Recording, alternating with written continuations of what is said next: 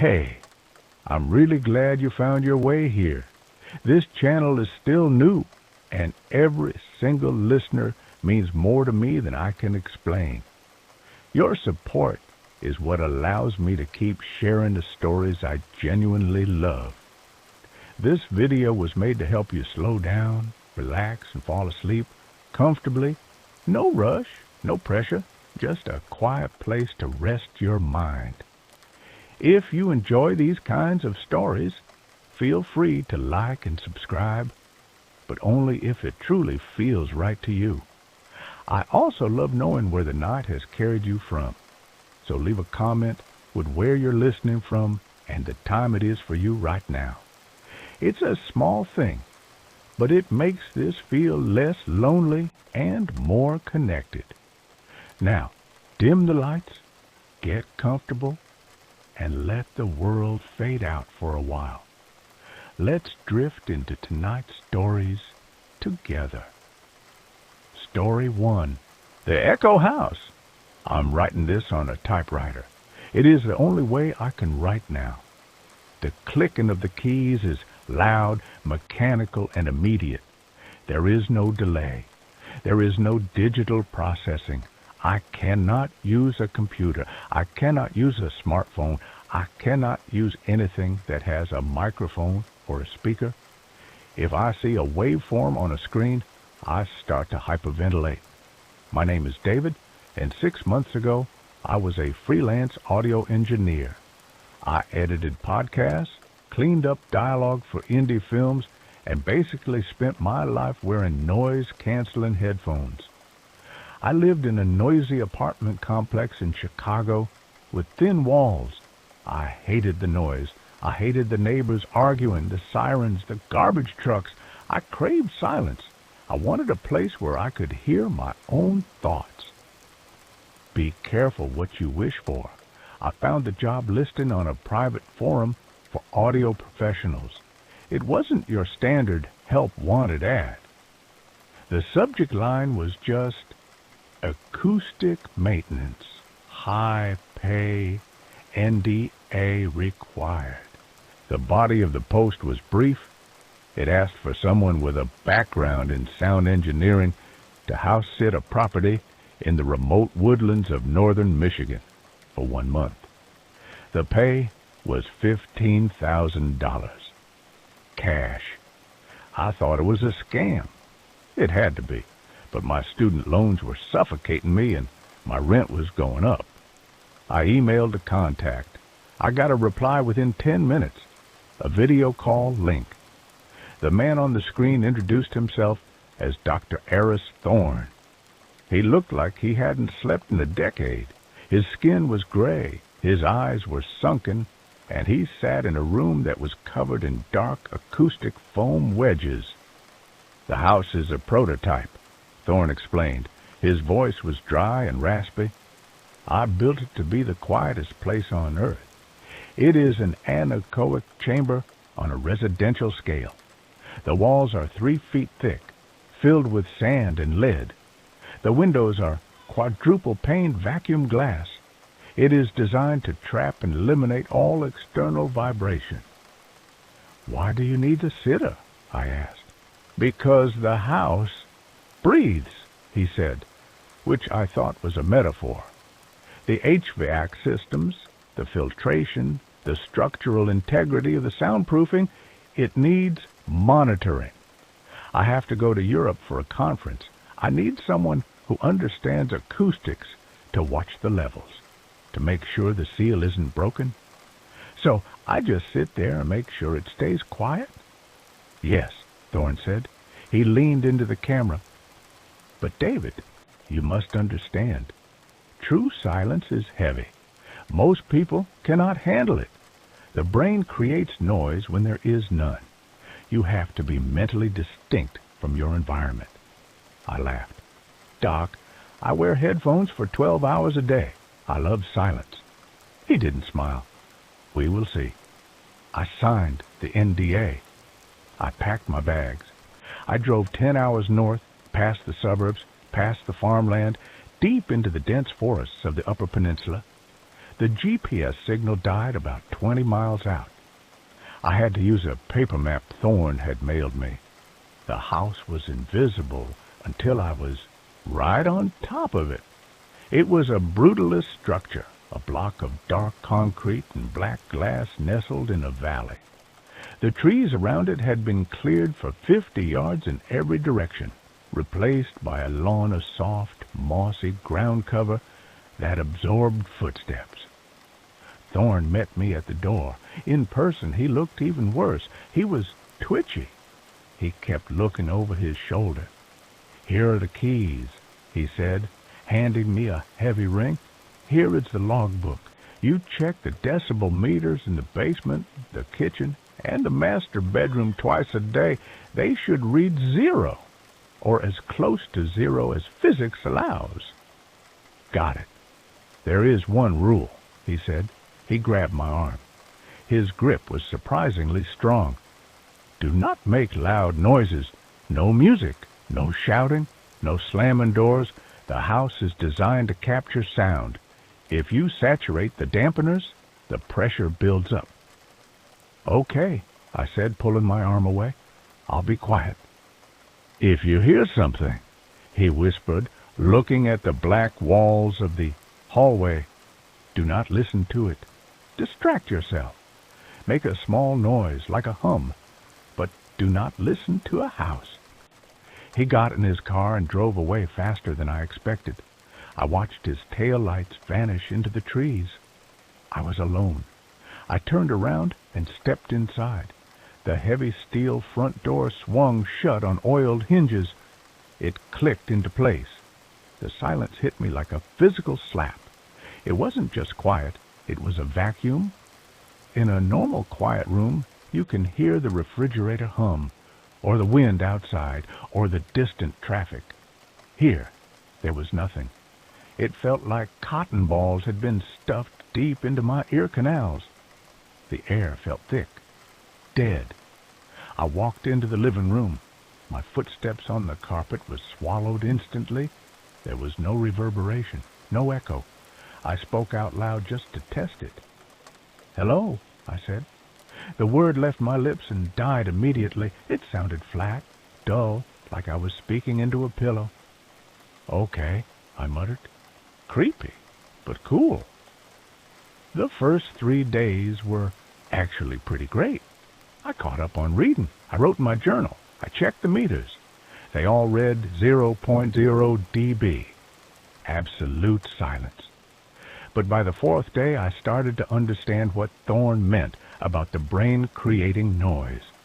When the external world is silent, your body becomes deafening. I could hear my heart beating, thump, thump, thump, thump. It sounded like a drum in the room with me. I could hear the wet, squishing sound of my eyes moving in their sockets. I could hear the blood rushing through the veins in my neck. A high-pitched hiss like steam escaping a pipe. It was annoying, but manageable. I was a pro.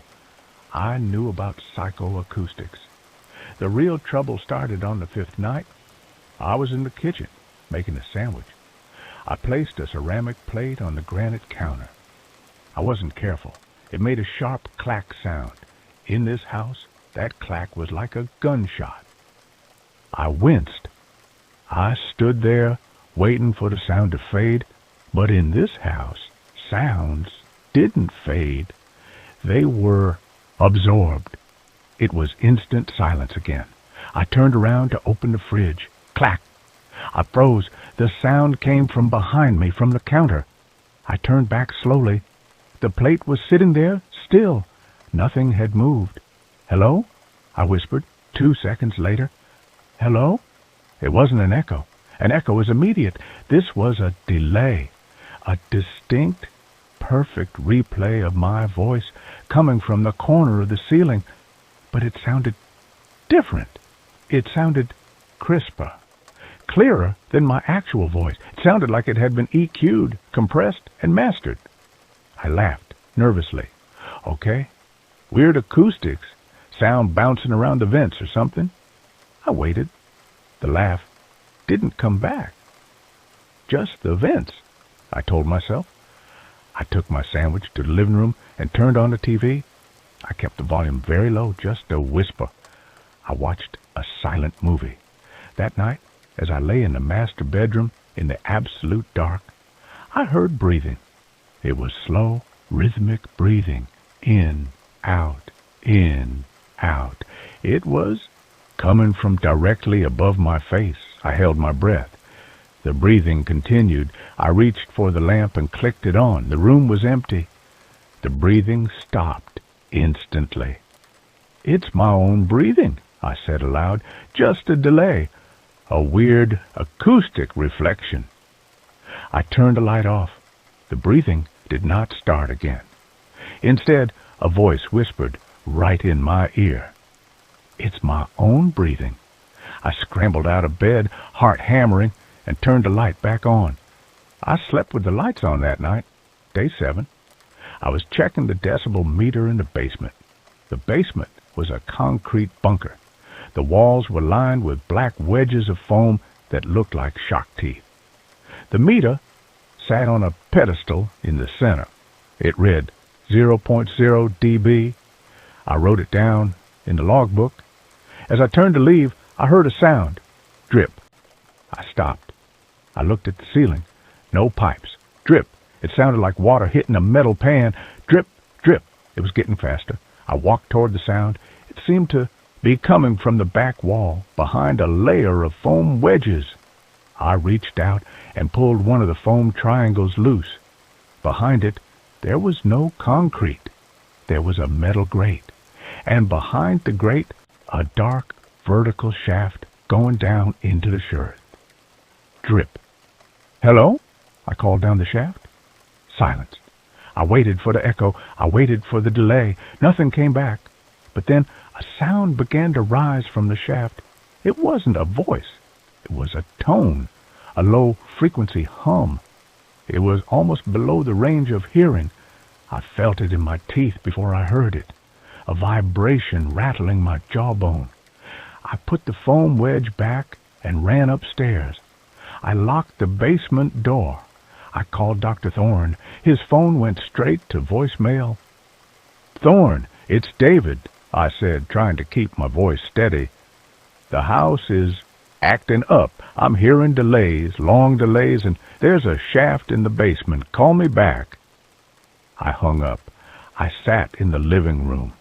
The silence was pressing in on me. I felt like I was underwater. The air pressure felt immense. Then the house started to talk. It wasn't speaking words. It was replaying my week.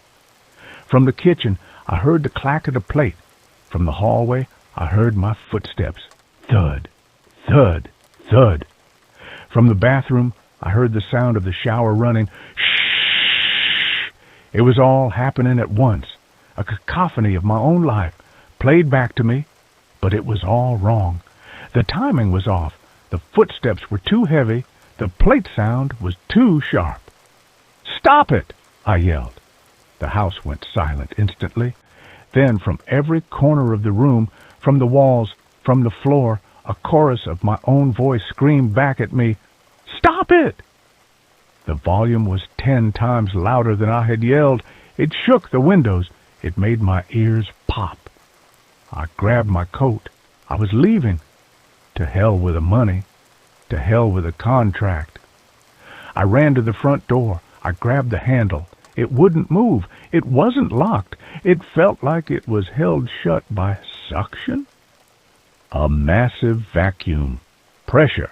Sealing it tight. I pulled with both hands, bracing my foot against the wall. I screamed with effort. "Stop it! Stop it! Stop it!" The house chanted in a loop, layering my voice over and over until it sounded like a demonic choir. I gave up on the door. I ran to the back sliding glass door. It was triple-paned, bulletproof glass. I tried to slide it. Stuck. I picked up a heavy cast-iron sculpture from the side table and smashed it against the glass. Bang! The glass didn't even scratch. The sound of the impact was incredibly loud, and the house loved it. Bang! Bang! Bang! The echo repeated, louder each time. The floorboards vibrated. I covered my ears and ran to the center of the house, to the hallway, trying to get away from the noise I had created. The noise stopped. I stood there, panting, sweating. My hands were shaking. I needed to calm down. Thorne said if I saturated the dampeners, pressure builds up. I was feeding it. I was feeding the house with noise. Quiet, I whispered to myself. Be quiet. I sat on the floor in the hallway. I closed my eyes. I focused on my breathing. Slow, steady. An hour passed. The silence returned. The heavy, cotton wool silence. I opened my eyes. Standing at the end of the hallway was a man. He was facing away from me. He was wearing clothes that looked like mine. Jeans, a flannel shirt. Who are you? I whispered. The man didn't turn around, but he spoke. Who are you? It was my voice, but it wasn't coming from his mouth. It was coming from his entire body, vibrating off him like he was a speaker cone. He took a step forward. Thump! The sound of the footstep was delayed. He stepped, and 2 seconds later, the sound happened. He took another step. Thump! He was walking backward, toward me. I scrambled back, crab-walking away. Get away from me! The figure stopped. It slowly turned its head. It didn't have a face. Where the face should be, there was just acoustic foam. Black, jagged wedges of foam growing out of the skin, forming a pyramid pattern where eyes and a mouth should be. The foam face shifted, the wedges grinded together.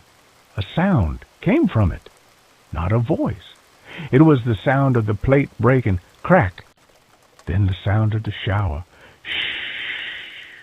Then the sound of me sleeping, in, out. It was a compilation of me. I stood up and ran. I ran up the stairs to the second floor. I ran into the guest bedroom and slammed the door. I locked it. I pushed the bed against the door. I huddled in the corner. It's not real, I chanted. It's hallucination, sensory deprivation. Knock, knock, knock. 3 polite knocks on the bedroom door. I didn't answer. Knock, knock, knock. Louder this time. Then a voice came through the door. It wasn't my voice. It wasn't Thorne's. It was a woman's voice. Soft, melodic. David, are you in there? I froze. Mom? My mother lives in Florida. She has never been to Michigan. David, open the door. It's too loud out here. Let me in.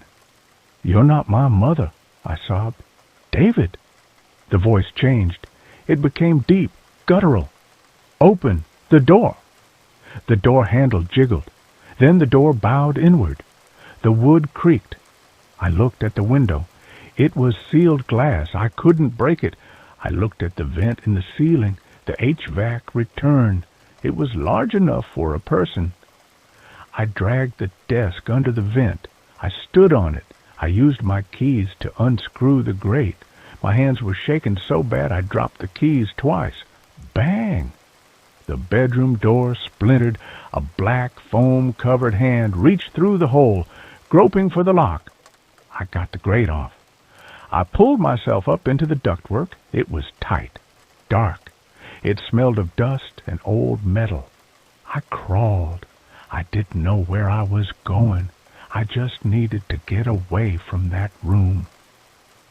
Behind me, I heard the bedroom door smash open. Then I heard the sound of me crawling, scrape, shuffle. But it was coming from behind me. It was following me into the vents. David, the house whispered from the metal walls. We are still recording. I crawled faster. The metal cut my knees. I was sobbing quietly. I saw a light ahead. A grate looking down into a room I hadn't seen before. I crawled to it and looked down.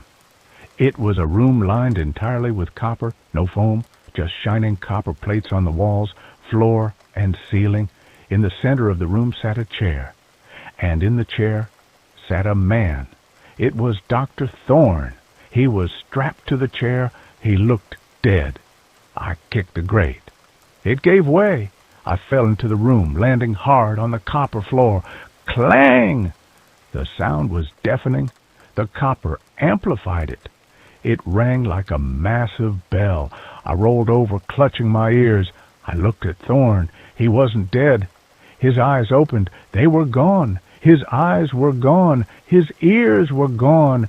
They had been surgically removed. His mouth was sewn shut. He was vibrating. His entire body was shaking, vibrating with the resonance of the room. On the wall, painted in what looked like blood, were words. The resonance chamber. I stood up. Thorne was trying to scream through his sewn lips. Mmph. Mmph. Then I noticed the wires. Thorne was hooked up to machines. Wires ran from his skull into a bank of servers against the wall. He wasn't the owner. He was the battery. He was the source. The door to the copper room opened. The foam-faced creature stood there. It held a recorder in its hand, an old reel-to-reel tape recorder. It pressed play. A sound came out. It was a frequency, a tone so low and so loud it made my vision blur. It made my stomach churn. I fell to my knees. The creature walked toward me. It placed the recorder on the floor. It leaned down. The foam wedges on its face parted, revealing a dark, endless hole. Record, it whispered. I realized then what this house was. It wasn't keeping sound out. It was harvesting it. It was a collector, and it had run out of sounds from Thorne. It needed new material. It needed my screams. I looked at the server bank, the wires. If I couldn't escape the sound, I had to kill the silence. I grabbed a heavy copper bust from a shelf. The creature lunged at me. I dodged, swinging the bust with everything I had. Not at the creature, at the servers. Crash. Sparks flew. The machines whined and died. Crash. I smashed the reel-to-reel player. The tape spilled out like guts. The creature shrieked. It was a sound of pure digital glitching, a corrupted audio file screaming in agony. Its form flickered. It wasn't solid. It was a standing wave, a construct of sound. As the machines died, the standing wave collapsed. The creature dissolved into thin air, leaving only a pile of black foam wedges on the floor. The humming stopped. Thorne slumped in his chair, dead. The vibration had kept his heart beating. Without it, he was just a corpse. I ran out of the copper room. I ran through the basement. I found the front door. I pushed it. It opened easily. The vacuum seal was broken. I ran into the night. The forest was loud. Crickets, wind, owls.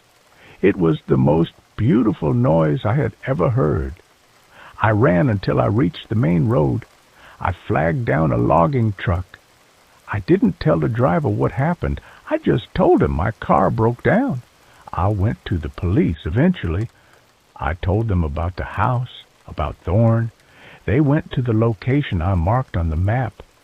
They found nothing. Just a concrete foundation in the woods. No house, no copper room, no foam. They told me I must have gotten the coordinates wrong. They told me Dr. Thorne had been reported missing 6 months ago, last seen in Europe. But I know what happened. The house didn't disappear. It moved. It moved to a quieter spot. And I know it's not done with me, because now I can't hear silence anymore. When I'm in a quiet room, I don't hear nothing. I hear the delay. I hear conversations I had yesterday. I hear my own footsteps from an hour ago. And sometimes, when I am trying to sleep, I hear a new sound. I hear the sound of a typewriter. Click, clack, click. But I don't own a typewriter. I am writing this on a typewriter in the library. But the sound I hear isn't coming from my fingers. It's coming from inside my pillows. And underneath the clicking, if I listen very closely, I can hear a voice made of static and foam. We are still recording, David. Side B is just beginning. I am going to puncture my eardrums now. It is the only way to stop the recording. I have the pencil ready. Goodbye, and that's where this story ends. Let's move on to the next one. I stayed the night in a house that wasn't empty. I found the house because I ran out of options. My job ended suddenly. My savings were almost gone. Every cheap motel was full, and every room online wanted deposits I couldn't afford. Near midnight, I saw a small handwritten sign taped to a bus stop pole. Room for rent. Cheap. No questions. There was a phone number under it. The man who answered didn't ask my name. He just gave me an address and said, "Come tonight if you want it." The house was far from the main road, hidden behind trees and tall grass. No porch light, no cars, just a dark shape against the night sky. I stood there for a minute with my bag, listening to the wind move through the trees. The place looked abandoned, but the front door was unlocked. Inside, the air was cold and still. The smell hit me right away. Old wood, dust, and something sour underneath. The floor creaked loudly when I stepped in, like the house noticed me. A single lamp turned on, at the end of the hallway by itself. Under it stood the man from the phone. He was tall, very thin, and too pale. His eyes were dark and shiny like wet stones. He smiled, but only with his mouth. "You can stay upstairs," he said. "Last door." I asked him how much. He told me the price and added, "No leaving the room after midnight." I laughed a little, thinking it was a joke. He didn't laugh back. I paid him. He gave me a key that felt old and smooth, like it had been used for years. The stairs were narrow. The walls were close on both sides. As I climbed, I noticed marks on the walls, long lines, scratched deep into the wood, running up and down like someone had dragged their fingers there again and again. My room was small, just a bed, a chair, and a window that faced the trees. The lock worked. That made me feel better. I told myself I would sleep for a few hours and leave in the morning. That was the plan. Around midnight, I heard the first sound. It came from inside the walls. A slow rubbing noise, like someone pressing their ear against the wood and moving it back and forth. I held my breath and listened. The sound stopped. Then it started again. Closer. I sat up in bed. Something tapped lightly on the wall beside my head. Once, twice, 3 times. Tap, tap, tap. Then a voice whispered from inside the wall. It didn't say words. It just breathed, slow and deep, like it was right next to me. I told myself it was rats. Old houses have rats. But rats don't breathe like people. I checked my phone. No signal. The time read 12:17. The tapping moved toward the door. That's when I heard footsteps in the hallway, bare feet, slow, heavy. They stopped outside my room. Someone tried to handle. It didn't turn. The footsteps moved away. I didn't sleep after that. Every few minutes, I heard movement, scraping, dragging, soft knocking sounds from the ceiling, the floor, the walls. The house was full of quiet activity, like it woke up when the lights went out. At some point, I smelled something different, warm, metallic, like blood. The window began to fog from the inside, even though the room was cold. A shape pressed against the glass from outside, leaving a wide, flat mark, like a face without features. I pulled the blanket over my head and waited for morning. Morning never came. The time on my phone stopped changing. The dark outside the window never lightened. My battery stayed full no matter how long the screen stayed on.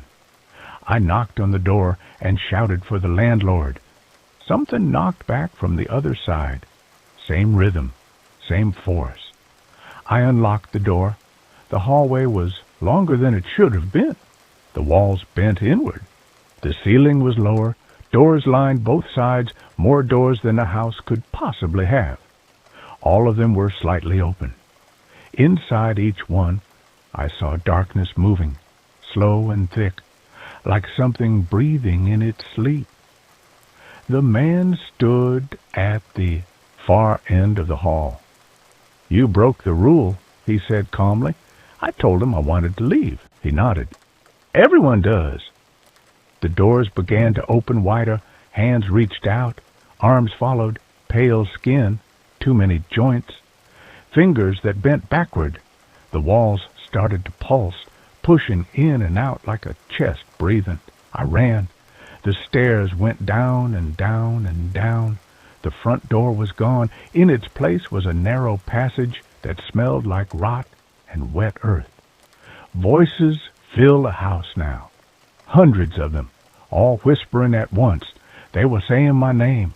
I tripped and fell. The floor felt soft. It moved. I woke up in my bed. Morning sunlight came through the window. Birds sang outside. My phone worked again. The room looked normal. For a moment I thought it was a nightmare. Then I saw the marks on my arms. Finger-shaped bruises, dark and deep, wrapping all the way around. I left the house without my bag, without the key, without looking back. Weeks have passed. I am sleeping in a different place now. But every night, just after midnight, I hear slow tapping on the wall beside my bed. Tap, tap, tap. And a familiar voice breathing on the other side, waiting for me to open the door again. And that's where this story ends. Let's move on to the next one. The tenant at 1847 Millbrook Road. I should have known something was wrong when the landlord wouldn't meet me at the property. The ad on Craigslist had been straightforward enough. Room for rent, $300 month, utilities included. Quiet neighborhood. Must be comfortable with older homes. I'd been sleeping in my car for 2 weeks after my roommate situation fell apart. So when I called the number listed, I didn't ask many questions. The voice on the other end was an older woman, Mrs. Cheney, and she sounded kind enough. She said the house had been in her family for generations, but she lived across town now and just needed someone to occupy the space. Keep the pipes from freezing, she said. Keep an eye on things. The key will be under the third flower pot on the porch, she told me. You can move in tonight if you'd like. First month is free if you stay through winter. Free rent. I should have known. The house sat at the end of Millbrook Road, where the pavement gave way to gravel and the streetlight stopped reaching. It was a Victorian-style structure, 3 stories tall, with a tower room on the northeast corner that gave it an almost Gothic silhouette against the October sky. The paint was peeling in long strips, revealing older layers underneath. White, then yellow, then a sickly green. Most of the windows on the upper floors were dark, but I could see curtains moving in a few of them, probably from the wind coming through broken seals. I found the key exactly where Mrs. Cheney said it would be. It was old, made of brass that had tarnished to almost black, and it felt heavier than a key should feel. The lock resisted at first, then gave way with a click that echoed through the empty porch. The smell hit me as soon as I opened the door. It wasn't quite rot, but something adjacent to it. The smell of a place that had been closed up for too long, where the air had gone stale and thick. I fumbled for a light switch and found one just inside the entrance. The chandelier above me flickered to life, casting uneven light across a foyer that looked like it hadn't been updated since 1950. The wallpaper was a pattern of faded roses peeling at the seams. The hardwood floor was scuffed and dull, and there were rectangles of darker wood where furniture had once stood.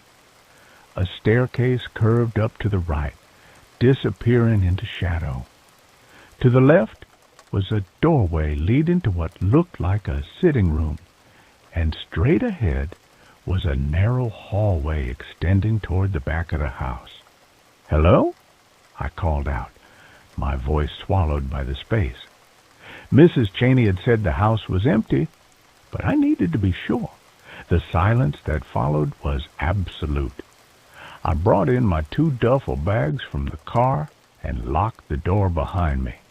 Mrs. Cheney had texted me earlier with instructions. My room was on the 2nd floor, 3rd door on the right. The kitchen was functional. The bathroom worked. Stay out of the basement and the tower room. Both were structurally unsound. The stairs creaked under my weight, each step announcing my presence to the empty house. The 2nd floor hallway was long and lined with doors, all of them closed, except for one at the far end, which stood slightly ajar. I counted doors as I walked, 1, 2, 3 on the right. My room. I pushed the door open and reached for the light switch. The overhead bulb was dim, but it was enough to see that the room was small and simply furnished.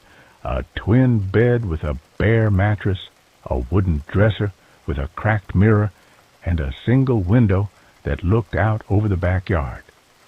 The wallpaper here was different, a pattern of small blue flowers that might have been cheerful once, but now just looked faded and sad. I dropped my bags on the floor and sat on the bed. The springs groaned. Through the window, I could see the backyard stretching into darkness, and beyond that, a line of trees that seemed to go on forever. No neighboring houses, no lights, except for the weak glow from my room. I should have felt relieved to have a roof over my head, but instead I felt a creeping unease that I couldn't quite name. The house was too quiet, too still. It felt less like a home and more like something holding its breath. That first night, I didn't hear anything unusual. I set up my sleeping bag on the mattress, I'd buy sheets later, and lay in the darkness, listening to the ordinary sounds of an old house.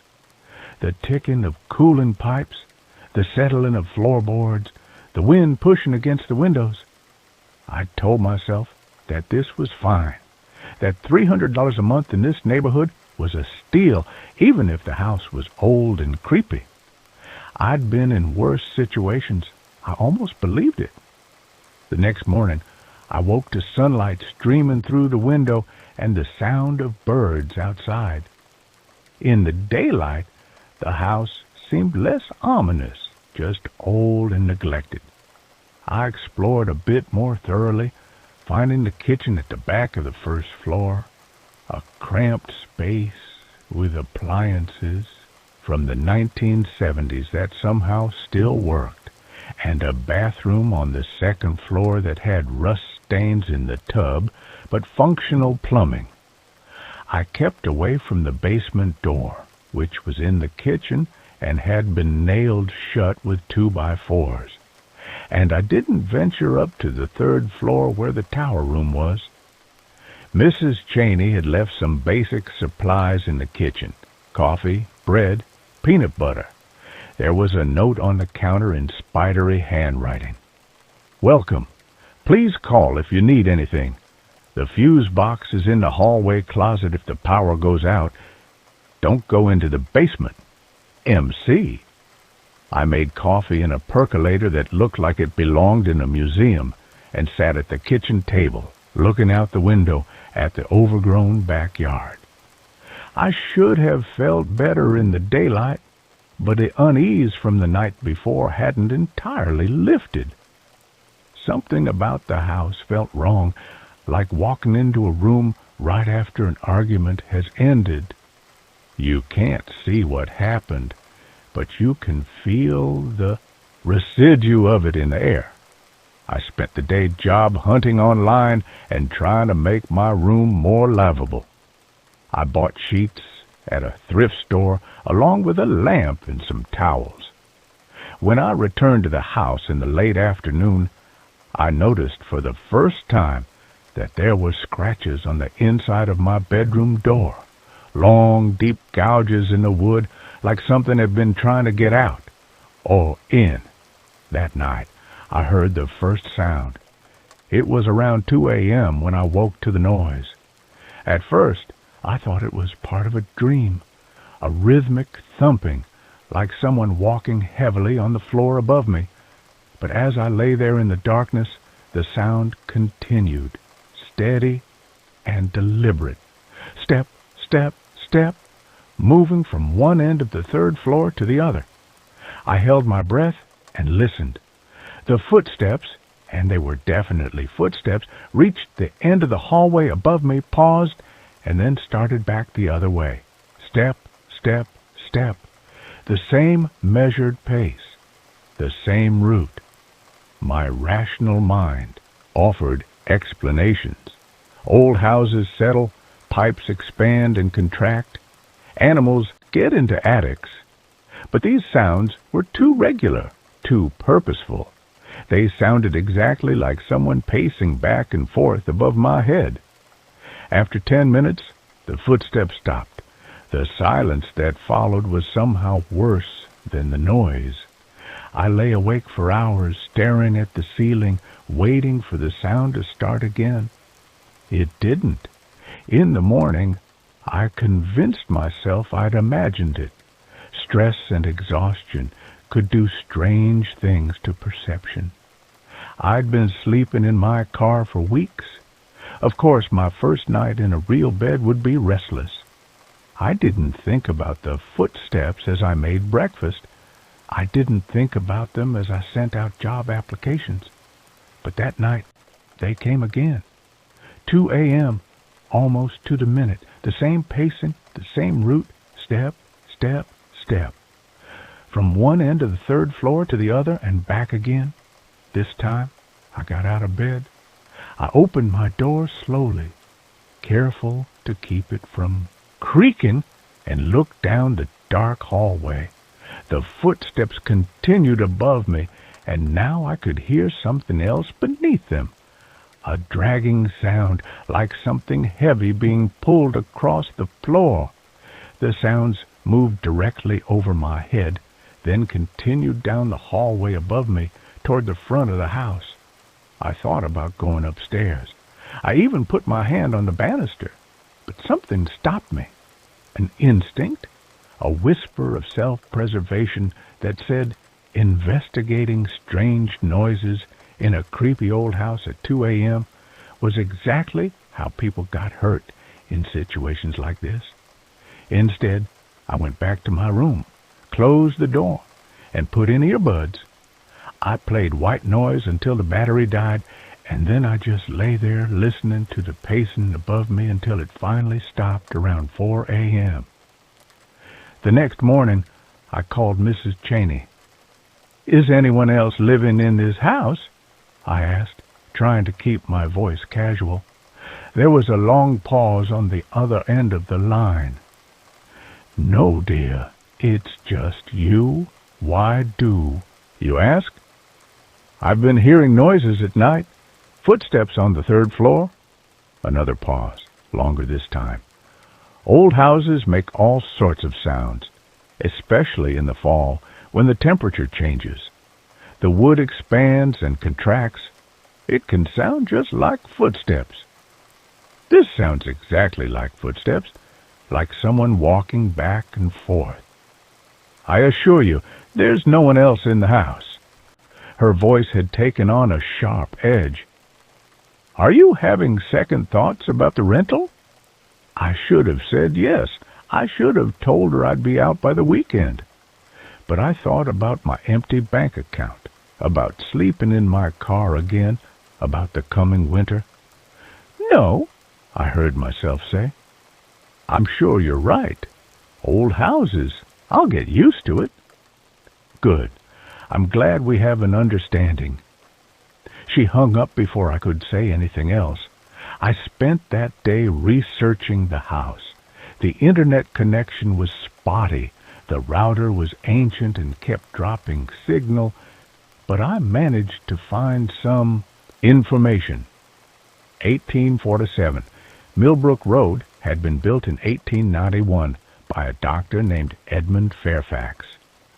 He'd lived there with his wife and 3 children until 1904, when there had been some kind of tragedy. The records were vague, but I found a newspaper article from that year with the headline, "Prominent Physician's Family Dies in Mysterious Circumstances." The article itself was behind a paywall I couldn't afford to bypass, but the preview text mentioned unexplained deaths and an investigation closed without conclusion. After 1904, the house had changed hands multiple times, never staying with one family for more than a few years.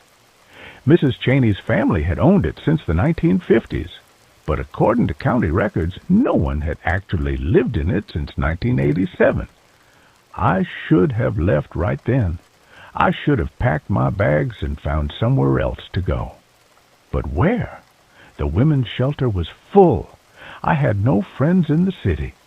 My family had made it clear I wasn't welcome back home. So I stayed, telling myself that footsteps weren't the worst thing that could happen. At least I had a roof over my head. At least I was warm. That night, the footsteps came again at 2 a.m. But this time, they were accompanied by something new.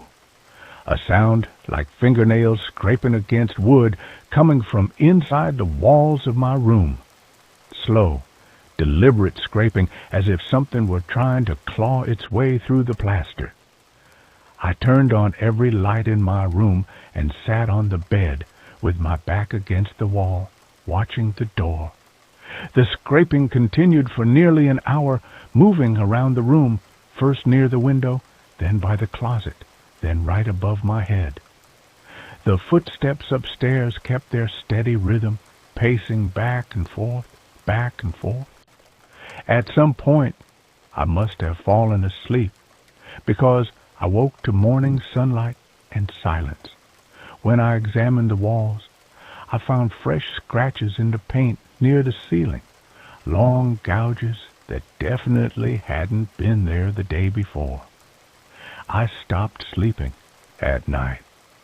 Instead, I napped during the day when the house was quiet, and I spent the nighttime hours sitting in my room with all the lights on, my laptop playing videos or music, anything to cover the sounds. The footsteps came every night like clockwork. The scraping in the walls grew more aggressive, and I started noticing other things. Doors that I'd left open would be closed when I came back upstairs. The temperature in certain rooms would drop suddenly, my breath fogging in the air, even though it was warm everywhere else. I'd catch movement in my peripheral vision, a shadow passing across a doorway, a curtain swaying in a room where all the windows were closed. Once, I came downstairs to find all the kitchen cabinets standing open, their contents rearranged in neat rows on the counter. I called Mrs. Cheney again and told her I was hearing and seeing things that couldn't be explained by an old house settling. She listened in silence, and when I finished, she sighed. "I had hoped you wouldn't notice," she said quietly. "Notice what?" "The house has a history. You've done your research, I assume. The Fairfax family? What happened to them?" Dr. Fairfax conducted experiments, medical experiments, in the tower room in the basement. Not all of his patients were willing participants. When his wife discovered what he was doing, she confronted him. There was an altercation. The children were caught in the middle. She paused. Everyone in the house died that night except for Dr. Fairfax. He lived long enough to nail the basement door shut and seal the tower room before succumbing to his injuries in the foyer. I felt cold all over. You knew the house was haunted, and you rented it to me anyway. I needed someone to stay there. The house can't be left empty. Things are worse when it's empty. What things? The house remembers what happened in it. It holds on to that pain, that violence. When someone lives there, it focuses on them. It's contained. When the house is empty, the activity spreads to the neighboring properties. People started complaining. I had no choice. So you used me as bait. My voice was shaking. You lured me here to take the heat so your neighbors wouldn't complain? I'm offering you free rent. I gave you fair warning. I told you to stay out of certain rooms. If you follow the rules, you'll be fine. Previous tenants have managed. How many previous tenants? She didn't answer right away. Just follow the rules. Don't go into the basement. Don't go into the tower room. Don't engage with anything you see or hear. The house can't hurt you if you don't give it permission. That's insane. Perhaps. But you don't have anywhere else to go, do you? Her voice was gentle but firm. Stay until spring. By then you'll have saved enough money to find something else. Just 6 months. You can endure 6 months. She hung up before I could respond. I should have left that very moment.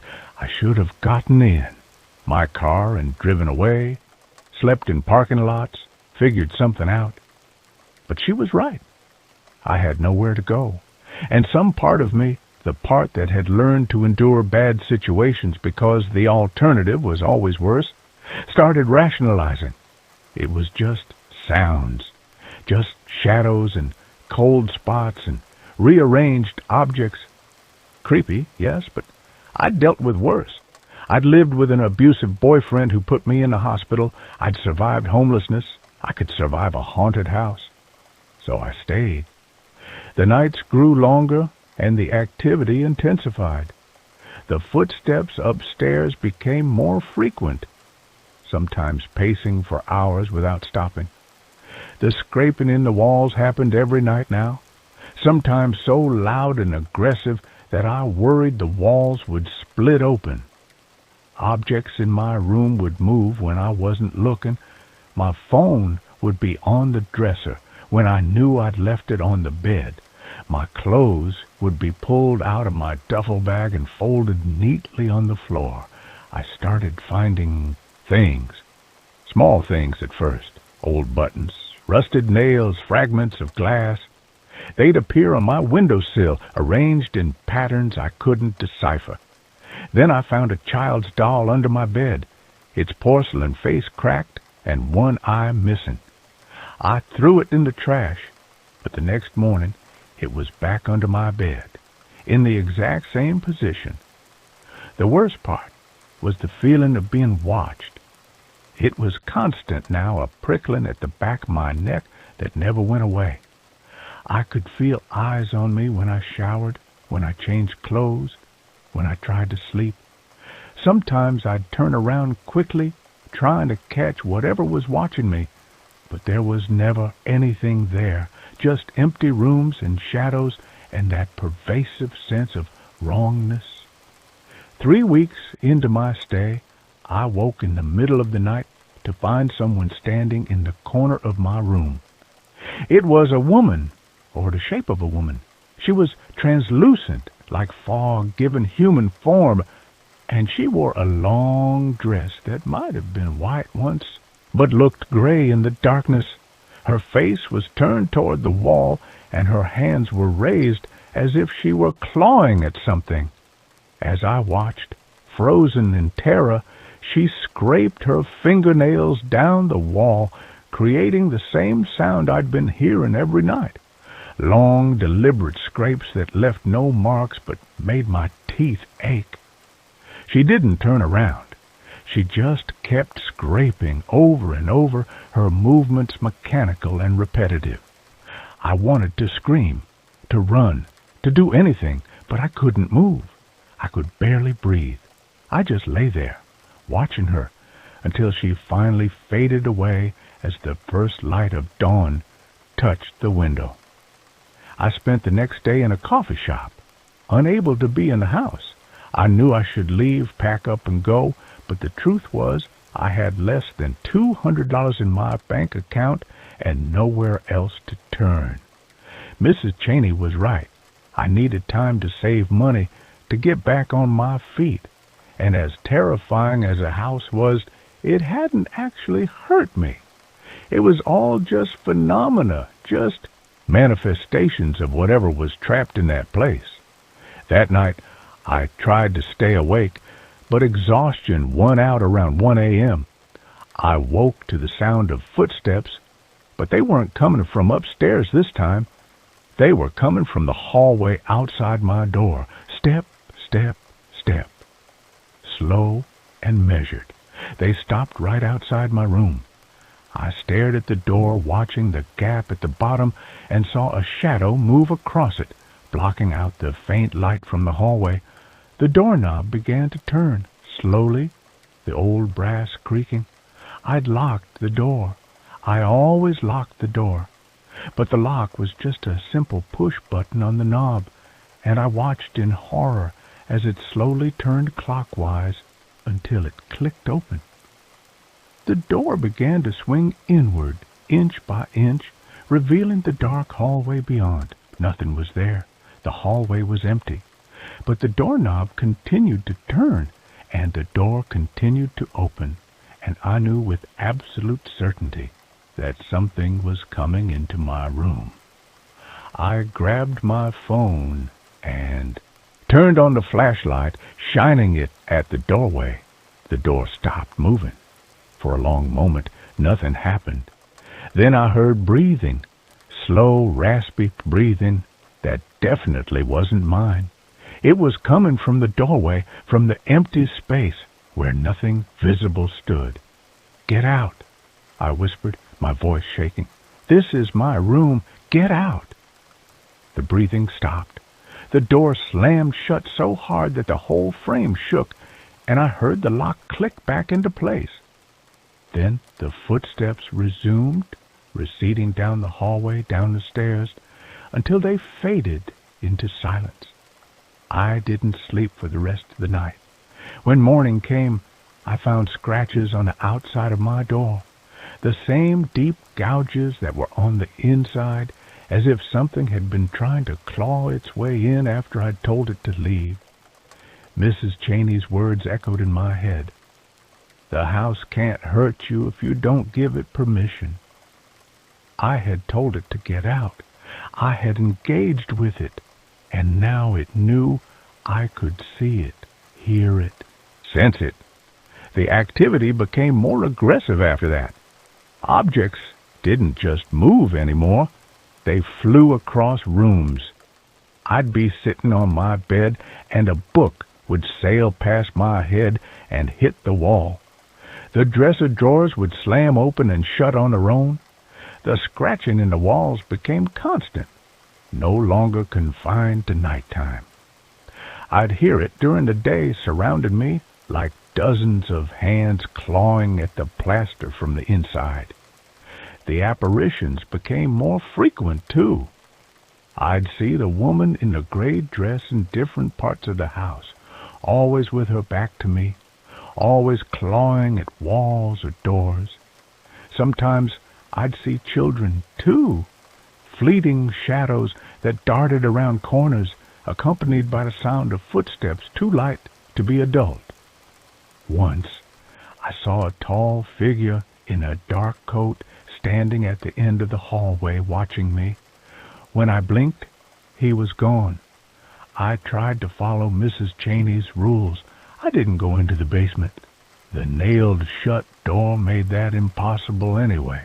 I didn't go up to the third floor, even though the pacing continued every night, even though I was desperately curious about the tower room.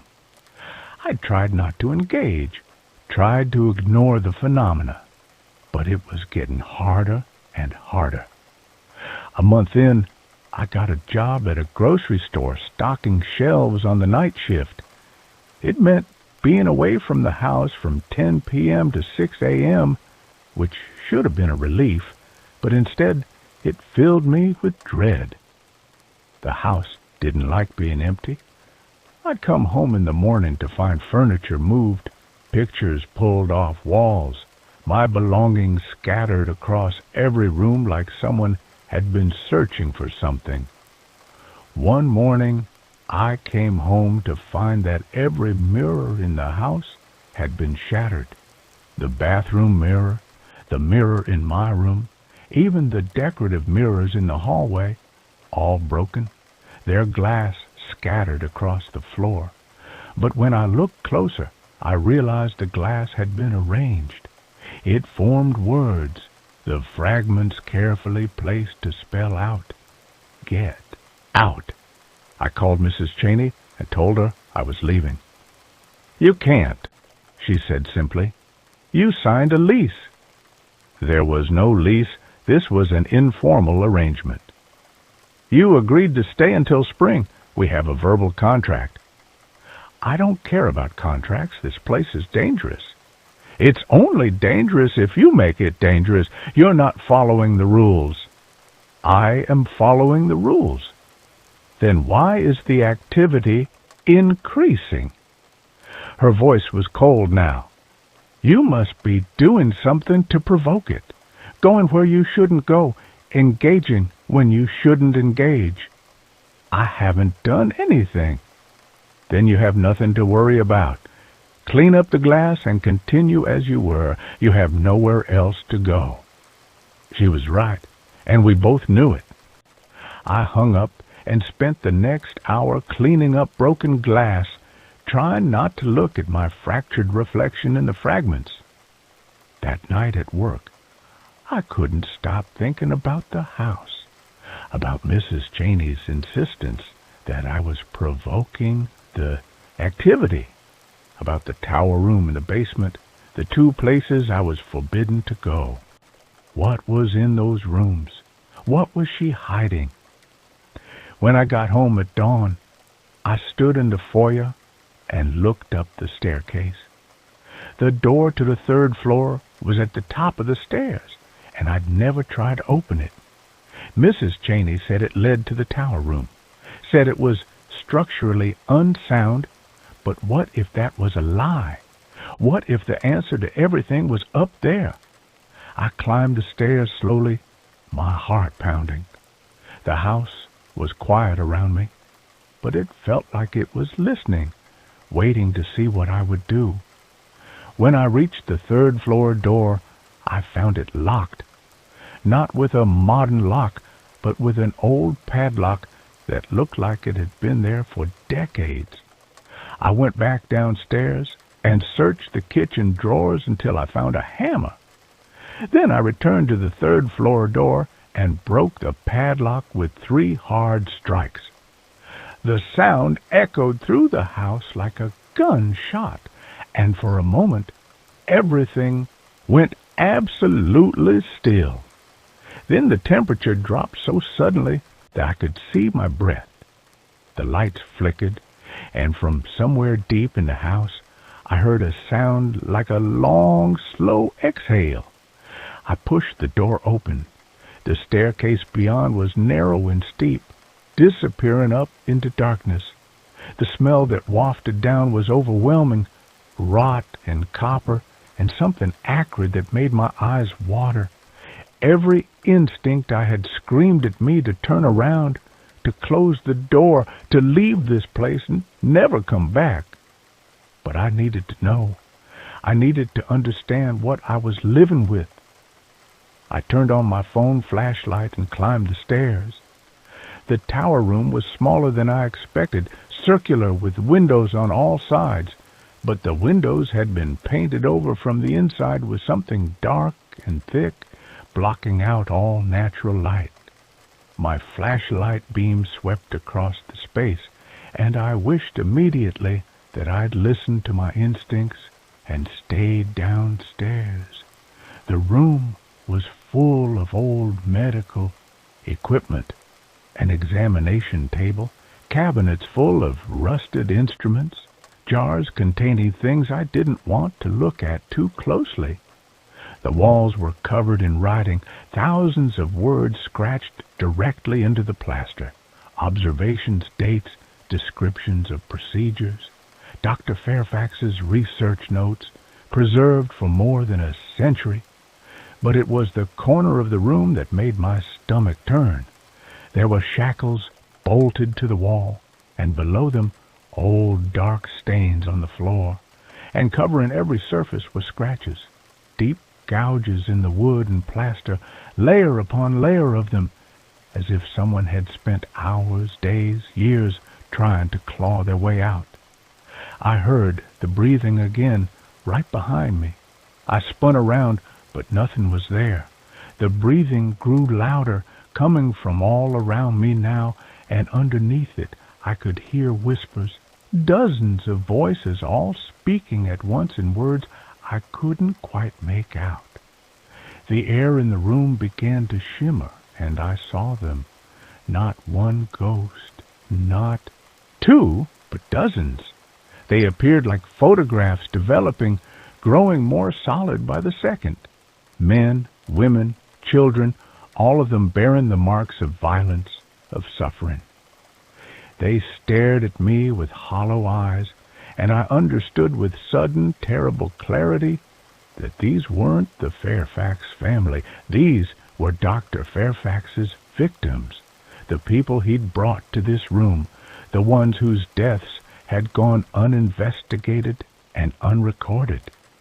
They moved toward me as one, their mouths opening in silent screams, their hands reaching out. I stumbled backward, dropping my phone, plunging the room into darkness except for the ghostly light emanating from the apparitions themselves. I felt cold hands grabbing at me, pulling at my clothes, my hair, my skin. The whispers grew into a deafening roar, and I could finally make out what they were saying. Join us. Stay. Don't leave us alone. Join us. I screamed and ran, shoving through the mass of bodies that felt both solid and insubstantial at the same time. I threw myself down the stairs, tripping and stumbling, feeling those cold hands still grasping at me. I made it to the second floor and slammed the door behind me, but I could hear them on the other side, scratching, moaning, trying to get through. I ran to my room and grabbed my bags, throwing in anything I could reach. I didn't care about leaving things behind. I didn't care about having nowhere to go. I had to get out of this house before it killed me, or worse, before it made me one of those tortured spirits trapped forever in this place. I was halfway down the stairs to the first floor when the lights went out, all of them simultaneously, plunging the house into absolute darkness. I froze, clutching the railing, my bags heavy on my shoulder. In the darkness, I could hear movement all around me, footsteps, breathing, the rustle of fabric, the scrape of fingernails on wood. A voice spoke in the darkness, clearer than all the others. It was a man's voice, cold and clinical. You shouldn't have opened that door. They've been waiting so long for someone to set them free. A light appeared at the top of the stairs. Not electric light, but a soft, ghostly glow. In it, I could see the figure from the hallway, the tall man in the dark coat. His face was partially obscured, but I could make out enough to see that he was smiling. "You've given them permission now," he said. "By opening that door, by acknowledging their existence, you've given them a way out. They'll follow you wherever you go now, unless what?" I asked, hating how my voice shook. "Unless you take their place. Stay here. Become the new keeper of this house. Let them move on while you remain." "You're insane." "I'm practical. Someone must stay. The house requires it. If you leave, they'll follow you, and the violence that happened in this place will follow them. They're angry, you see. They've been trapped here for so long, and now they have a chance to be free. But they don't understand freedom anymore. They only understand pain and rage. Wherever they go, suffering will follow." The ghostly light began to descend the stairs toward me, and with it came all the others. The victims from the tower room, the woman in gray, the children, all of them moving as one mass of translucent figures. They flowed down the stairs like water, surrounding me, their hands reaching out. I did the only thing I could think of. I ran for a front door, burst through it, and didn't stop running until I reached my car. My hands were shaking so badly I could barely get the key in the ignition, but I managed, and I sped away from that house like all the demons of hell were chasing me. Maybe they were. That was 3 months ago.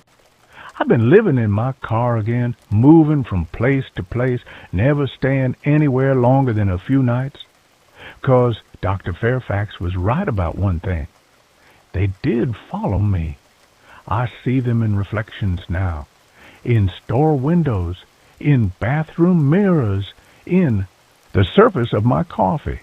The woman in gray is always there, still clawing at nothing. The children dart between cars and parking lots. And sometimes, late at night, I hear the pacing. Step, step, step, moving across the roof of my car, up and down, never stopping. I went to a priest. He tried to perform a blessing, but the temperature in his church dropped so suddenly that frost formed on the windows, and the statue of Mary began to weep. He asked me to leave. I tried sage, salt circles, every folk remedy and internet solution I could find. Nothing works. They're attached to me now, bound to me by that moment when I opened the door and saw them, when I acknowledged their existence and gave them a way out of that room. Sometimes I think about going back to the house, about accepting Dr. Fairfax's offer, taking their place so they can finally move on, but I'm too much of a coward for that. So instead, I keep driving, keep moving, trying to stay ahead of the growing crowd of spirits that follows me everywhere I go. I haven't slept in weeks. Every time I close my eyes, I'm back in that tower room, surrounded by the marks of suffering, and I can hear their voices. "Join us. Stay. Don't leave us alone." Last night, I saw something new in my rearview mirror.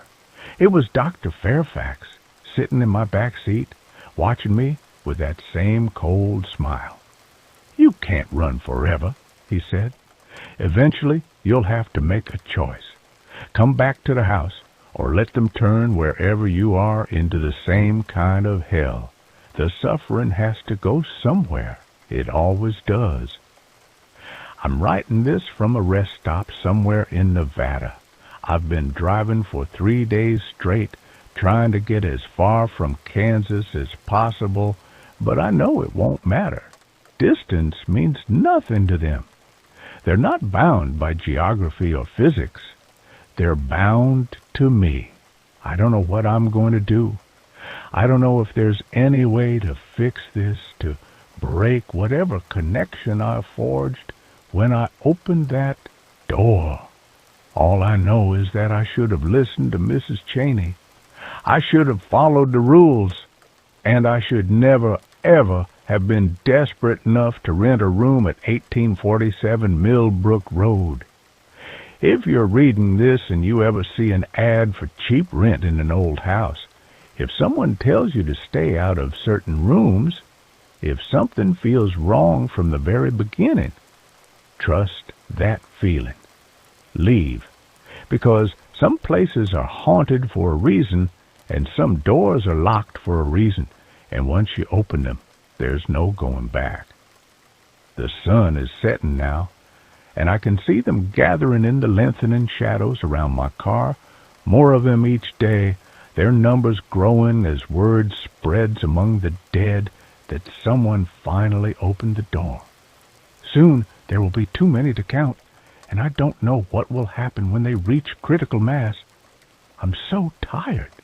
Maybe tonight I'll stop fighting. Maybe tonight I'll just close my eyes and let them in. At least then it would be over. Or maybe I'll start the car again and keep driving, keep running, keep hoping that somewhere out there is a solution I haven't found yet. Keep hoping that this isn't how my story ends, alone in a car, surrounded by the angry dead, paying the price for one moment of curiosity in a house that should have been left alone. The woman in gray is standing right outside my window now, her palm pressed against the glass. She's not clawing anymore. She's just watching me, waiting. They're all waiting. I should have stayed in my car that first night. I should have driven away the moment I saw that house at the end of Millbrook Road. But I was desperate, and desperation makes you do stupid things. Now I'm paying for it. Now we're all paying for it. If you ever find yourself in Kansas and you see a woman living out of her car surrounded by shadows that don't quite match the light, that's me. Don't approach. Don't offer help. Just keep driving. And that's where this story ends. Let's move on to the next one. I accepted a contract to restore a remote mountain monastery. The damage to the walls is coming from the inside. I am a master mason. It is a dying trade, I know. In a world of poured concrete, steel girders, and 3D printed prefabs, there aren't many of us left who know how to read the grain of limestone, how to mix lime mortar that can breathe with the seasons, or how to chisel a flying buttress so that it holds the weight of a roof for 1,000 years. I spent the last decade restoring Gothic revivals in New England and patching up crumbling aqueducts in Italy. I like the stone. Stone is honest. It doesn't lie to you. If it's weak, it cracks. If it's strong, it stands. Or so I thought. My business, Caldwell Restoration, was failing. The contracts were drying up, and my debts were mounting.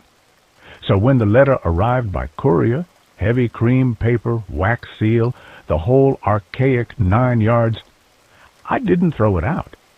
The offer was from a law firm in Zurich representing a private trust, the Order of St. Valerius. They needed a restoration specialist for a monastery located in the high Alps near the Austrian border. The pay was exorbitant, enough to clear my debts, buy a new house, and retire. The job description was vague. Structural reinforcement of the primary sanctuary, repair of water damage, stabilization of the crypts. I took the job. I packed my tools, my chisels, my mallets, my pointers, and my trowels, and flew to Zurich. A helicopter took me the rest of the way. The pilot, a man named Hans who chewed unlit cigars, didn't talk much. We flew over peaks that looked like jagged teeth biting into the gray sky. The air grew thinner, the snow grew deeper. When the monastery finally came into view, my breath caught in my throat. It wasn't built on the mountain. It was carved out of it. It was a massive, brooding structure of black basalt, merging seamlessly with the cliff face. It looked less like a place of worship and more like a fortress or prison. There were no roads leading to it, just a helipad on a jutting spur of rock. "I pick you up in 3 months," Hans shouted over the rotor wash as I unloaded my crates. "Radio if you die." "If I die?" I yelled back. He didn't smile. He just banked the chopper and dropped into the valley, leaving me in a silence so profound it made my ears ring. I was met at the massive iron doors by the caretaker, Father Thomas. He was the only person there. He was a small, bird-like man in a tattered cassock, his hand shaking constantly as if vibrating with a low-voltage current. "Mr. Caldwell," he whispered, "you're here. Good. The walls are thirsty." I ignored the odd comment. Religious types often spoke in metaphors. "I'm here to work, Father. Show me the damage." He led me inside. The interior was freezing. The air smelled of incense, ozone, and something metallic like copper coins. There were no pews in the sanctuary, just a vast, empty floor of polished obsidian. The stained glass windows were blocked up with heavy stone slabs, letting in zero light. The only illumination came from flickering electric sconces spaced 50 feet apart. "The damage is in the apse," Father Thomas said, leading me toward the front of the church. "And the crypts?" We reached the main altar. Behind it, the great curved wall of the apse rose 50 feet to the vaulted ceiling. I shone my flashlight on the wall. I have seen structural damage. I have seen walls blown out by cannons, crumbled by earthquakes, and rotted by water. This was different. The stone blocks, massive 2-ton blocks of granite, were pushed outward. From the outside, the wall looked solid. But here, from the inside, the blocks were bulging into the sanctuary. The mortar was pulverized, dusting the floor in white powder. "It looks like the mountain is shifting," I said, running my hand over a crack that was 3 inches wide. "Pressure from the rock face behind it." "No," Father Thomas said softly. "There is no mountain behind this wall. There is a void, the reliquary." "A void? Then what pushed the stones in?" He looked at me with watery, terrified eyes. "Nothing pushed them in, Mr. Caldwell. Something is pushing them out." He turned and walked away. "I stay in the bell tower. The rectory is yours.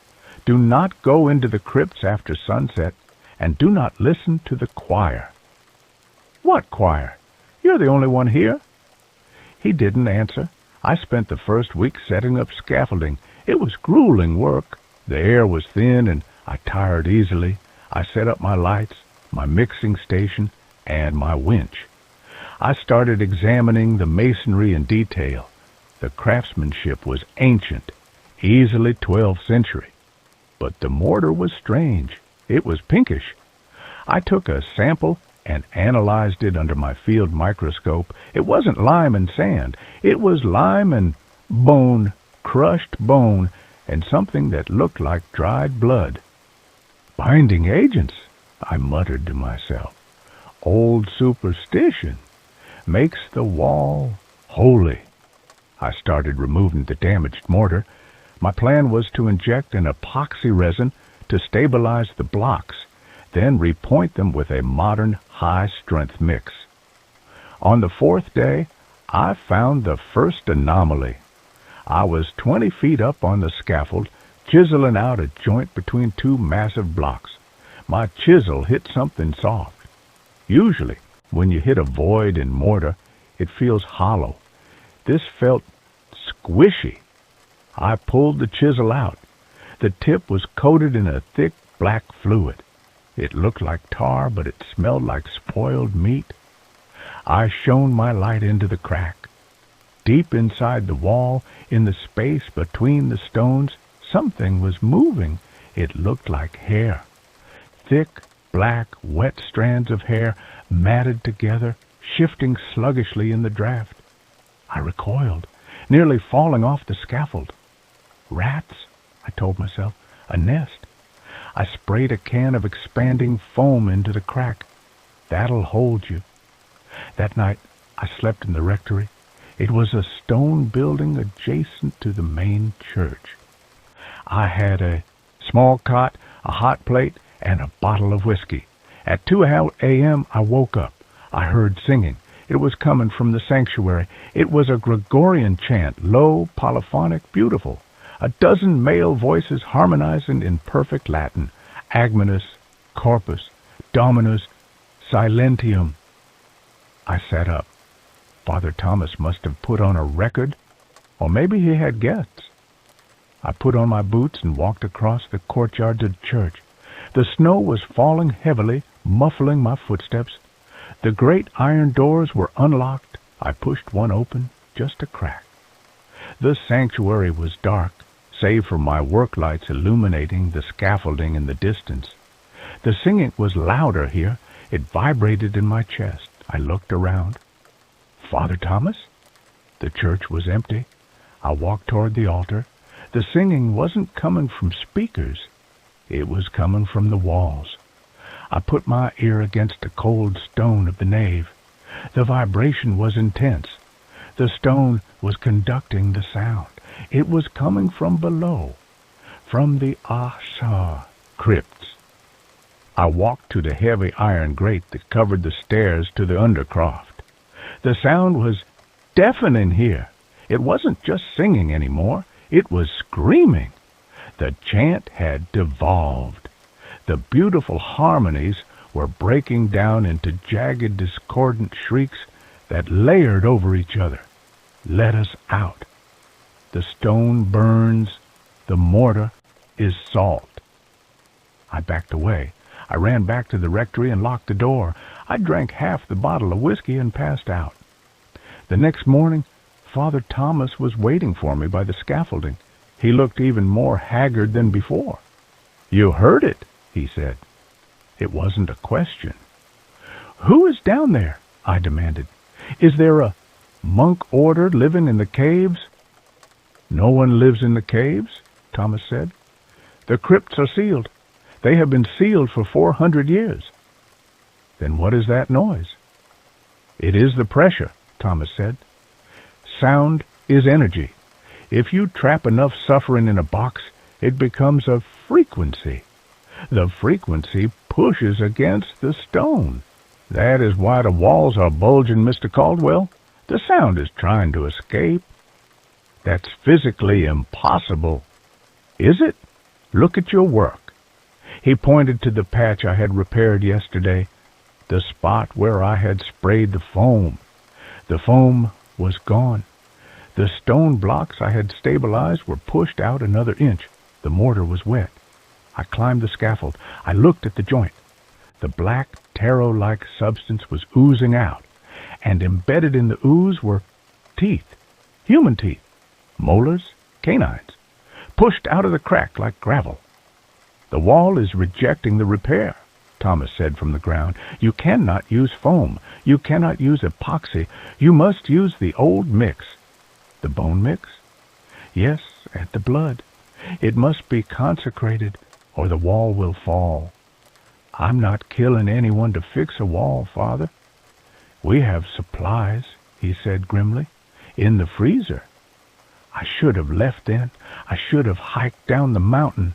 But I'm stubborn, and I wanted the money, and God help me, I was fascinated. I'd decided to investigate the void behind the wall. The plan showed a reliquary, but no door access. If the pressure was coming from inside, I needed to vent it. I'm an engineer at heart. If a boiler has too much pressure, you open a valve. I took my diamond-tipped core drill. It's a massive machine used to bore holes through concrete for pipes. "I'm going to drill a relief shaft," I told Thomas. through the center of the apse, into the void. We equalized the pressure. Thomas looked horrified. You must not pierce the veil. If you make a hole, they will pour out. It's just air, Father, stale air. I set up the rig. I anchored it to the floor. I aimed the drill bit, a 4-inch cylinder of industrial diamonds, at the center of the bulging wall. I turned it on. The scream of the drill was deafening, drowning out the phantom choir. The bit chewed into the granite. Dust flew. I drilled for an hour. I went 3 feet deep. Then the resistance on the drill changed. It punched through into empty space. I cut the power. Silence. Then a sound came from the hole. Ah! It was the sound of a massive inhalation, as if the room beyond had been in a vacuum for centuries and was now sucking in the air from the sanctuary. The suction was incredible. My dust sheets were ripped off the floor and sucked against the hole. The flame on Father Thomas's candle was pulled horizontal. Then it stopped, and the smell hit us. It wasn't rot. It wasn't death. It was perfume, a sickeningly sweet floral scent, lilies, roses, and ozone. You've done it, Thomas whispered, falling to his knees. You've given it a mouth. From the hole I had drilled, a finger emerged. It was long, pale, jointless. It wiggled, testing the air, then another finger, then a hand. The hand grasped the edge of the hole. The stone, the solid granite that had broken my drill bits, began to crumble under the grip of those pale fingers. The stone turned to gray dust, expanding the hole. I grabbed a sledgehammer. Get back! I swung at the hand. The hammer connected. It felt like hitting a tire. Bouncy.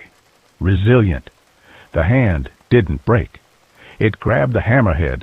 I tried to pull back. I couldn't. The strength was impossible. The hand pulled. I was dragged across the scaffold. Help me, I yelled at Thomas. Thomas was praying. He wasn't looking at me. I let go of the hammer. It disappeared into the hole. Then an eye appeared at the widened aperture. It was the size of a dinner plate. It was gold, with a pupil that was a horizontal slit like a goat's. It looked at me, and I heard the voice, not in my ears, but in the center of my brain. The mason, the builder. You have come to make us new. I scrambled down the scaffold. I hit the floor running. We have to go. I grabbed Thomas by his collar and dragged him. It is too late, Thomas wept. The integrity is compromised. We ran to the heavy doors. I pushed them open. The blizzard outside had stopped, but the sky wasn't dark. It was green, an aurora swirling directly above the monastery, and standing in the snow surrounding the church were statues. The garden statues, the saints, the gargoyles I had seen on the roof. They were all standing in a semicircle facing the door. They had moved, and they were looking at us. They are the wardens, Thomas said. They don't keep things out. They keep things in, and now that you broke the seal, they are failing. One of the stone saints, a St. Peter holding keys, took a step forward. The sound of stone grinding on stone echoed through the valley. Crunch. His face was blank, but his stone arm raised, pointing at me. Fix it! The voice in my head screamed. Seal it! I looked back at the sanctuary. The wall was collapsing, not falling down, but dissolving. The pale, fleshy substance was pushing through, expanding like a tumor. I realized then what the monastery was. It wasn't a building. It was a sarcophagus, a shell built around something that had fallen from the sky a long time ago, something that didn't follow the laws of physics. And I had just cracked the lid. The mortar! I shouted at Thomas. Where is the freezer? We ran to the rectory basement. There was an industrial meat locker there. Inside were buckets, red buckets. I didn't ask where they came from. I grabbed two. We ran back to the church. The entity had pushed halfway into the sanctuary. It was a mass of pale, writhing limbs and golden eyes. It was singing now. The choir was coming from its many mouths. Gloria in excelsis Deo. It was mocking us. I climbed the scaffold. The creature swiped at me with a tentacle made of what looked like human intestines. I dodged. I reached the hole. The creature was squeezing through it. I needed to plug it. I poured the bucket of blood mortar into the mixing trough I had left on the platform. I grabbed my trowel. I didn't have stone blocks. I had nothing to plug the hole with. "Thomas," I yelled, "I need aggregate. I need rocks." There were no rocks on the scaffold. Thomas looked up at me. He looked at the creature. He looked at the statues closing in on the doors. "Aggregate," he whispered. He climbed the ladder. He stood next to me. "I am the keeper," he said. "I am the stone." Before I could stop him, he stepped off the platform. He didn't jump to the floor. He jumped into the hole, into the mass of writhing flesh. The creature shrieked. It recoiled. It didn't like the taste of him. For a second, it pulled back into the void.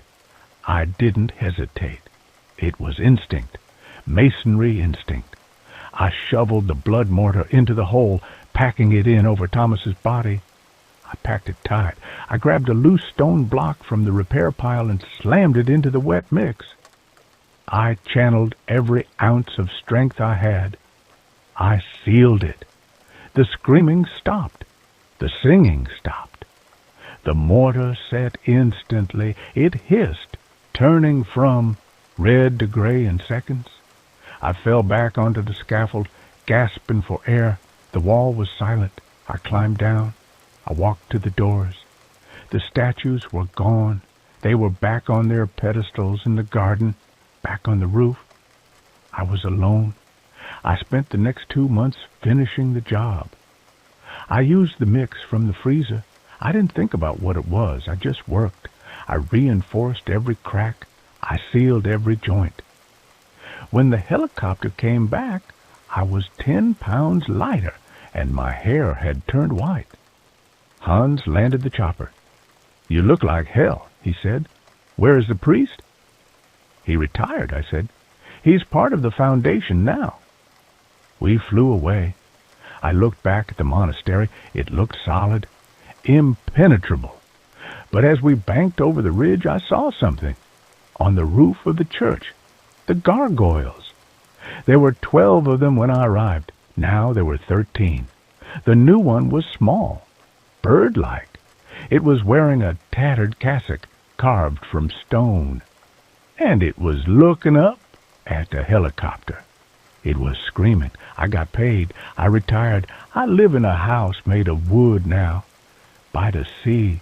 But sometimes, when the wind is right, I can hear it in the timber, the singing, and I know that stone doesn't last forever. Even granite erodes. Someday the mortar will crumble, and the choir will sing again.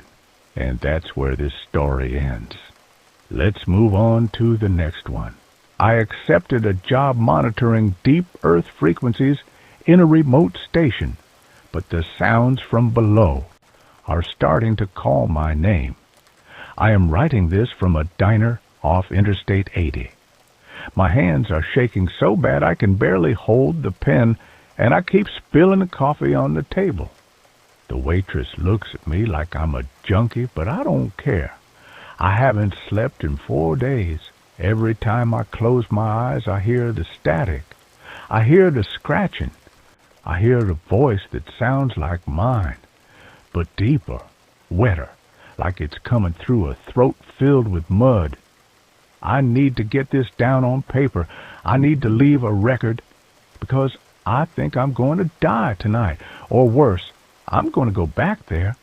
It started because I was desperate. That's how all these stories start, isn't it? Nobody takes a job in the middle of nowhere for minimum wage unless they have no other choice.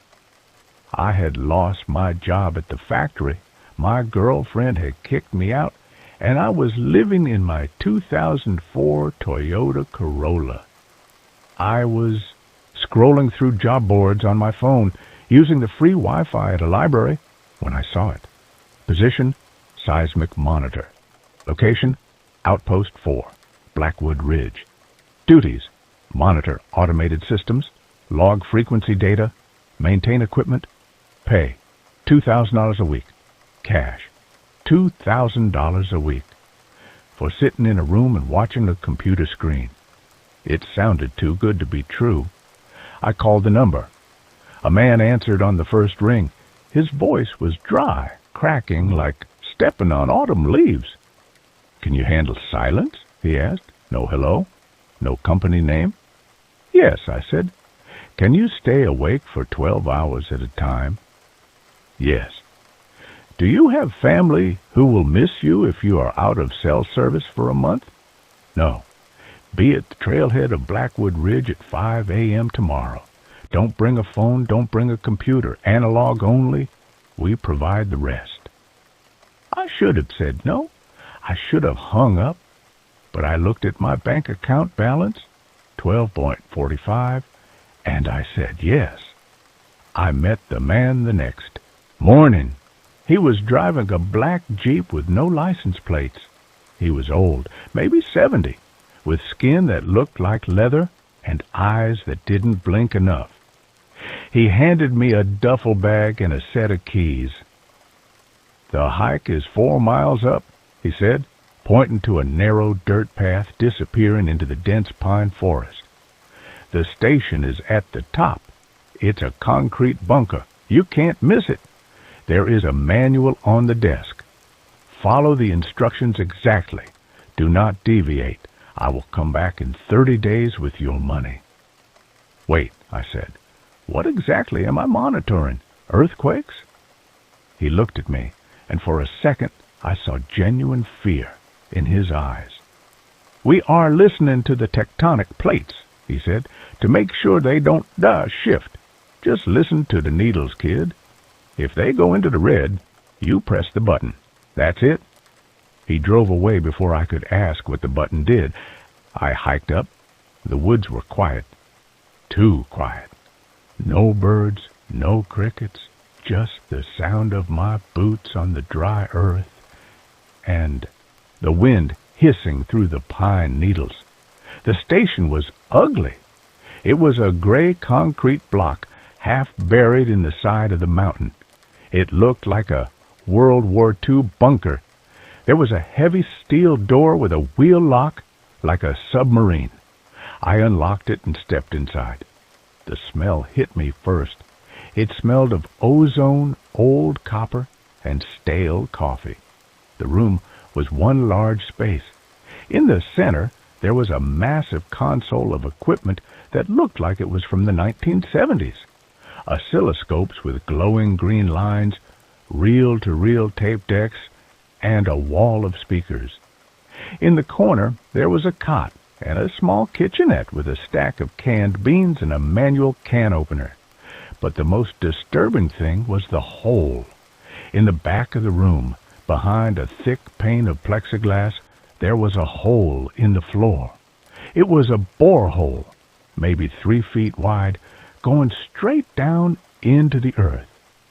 There were cables running down into it, thick black cables that pulsed slightly as if liquid was being pumped through them. I settled in. The first 3 days were boring. I read the manual. It was simple. Protocol. Wear the headphones at all times during your shift, 6 p.m. to 6 a.m. Record the frequency levels every hour. If the frequency drops below 10 hertz, turn up the gain. If the frequency rises above 150 hertz, initiate the dampening sequence. Never speak into the microphone unless instructed. I sat at the desk. I put on the heavy padded headphones. The sound of the earth is boring. It's just a low hum.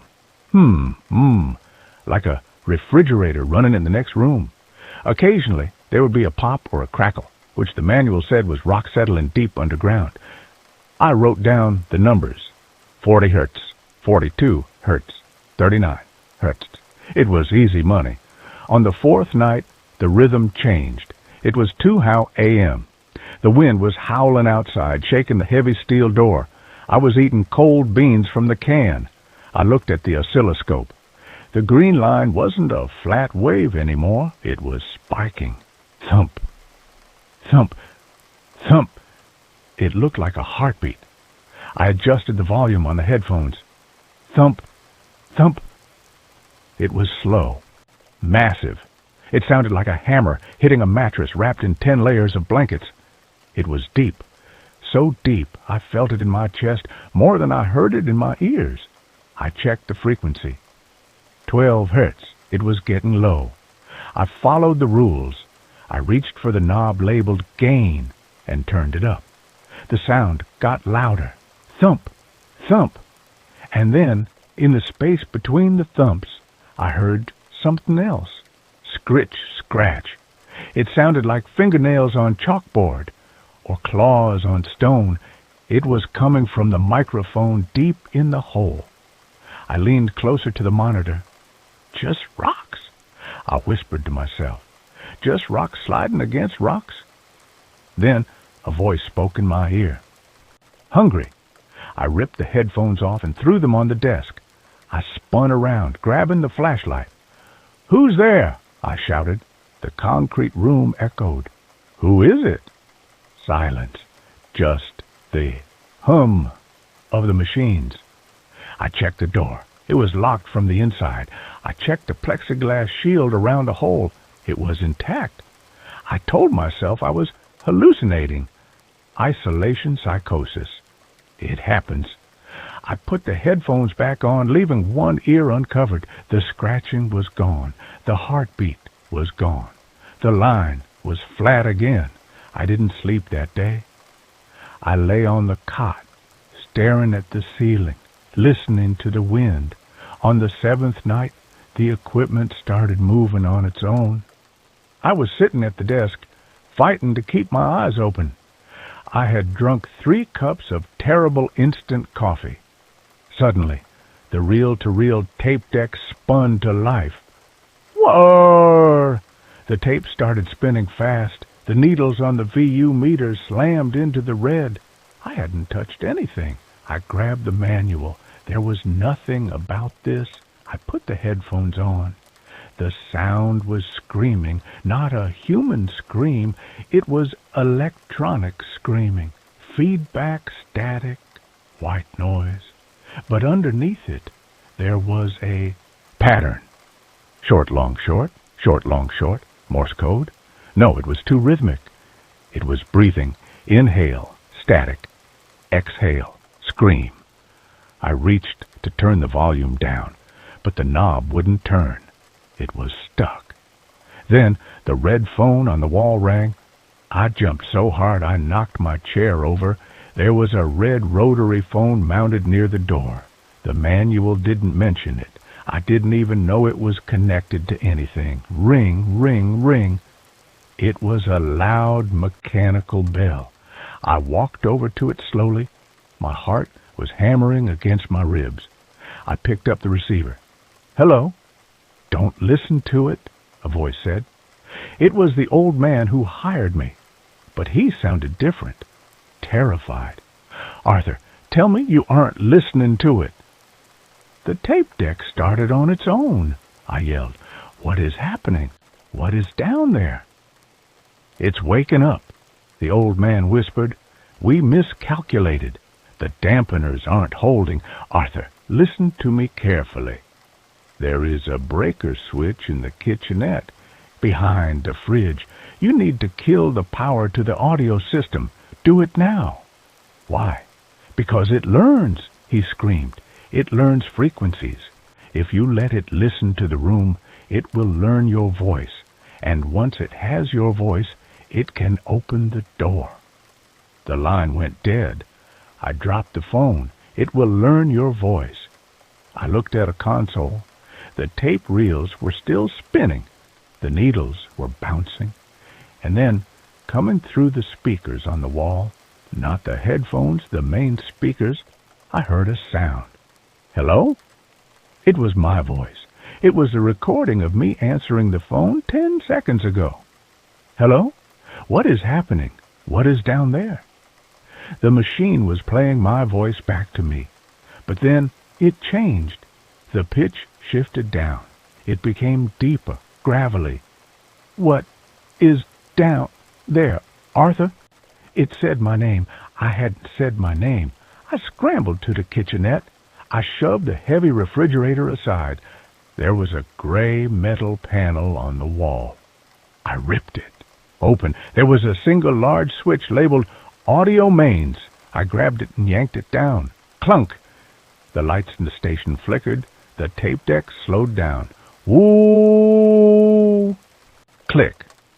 The speakers went silent. The room was dead quiet. I stood there, panting, sweating. I was safe. I had killed the power. Then, from the hole in the back of the room behind the plexiglass, I heard a sound. Knock, knock, knock. 3 distinct knocks on the glass from the inside.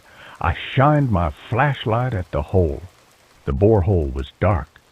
But on the inside of the plexiglass there was condensation, and in the condensation something had drawn a shape, a smiley face. I backed away. No, that's impossible. It's a sealed shaft. Knock, knock, knock. Louder this time. The glass vibrated. I grabbed my jacket. I grabbed the keys. I was leaving. To hell with the money. To hell with the old man. I ran to the steel door. I grabbed the wheel lock and turned it. It wouldn't move. I spun it the other way. Stuck. I threw my weight against it. It felt like it was welded shut. Then I saw the keypad. I hadn't noticed it before. A digital keypad next to the door. The screen was lit up red. Lockdown. Initiated. Containment breach. Open! I screamed, banging on the steel. Let me out! From the speakers, which should have been dead, a voice crackled. Let me out! It was mocking me. I looked at the console. The power switch I had pulled. It was physically pushed back up into the on position. I hadn't touched it. The tape reel started spinning again.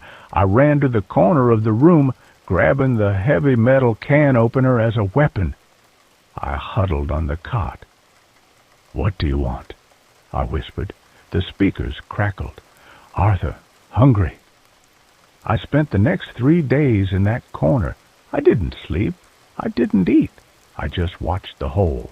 Every hour the sounds got worse. First it was scratching. Then it was screaming.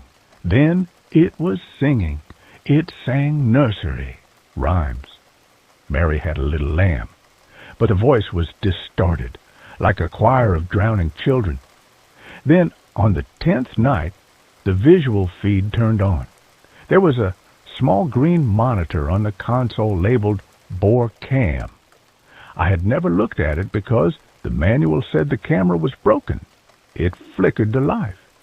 The image was grainy, black and white. It showed the rock walls of the shaft, deep underground. The camera was moving. It was being pulled up. I watched, paralyzed. The camera passed layers of rock, granite, shale. Then it passed something else, flesh. The walls of the shaft were pulsing. They were lined with a thick gray material that looked like skin. Veins throbbed in the rock. The camera kept coming up. 500 feet, 400 feet. It passed a nest. Carved into the side of the rock wall was a cavity, and inside the cavity were things that looked like eggs. Translucent, gelatinous sacs the size of beach balls. Inside them, dark shapes writhed. The camera kept coming. 200 feet, 100 feet. I could hear the physical sound now, not through the speakers, through the air. Slithering, wet, heavy, sliding sounds coming from the shaft. I looked at the plexiglass.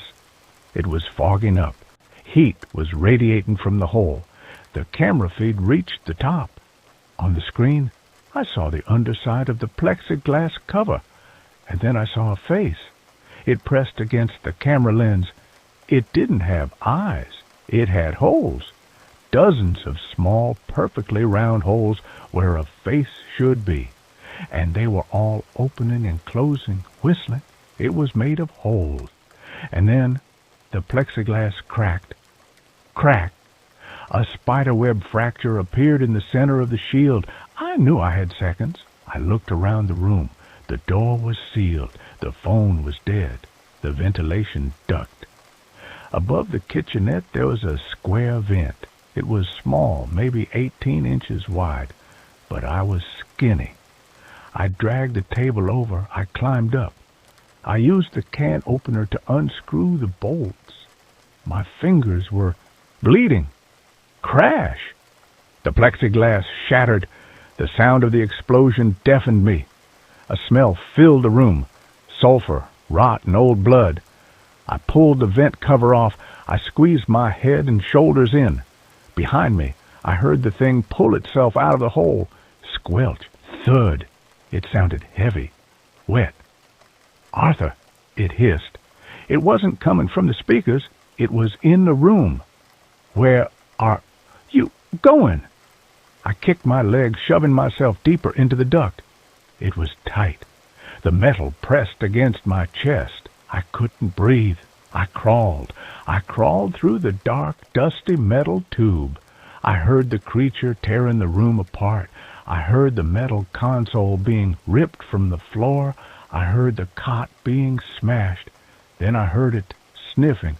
Sniff, sniff. It was sniffing the air, tracking me. I heard a heavy thud against the wall below the vent. It knew where I was. I crawled faster. The duct went up at an angle. I pushed with my toes, scraping my skin raw. Screech! Metal tearing. It was peeling the vent open from the wall. I scrambled up, turning a corner in the ductwork. I saw moonlight ahead, a grate leading to the outside. I kicked the grate. It flew off. I fell out onto the dirt, rolling down the hill. The cool night air hit my face. I stood up and ran. I ran down the mountain trail in the dark. I fell over roots, smashed my face on branches, twisted my ankle. I didn't stop. Behind me, from the concrete bunker, I heard a sound that will haunt me forever. It wasn't a roar. It was a broadcast. The creature was projecting a sound so loud it shook the trees. It was the sound of a baby crying. Then the sound of a woman screaming for help. Then the sound of my own voice amplified 1,000 times. "Help me! Please, God, help me!" It was baiting me, trying to get me to turn around. I reached my car. I fumbled with the keys. I got inside and locked the doors. The engine sputtered, then started. I drove down that mountain road at 80 miles an hour. I almost went off the cliff 3 times. I drove until I hit the highway. I drove until the sun came up. I'm at the diner now. I tried to call the number of the man who hired me. The line is dead. I looked up the location on Google Maps. There is no Outpost 4. There is no Blackwood Ridge. The area is marked as a geological exclusion zone, danger, unstable soil. But here is the part that makes me shake. Here is why I am writing this. My hearing hasn't come back to normal. Everything sounds muffled. But 5 minutes ago, the jukebox in the diner started playing a song. It was an old country song. But halfway through, the lyrics changed. The singer's voice warped. It dropped in pitch. "Arthur," the jukebox sang, "I can taste you." The waitress didn't notice. The trucker in the corner didn't notice. Only I heard it. And now my phone is vibrating. I don't have the old man's number saved. It's coming up as unknown. But I know who it is. It's not the old man. I can hear the breathing through the phone before I even answer it. It's the frequency. It traveled with me. It's in the network now. I'm going to go to the bathroom and smash my phone. Then I'm going to steal a car that doesn't have a radio. If you read this, stay away from the mountains. Stay away from the quiet places. And if you hear a humming sound coming from the ground, run. Don't listen to it. Don't try to find where it's coming from. Because once it learns your name, it never stops calling. The waitress is walking over to me. She looks confused. "Sir?" she asks. "Your nose is bleeding." I wipe my face. My hand comes away red. "And, sir," she says, pointing to my coffee cup, "your coffee is vibrating." I look down. Ripples are forming in the black liquid. Thump, thump, thump. It's here. It traveled through the ground. I have to go. God help me. And that's where this story ends. Let's move on to the next one. I found my roommate's secret room. I need to write this down while it's still fresh in my mind. I'm sitting in a McDonald's parking lot right now because I can't go back to that apartment. I don't think I'll ever go back. Let me start from the beginning. 3 months ago, I moved to Portland for a new job. The apartment market was brutal, and I was running out of money from hotels, so when I saw a Craigslist ad for a room in a 2-bedroom apartment for only $400 a month, I jumped on it. The ad said the current tenant was looking for a quiet roommate who kept to themselves. That was perfect for me since I'm pretty introverted anyway. The guy's name was Marcus. When we met to look at the place, he seemed normal enough. He was maybe 35, tall, kind of skinny, with dark hair and the glasses. He worked from home doing something with computers. He told me the apartment was in his late grandmother's name, which is why the rent was so cheap. She'd passed away 2 years ago, but he'd kept paying the rent to the building management, and they never bothered to update the lease. The apartment itself was older, but clean. 2 bedrooms, 1 bathroom, a small kitchen, and living room. My room was tiny, but it had a window, and that was good enough for me. Marcus showed me around, told me the Wi-Fi password, said I could use anything in the kitchen. He had only 2 rules. Don't go in his bedroom, and don't make noise after 10 p.m. because he had to wake up early for work calls. Easy enough. I moved in that weekend. The first month was fine. Marcus and I barely saw each other. He spent most of his time in his room with the door closed. I'd hear him typing, occasionally talking on the phone in a low voice. Sometimes I'd hear other sounds, too. Moving furniture, something being dragged across the floor, weird thumping.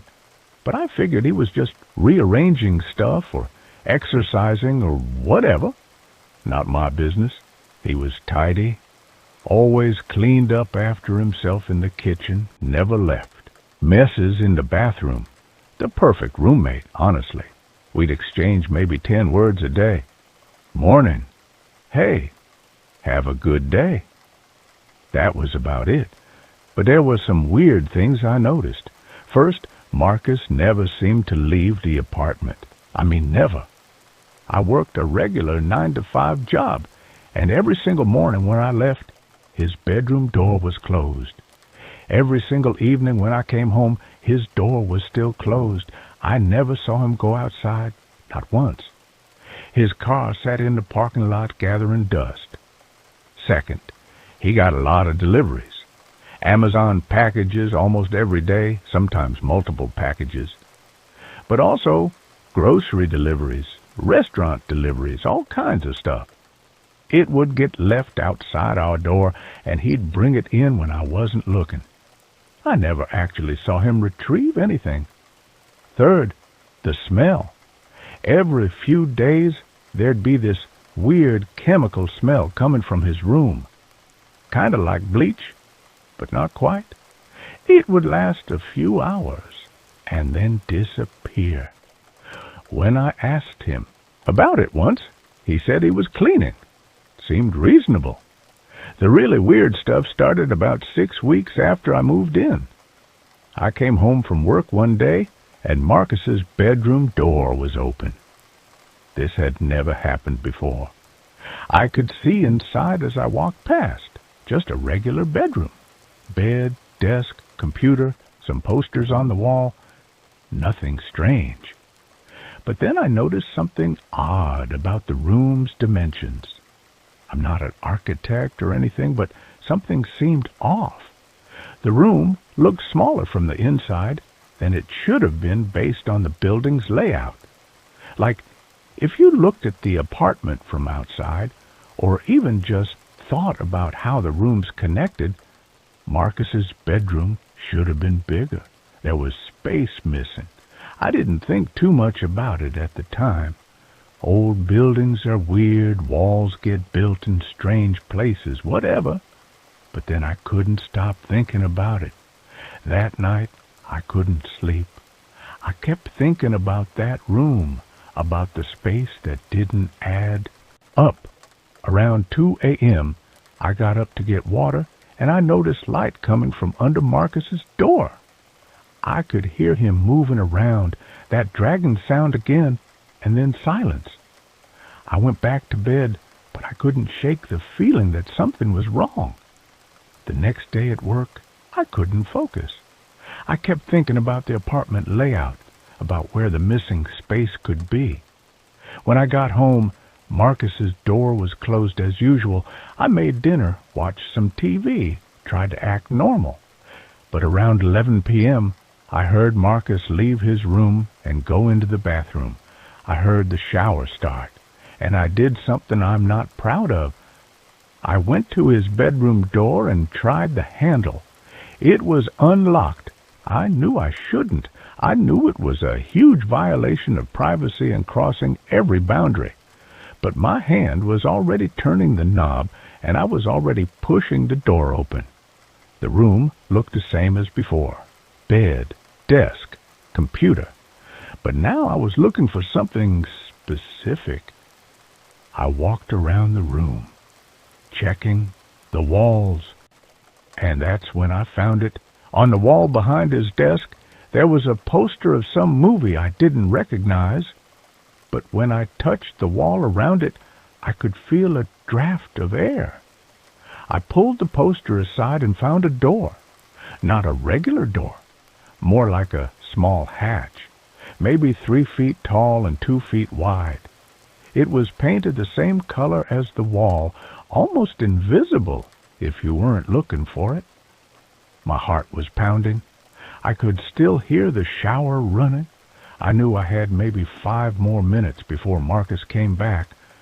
I opened the hatch. Behind it was darkness and a smell, that chemical smell, but stronger. I turned on my phone flashlight and looked inside. It was a room, a hidden room, maybe 10 feet by 10 feet, with a low ceiling. I had to crouch to fit through the hatch. The room was full of stuff. And by stuff, I mean disturbing stuff. There were photographs covering every wall, hundreds of them. They were all of people, different people, all ages, all types. But they weren't normal photos. They were surveillance photos, pictures of people walking down the street, sitting in cafes, getting into their cars, pictures taken through windows, pictures of people sleeping. In the corner was a desk with 3 computer monitors. They were all on, showing what looked like security camera feeds. I recognized some of the locations. They were around our neighborhood. The coffee shop on the corner, the bus stop 2 blocks away, the parking lot of our building. There were filing cabinets against one wall. I opened one and found folders, each labeled with a name and date. I pulled out a random one. Inside were more photos of a woman I didn't recognize, along with printed documents. What looked like her work schedule, her home address, her daily routine, all written out in detail. There were pages and pages of notes about her life. I felt sick. I opened another cabinet. This one had different stuff. There were driver's licenses, credit cards, keys, all sorts of personal items that clearly belonged to other people. Everything was organized in plastic bags with labels. The shower had stopped. Panic hit me. I ducked back through the hatch, pulled the poster back in place, and got out of Marcus's room as quickly and quietly as I could. I made it back to my room and closed the door just as I heard the bathroom door open. I sat on my bed, shaking. My mind was racing. What the hell had I just seen? Was Marcus stalking people? Was he stealing from them? What was he doing with all that information? I didn't sleep that night. I kept my door locked and a chair pushed against it. Every sound from the apartment made me jump. In the morning, I called in sick to work. I needed to figure out what to do. Should I call the police? But what would I say? That I broke into my roommate's room and found a hidden room full of creepy stuff? Would they even believe me? And I'd been living here for weeks. Would they think I was involved somehow? I decided to gather evidence first. I waited until I heard Marcus in the bathroom. Then I snuck into his room with my phone and took photos of everything. The hatch, the hidden room, the walls of photographs, the filing cabinets, everything. But when I tried to leave, I heard footsteps. Marcus was coming back. I barely had time to get out of the hidden room and close the hatch before his bedroom door opened. I was still crouched behind his desk when he walked in. We made eye contact. For a few seconds, neither of us moved. His face was completely blank, expressionless. Then he smiled. "I was wondering when you'd find it," he said calmly. I stood up slowly. "Marcus, I can explain." "No need." He closed the bedroom door behind him. "You were curious. That's natural. Most people would have found it eventually." "Who are all those people in the photos?" "Projects," he said like it was the most normal thing in the world. "I study people, their patterns, their routines, their habits. It's fascinating, really, how predictable humans are." "That's not studying, that's stalking. That's illegal." He shrugged. "Is it? I'm not threatening anyone. I'm not making contact. I'm just observing, taking notes. Sometimes I like to see how close I can get to someone without them noticing. It's a game." "You have their personal belongings, their IDs, their credit cards." "Borrowed. I always put them back eventually. Most people don't even notice they're gone." I was trying to edge toward the door, but he was blocking it. He seemed to notice and took a step to the side, gesturing for me to leave. "You can go if you want," he said. "I'm not going to stop you. But think about what you're going to do. If you call the police, they'll want to know why you were in my room. They'll ask questions about how long you've known, why you didn't report it earlier. And technically, I haven't broken any major laws. Trespassing, maybe. Petty theft. They'll give me a slap on the wrist, and then I'll be right back here." "You're insane." "No, I'm thorough. There's a difference." He sat down at his desk. "I've been doing this for 8 years. I'm very good at it. I cover my tracks. And I'm very careful about choosing the roommates who won't cause problems." That's when it clicked. "You chose me specifically. You knew I'd keep to myself." "Of course. You were perfect, quiet, Introverted, working long hours, no local friends or family to visit. You barely exist outside of this apartment and your job. The ideal roommate. How did you know all that about me? He smiled wider. The same way I know everything about everyone. Research. I felt my stomach drop. You were watching me. Before I moved in. I watch everyone. It's what I do. He turned to his computer and pulled up a folder. My name was on it. I have your whole life documented. Where you work, where you shop, what time you go to bed. I know you call your mother every Sunday at 6 p.m. I know you order Thai food every Friday. I know you're afraid of dogs because of something that happened when you were 7. How could you possibly know that? You'd be amazed what you can learn from social media, public records, and a good telephoto lens. People share their entire lives online. You just have to know where to look. I finally made it to the door and pulled it open. You need help. Serious psychological help. Maybe, but I'm happy. Are you happy? He didn't wait for an answer. You should pack your things. I don't think this living situation is going to work out anymore. I went to my room and started throwing clothes into a bag. My hands were shaking so badly I kept dropping things. I could hear Marcus moving around in his room, that dragging sound again. I didn't want to know what he was doing. I grabbed my laptop, my important documents, anything I absolutely needed. The rest could stay. I wasn't coming back for it. As I was leaving, Marcus came out of his room. He was holding something, a folder with my name on it. Here, he said, handing it to me. Something to remember me by. I didn't want to take it, but morbid curiosity made me grab it. What is this? Your file. Everything I collected about you, consider it a gift.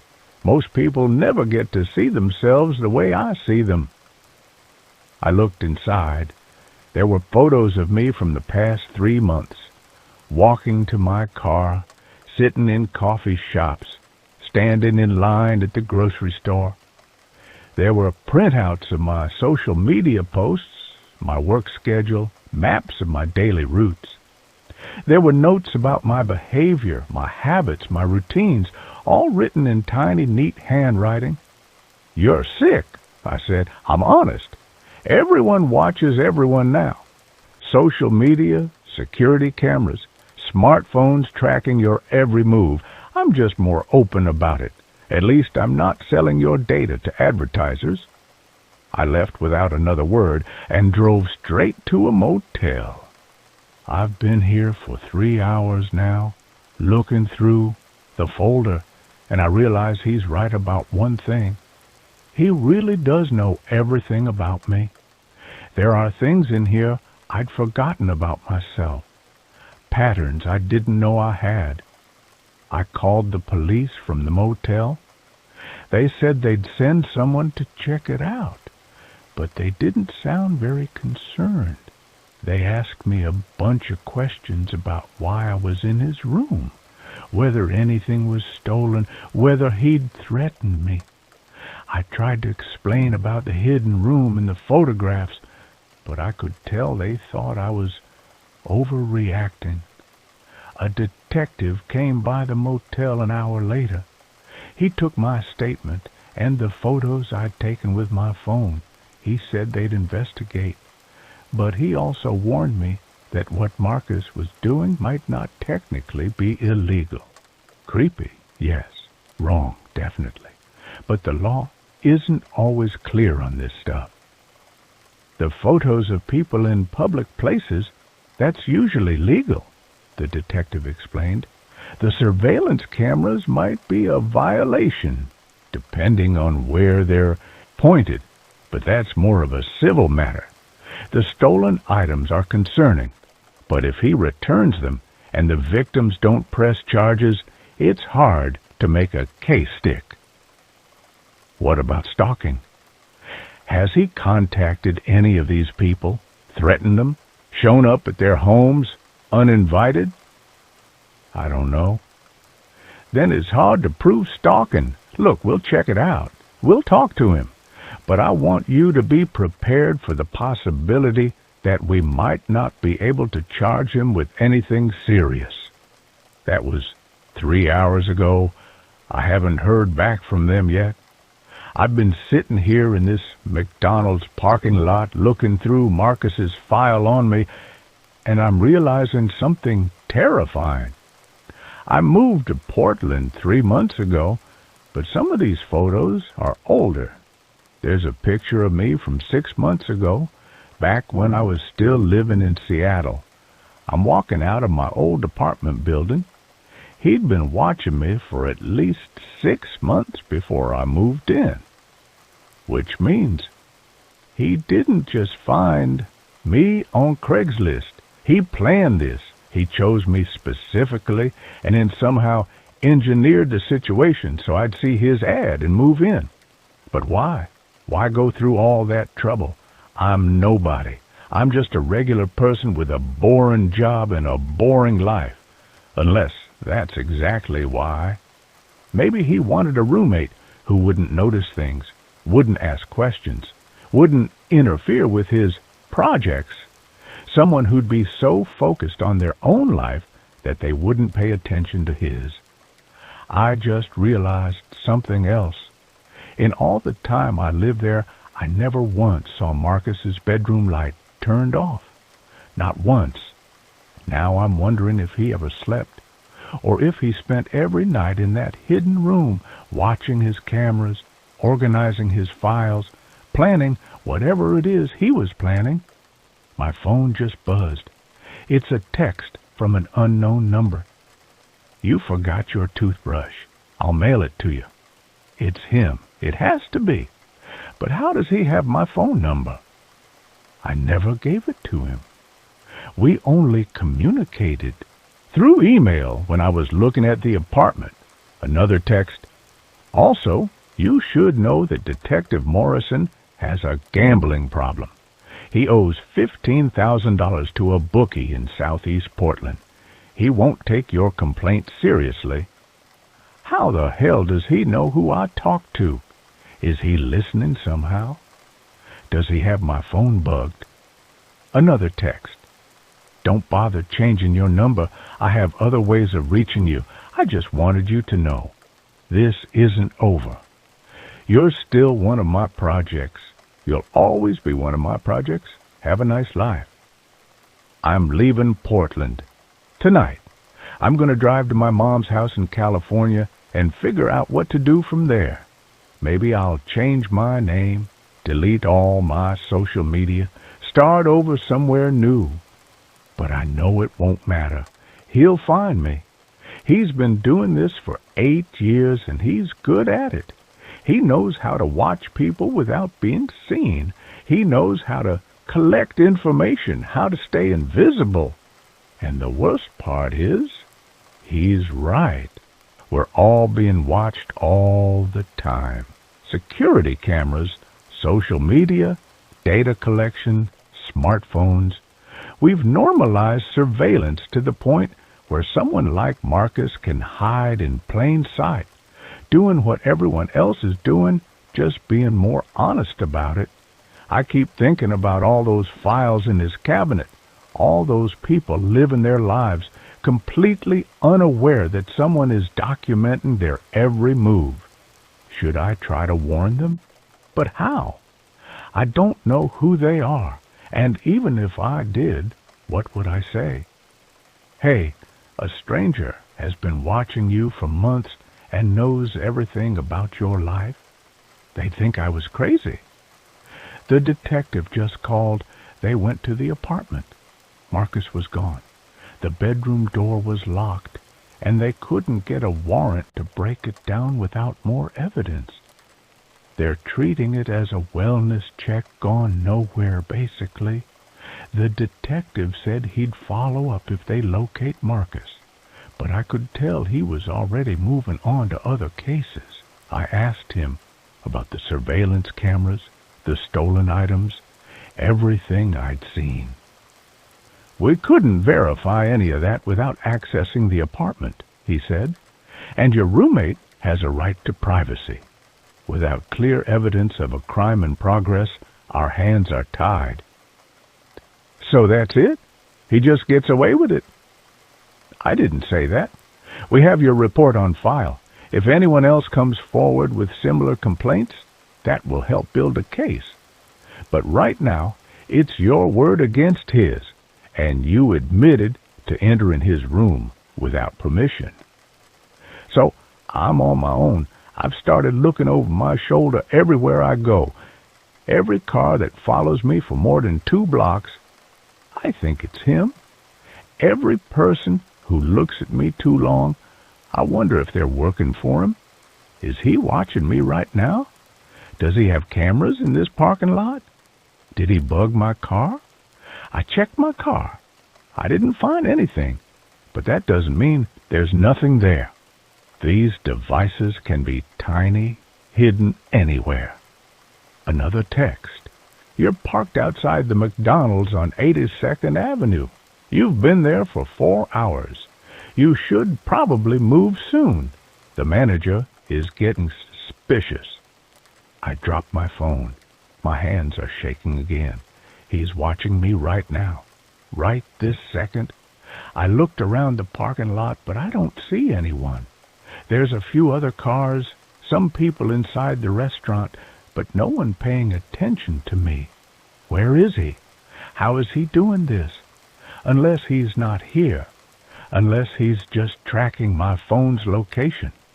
That's possible, right? There are apps for that. I turned off my phone's location services, then I turned off the phone completely and removed the battery. I need to think. I need to figure out what to do. Option 1, keep running. Change everything about my life. Become a ghost. Option 2, go to the media. Tell my story. Maybe public pressure will force the police to take this seriously. Option 3, confront Marcus. Find him and make him stop. Option 4, do nothing. Let him watch. He said himself he's not threatening anyone, not making contact. Maybe if I just ignore it, he'll lose interest and move on to someone else. That last option feels like giving up. But I'm so tired. I haven't slept in over 24 hours. I can't think straight anymore. I just want my normal, boring life back.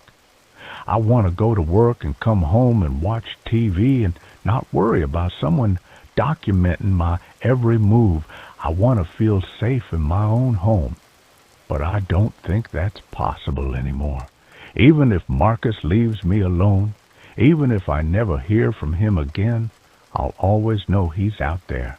I'll always be looking over my shoulder. I'll always wonder if that person across the street is just a stranger or someone with a camera adding me to their files. Maybe that's his real goal, not to harm anyone, but to make them aware, to show them that privacy is an illusion, that we're all being watched all the time, and there's nothing we can do about it. If that's the case, then he's won, because I'll never feel safe again. I'm going to drive to California now. I'll throw my phone away and buy a burner. I'll pay for everything in cash. I'll stay off social media. I'll be careful about where I go and who I talk to. And maybe, if I'm lucky, he'll get bored and find a new project. But I doubt it, because, like he said, I'll always be one of his projects, and there's nothing I can do to stop him. Update. It's been 2 weeks since I wrote everything above. I'm at my mom's house now. I've been too scared to post this until now, but I feel like people need to know. The detective called me yesterday.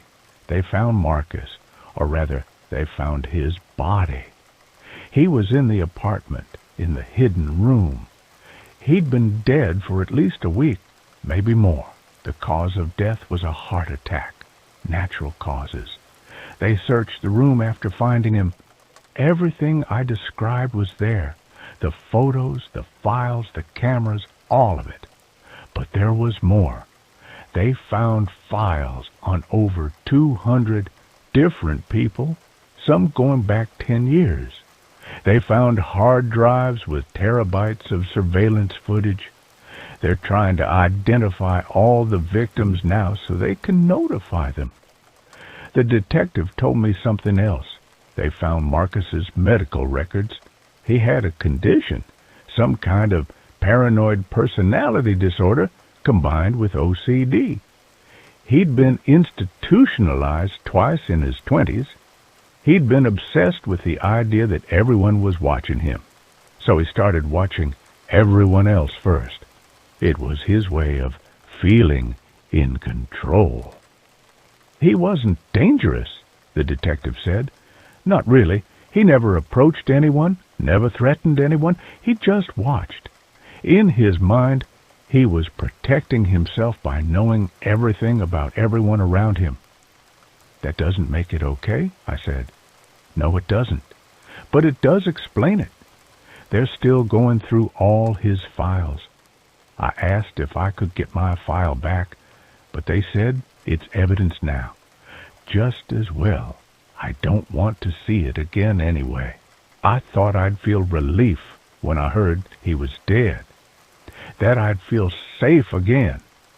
But I don't, because every time I go outside, I wonder who else is out there doing the same thing Marcus was doing. How many other people are watching, documenting, collecting information on strangers? The detective said they found something else in the apartment. A journal where Marcus had written about all his projects, including me. Apparently, I was supposed to be his masterpiece, the perfect subject who would never notice what he was doing. He'd planned to document my entire life from the shadows for years. But then I found the hidden room and ruined everything. In his final entry, written just hours before he died, he wrote, Subject 147 discovered the archive. 8 years of work compromised. Must begin again with new subject. Must be more careful. Must choose better. They're always watching. I have to watch them first. Subject 147. That was me. I wasn't a person to him. I was just a number. The detective said they think the stress of being discovered triggered his heart attack. So, in a way, I killed him. Not directly, but I caused the chain of events that led to his death. I don't know how to feel about that. I'm not going back to Portland. I got a job here in California. Yeah, something remote, so I can work from home. I'm living with my mom for now while I save up for my own place. I still check over my shoulder. I still worry about cameras and people paying too much attention. But slowly, I'm starting to feel normal again. Except for one thing. Last week, I got a package. No return address. Inside was a USB drive with a note. Marcus's backup files. Thought you should have them. He would have wanted you to continue his work. Someone needs to watch. I haven't plugged in the USB drive. I'm too afraid of what I'll find on it, but it's sitting on my desk right now, and every day I get a little more curious. What if there's something important on there? What if there are things about me I should know? What if there are other victims who need to be warned? Or what if it's exactly what it sounds like? An invitation to become the next Marcus. To start watching people, documenting them, collecting their information. I haven't decided what to do with it yet, but I think about it all the time. And sometimes, late at night, when I can't sleep, I wonder if Marcus was right. If the only way to feel safe in a world where everyone is watching is to watch them back. I wonder if that makes me crazy, or if it just makes me aware. The USB drive is still sitting on my desk. I still haven't looked at what's on it, but I will. Eventually, I will, because I need to know. And that's where this story ends. Let's move on to the next one. I took a high-paying job, watching over a warehouse of recovered deep-sea salvage, but the things inside the pressure tanks are beginning to wake up. I am writing this on a laptop that I stole from an internet cafe 3 towns over. I can't go back to my apartment. I can't go back to my car. I can't even go near a bathtub or a sink without having a panic attack. My skin feels tight, like it's being squeezed by invisible hands, and my ears won't stop popping. Pop, pop, pop. It sounds like bubble wrap snapping inside my skull. If you are in the Seattle area or anywhere near the coast and you see a job listing for Marine Preservation Security at the old shipyard in District 4, do not apply. I don't care if you're starving. I don't care if you have debts that are crushing you. The debt you will accrue in that warehouse is not financial. It is spiritual, and the interest rate is your sanity. My name is Mark. 2 weeks ago, I was a normal guy with bad luck. I had been laid off from my construction job due to a back injury. My unemployment benefits had run out, and my landlord was threatening to change the locks. I was desperate. I was browsing a physical job board at a community center because I couldn't afford data on my phone when I saw the flyer, night watchman, urgent hire, 35-hour, cash weekly, no experience needed, must not be claustrophobic. $35 an hour for a security gig was unheard of. I called the number immediately. A man answered. He sounded out of breath, like he had been running. "Can you start tonight?" he asked. "Yes," I said. "What's the address?" "Pier 19, Warehouse B. Come to the side door. Don't knock. Just flash your flashlight 3 times. I arrived at 9:00 p.m. The shipyard was a graveyard of rusted metal and rotting wood. Fog clung to the ground, thick and gray, smelling of salt and dead fish. Warehouse B was a massive corrugated metal structure that looked like a beached whale. It had no windows. I flashed my light. The heavy steel door creaked open. A man stepped out. He was wearing a yellow hazmat suit, the kind you see in movies about viral outbreaks. He had the hood down, revealing a face that was pale, sweaty, and twitching. "You Mark?" he asked. "Yeah. Why the suit?" "Humidity," he said. "It ruins your clothes. Come in." He led me inside. The moment the door closed, the sound of the city vanished. No seagulls, no traffic, just a low rhythmic thumping sound. Thump hiss, thump hiss. "Pumps," the man said. His name was Sterling. "They keep the pressure up. If the pumps stop, we die. Rule number 1. The warehouse was cavernous. It was filled with rows of massive cylindrical tanks. They were made of thick glass and reinforced steel, glowing with a faint, sickly green light. Each tank was hooked up to a network of pipes and hoses that ran along the ceiling like black intestines. "What is this place?" I asked. My voice echoed, sounding small and flat. "Salvage," Sterling said. He walked fast. "We recover things from the deep trenches, the Mariana, the Tonga, places sunlight hasn't touched in 1 billion years. We bring them up, but we have to keep them pressurized. If they depressurize too fast, they explode or change." He stopped at a small metal desk near the entrance. There was a bank of monitors, a coffee machine, and a red phone. "Your job is simple," Sterling said. "You sit here, you watch the monitors. You walk the floor once an hour. You check the gauges on the tanks.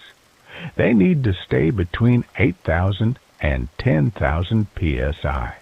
If a needle drops, you turn the valve to the right. If it spikes, you call me, but you won't need to call me. It's usually stable." "What's in the tanks?" I asked, looking at the nearest one. It was full of murky water. I could see shapes floating in it, jagged, dark shapes. Sterling looked at me. His eyes were bloodshot. "Don't look too close," he whispered. "That's rule number 2. Never put your face against the glass. The glass is thick, but it's not a wall. It's a lens. It magnifies." He handed me a clipboard and a ring of keys. "One last thing," he said, putting his hand on the door handle. "You might hear knocking or tapping. It's just the pipes expanding, the metal contracts in the cold.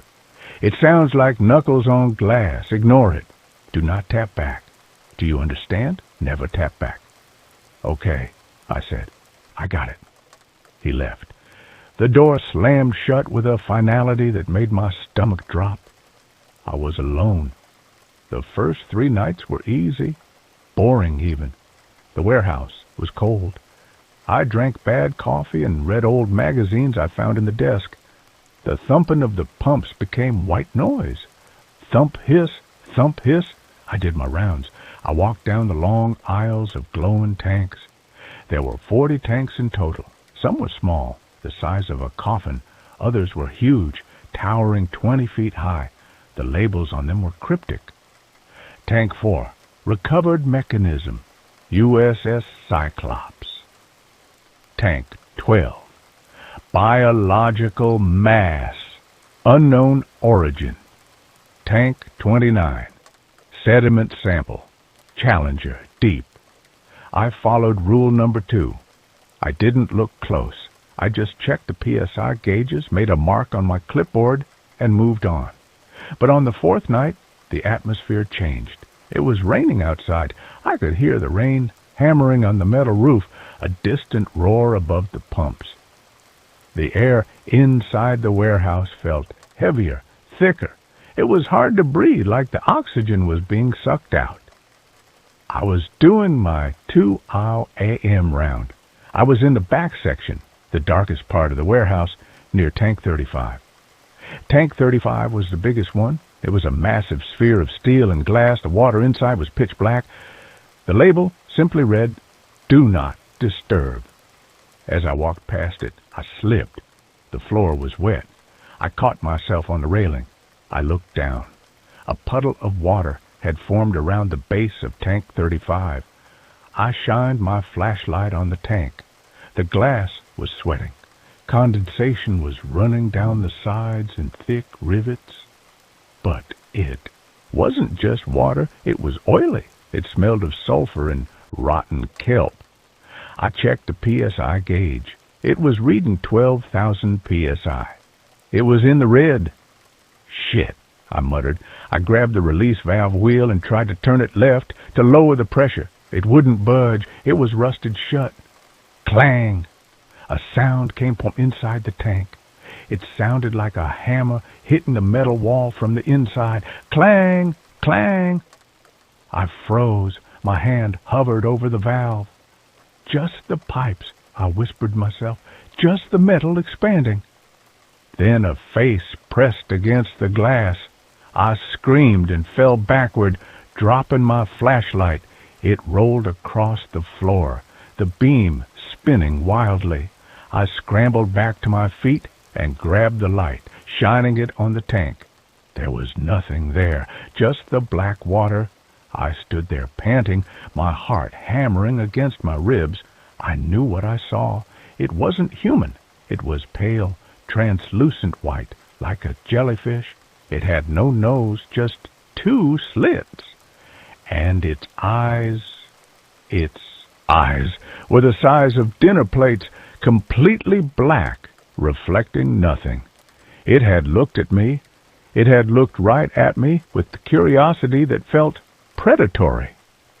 I ran back to the desk. I grabbed the red phone to call Sterling. "The number you have dialed is not in service," a robotic voice said. I tried again. Same message. I sat at the desk until sunrise, staring at the monitors. The camera feed for the back section, where Tank 35 was static. I should have quit then, but I needed the money. I reasoned with myself. It was a trick of the light. Sleep deprivation. A reflection of my own face distorted by the glass. I went back for night 5. That was the night the voices started. I was sitting at the desk at midnight. The silence was oppressive. Even the pumps seemed quieter, like they were holding their breath. Click, click, whistle. I looked around. Hello? Click, click, whistle. It was coming from the intercom system. The warehouse had an old PA system with speakers mounted on the ceiling. It was supposed to be off. I walked over to the main console and checked the dials. The PA was powered down. Whistle, click, mark. My blood turned to ice. It wasn't a human voice. It sounded like a dolphin mimicking human speech, high-pitched, wet, and stuttering. Mark, are you wet? I grabbed a microphone on the desk. Who is this? This is private property. The voice laughed. It was a gurgling, bubbling sound. Not private. We are all here. I slammed the mic down. I grabbed my round sheet. I needed to move. I needed to prove to myself that I was alone. I walked the floor. The lights were flickering. The green glow from the tanks seemed brighter, pulsing in time with the pumps. Thump, hiss, glow. Thump, hiss, glow. I reached tank 12, biological mass. The water inside was usually cloudy. Tonight it was clear. Floating in the center of the tank was a diving suit. An old one, canvas and brass from the 1920s. The helmet was copper, tarnished green. It was suspended in the water, arms drifting aimlessly. I checked the gauge. 9,000 psi. Normal. I turned to leave. Tap, tap, tap. It came from the glass. I turned back slowly. The diving suit had moved. It had drifted forward. The copper helmet was now pressed against the glass right at my eye level. And inside the helmet there was no face. There was a swarm. Thousands of tiny worm-like creatures were writhing inside the helmet, filling the glass visor. They churned and twisted, a mass of pink flesh and teeth, and then the glove of the suit raised up. It pointed at me. Tap, tap. It tapped the glass with a brass finger. I backed away. No, this isn't real. The worms inside the helmet moved. They pressed against the visor, forming a shape. They were forming letters. O-P-E-N. I ran. I sprinted back to the desk. I grabbed my keys. I was done. I didn't care about the cash. I ran to the heavy steel door. I grabbed the handle and pushed. It didn't move. I pushed harder. It was locked from the outside. I banged on the metal. Hey, let me out. Sterling, let me out. There was no answer. I tried the emergency exit at the back. I ran through the maze of tanks, trying not to look at them. I reached the back door. It was welded shut. Fresh weld marks scarred the metal. I was trapped, and the pressure was rising. I could feel it in my ears. Pop, pop. My nose started to bleed, a slow, steady drip of red onto the concrete floor. The pumps were speeding up. Thump, thump, thump, thump. The gauges on the tanks were climbing. 11,000 psi, 12,000 psi, 15,000 psi. The glass began to groan, a high-pitched singing sound of stressed material. I ran back to the desk. I hid under it. I pulled my knees to my chest. Then the PA system crackled to life again. Mark, the water, it warm. It was Sterling's voice this time, but it was wrong. It was slurred, distorted. Join us, Mark. The pressure makes us whole. I covered my ears. Shut up! Shut up! Then I heard the sound I had been dreading. Crack. It sounded like a gunshot. Then the sound of rushing water. Massive amounts of water. Tank 35 had breached. I peeked out from under the desk. A tidal wave of black water was rushing down the center aisle. It wasn't just water, it was thick, oily sludge, and it was carrying things. The other tanks were shattering in a chain reaction. Smash, smash, smash. Glass flew everywhere. From the wreckage of the tanks, shapes were rising. They weren't fish. They weren't monsters. They were amalgams. I saw a creature made of rusted gears and human bone. I saw a mass of kelp that walked on legs made of crab claws. I saw the diving suit from Tank 12, walking with a jerky puppet-like gait, the worm spilling out of the neck seal. They were coming toward the desk. The water hit me. It was freezing cold. It smelled of ancient rot. I climbed onto the desk. The diving suit reached the desk. It grabbed the edge with a brass hand. The metal crumpled like paper under its grip. I looked around for a weapon. The coffee pot. The stapler. Useless. Then I saw the vent. Directly above the desk, there was a large industrial ventilation fan. It was spinning slowly. I grabbed the office chair. I put it on the desk. I climbed up. The diving suit swung a heavy arm at me. It missed my ankle by an inch, shattering the computer monitor. I reached the vent. I pulled the grating loose. It fell with a clang. I pulled myself up. Something grabbed my boot. I looked down. The face from Tank 35, the pale jellyfish face, was right below me. It had pulled itself out of the black water. Its mouth was a perfect circle of needle teeth. It had latched onto my heel. I kicked. I screamed and kicked. The boot came loose. I scrambled into the ductwork. I crawled. I crawled through the dark, greasy metal tunnel. Below me, the warehouse was a cacophony of destruction. Metal tearing, water rushing, and that terrible whistling speech. Come back, Mark. You have seen us. You belong to the deep. I crawled until I saw light. The vent emptied out onto the roof of the warehouse. I squeezed out and collapsed on the tar paper roof. The fog was thick. The city lights were distant. I rolled to the edge of the roof and climbed down the fire escape ladder. I hit the ground and ran. I ran to my car. I didn't have my keys. I had left them on the desk. I smashed the window with a rock. I hot-wired the ignition. Thank God for my delinquent youth. I drove until the gas tank was empty. I abandoned the car and stole a laptop. And now I am here. But it's not over, because as I sit here typing this, I can hear it. There is a fish tank in this internet cafe, a small decorative tank with a few goldfish. The water in the tank is vibrating. Thump, thump. The goldfish are acting strange. They are all swimming in a perfect circle, staring at me, and the pressure in the room is changing. My ears are popping again. My nose just started bleeding onto the keyboard.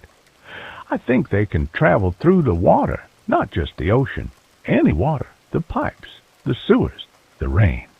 It's starting to rain outside. I can hear the tapping on the window. Tap, tap, tap. It sounds like a brass finger on glass. I have to go. I have to find a desert, somewhere dry, somewhere with no pipes. If you read this, stay away from the deep. Stay away from the salvage. And if you hear your pipes knocking in the middle of the night, don't assume it's just the heat. Run, because the pressure is coming, and it wants to make you whole. And that's where this story ends. Let's move on to the next one. My carbon monoxide detector has been going off every night at 3 a.m. for the past week. I don't know what to do anymore. I'm sitting in my car in a grocery store parking lot at 4 in the morning because I'm too scared to go back inside my apartment. I know how insane this sounds, but I need to write everything down before I forget again. Let me start from the beginning. I live alone in a one-bedroom apartment on the third floor of an old building in Minneapolis. I've been here for 8 months. It's not fancy, but it's mine, and the rent is cheap. I work from home doing tech support, so I'm in the apartment pretty much all day, every day. About 2 weeks ago, I installed a carbon monoxide detector. I know I should have done it sooner, but I kept putting it off. My mom kept nagging me about it after her friend's husband died from a faulty furnace, so I finally ordered one on Amazon. It's one of those digital ones with a screen that shows the CO levels. I put it in the hallway between my bedroom and the living room, plugged it in, and forgot about it. Everything was fine for the first week. Then last Monday night, I woke up to the detector screaming. The alarm is loud, really loud, and it was going off right outside my bedroom. I grabbed my phone. It was 3:07 a.m. I stumbled out into the hallway and looked at the detector. The screen said 0 ppm, 0. No carbon monoxide detected, but it was still blaring. I unplugged it thinking maybe it was malfunctioning. The alarm stopped. I stood there in the dark hallway for a minute listening, but everything was quiet. I plugged it back in. It beeped once to show it was working, displayed 0 ppm, and stayed quiet. I went back to bed. The next night, same thing. 3 a.m. exactly, the alarm started screaming. I checked it. 0 ppm. I unplugged it, waited, plugged it back in. It stopped. I figured the detector was defective. I was going to return it, but I got busy with work and forgot. Wednesday night, 3 a.m., the alarm went off. Again. This time, I was annoyed enough that I actually got out of bed faster. I unplugged the detector and brought it into my bedroom so the alarm wouldn't wake me up if it went off again. I left it on my dresser, unplugged. I went back to sleep. At 3:47 a.m., I woke up to the alarm going off again. The detector was still on my dresser, still unplugged, but the screen was lit up and the alarm was blaring and the screen said 0 ppm. That's when I started to get scared. I took the batteries out. The detector is supposed to have a battery backup in case of power outages. I removed them completely. No power source at all. The alarm kept going. I stood there holding this dead detector in my hands while it screamed at me.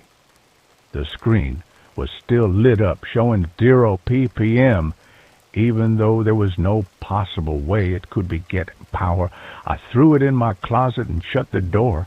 The alarm was muffled, but I could still hear it. I put a pillow over my head and eventually fell back asleep. In the morning, I opened the closet.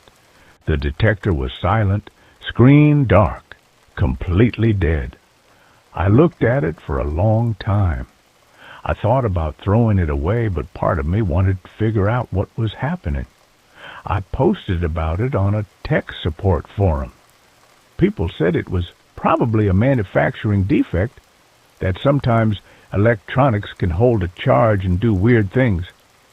Someone suggested I get a replacement and also call my landlord to check the furnace. I called my landlord that afternoon. He said the furnace was inspected in September and everything was fine, but he'd send someone to check again. A maintenance guy came by on Friday. He spent 20 minutes looking at the furnace and the vents and said everything looked good. No leaks, no problems. I asked him if he'd ever heard of carbon monoxide detectors going off when they're not even plugged in. He looked at me weird and said, "No." After he left, I took the detector out of my closet. I put the batteries back in and plugged it into the outlet in my living room far away from my bedroom. I wanted to see if it would go off again. Friday night, 3 a.m., it went off. I got up and checked it. 0 ppm. I unplugged it and took the batteries out again. It kept beeping for about 30 seconds, then stopped. Saturday, I bought a completely different detector from a different brand. I installed it in the hallway and put the old one in a drawer in my kitchen.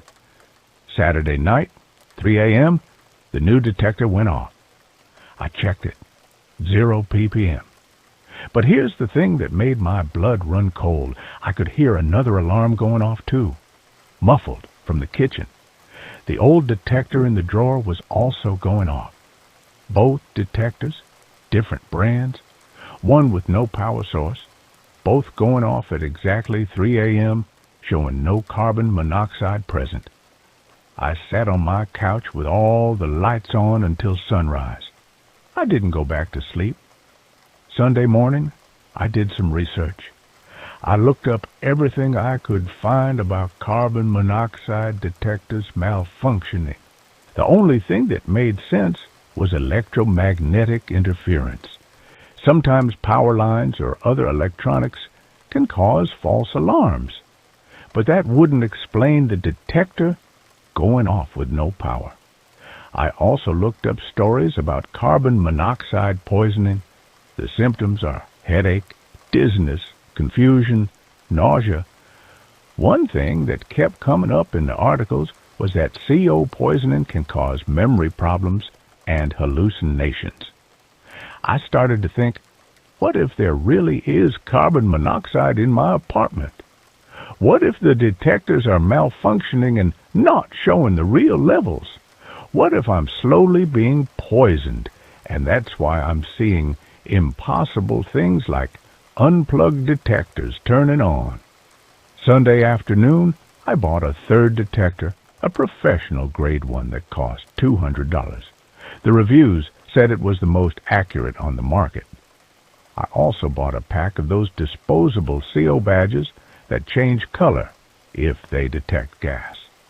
I put badges in every room. I installed the new detector. I opened all my windows, even though it was freezing outside. Sunday night, I didn't sleep. I stayed up watching the detector. At 2:55 a.m., I was staring right at it. At exactly 3 a.m., all three detectors started going off.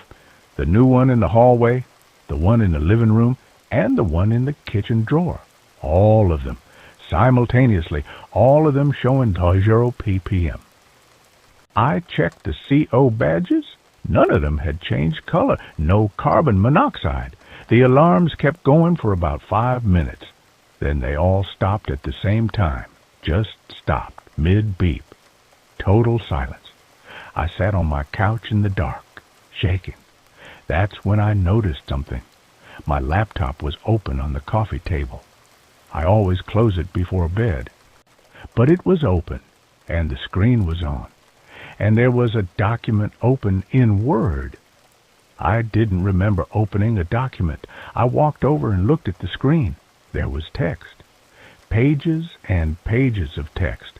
I started reading it. It was a journal, my journal, entries going back months. But I don't keep a journal. I've never kept a journal. The entries were about my daily life.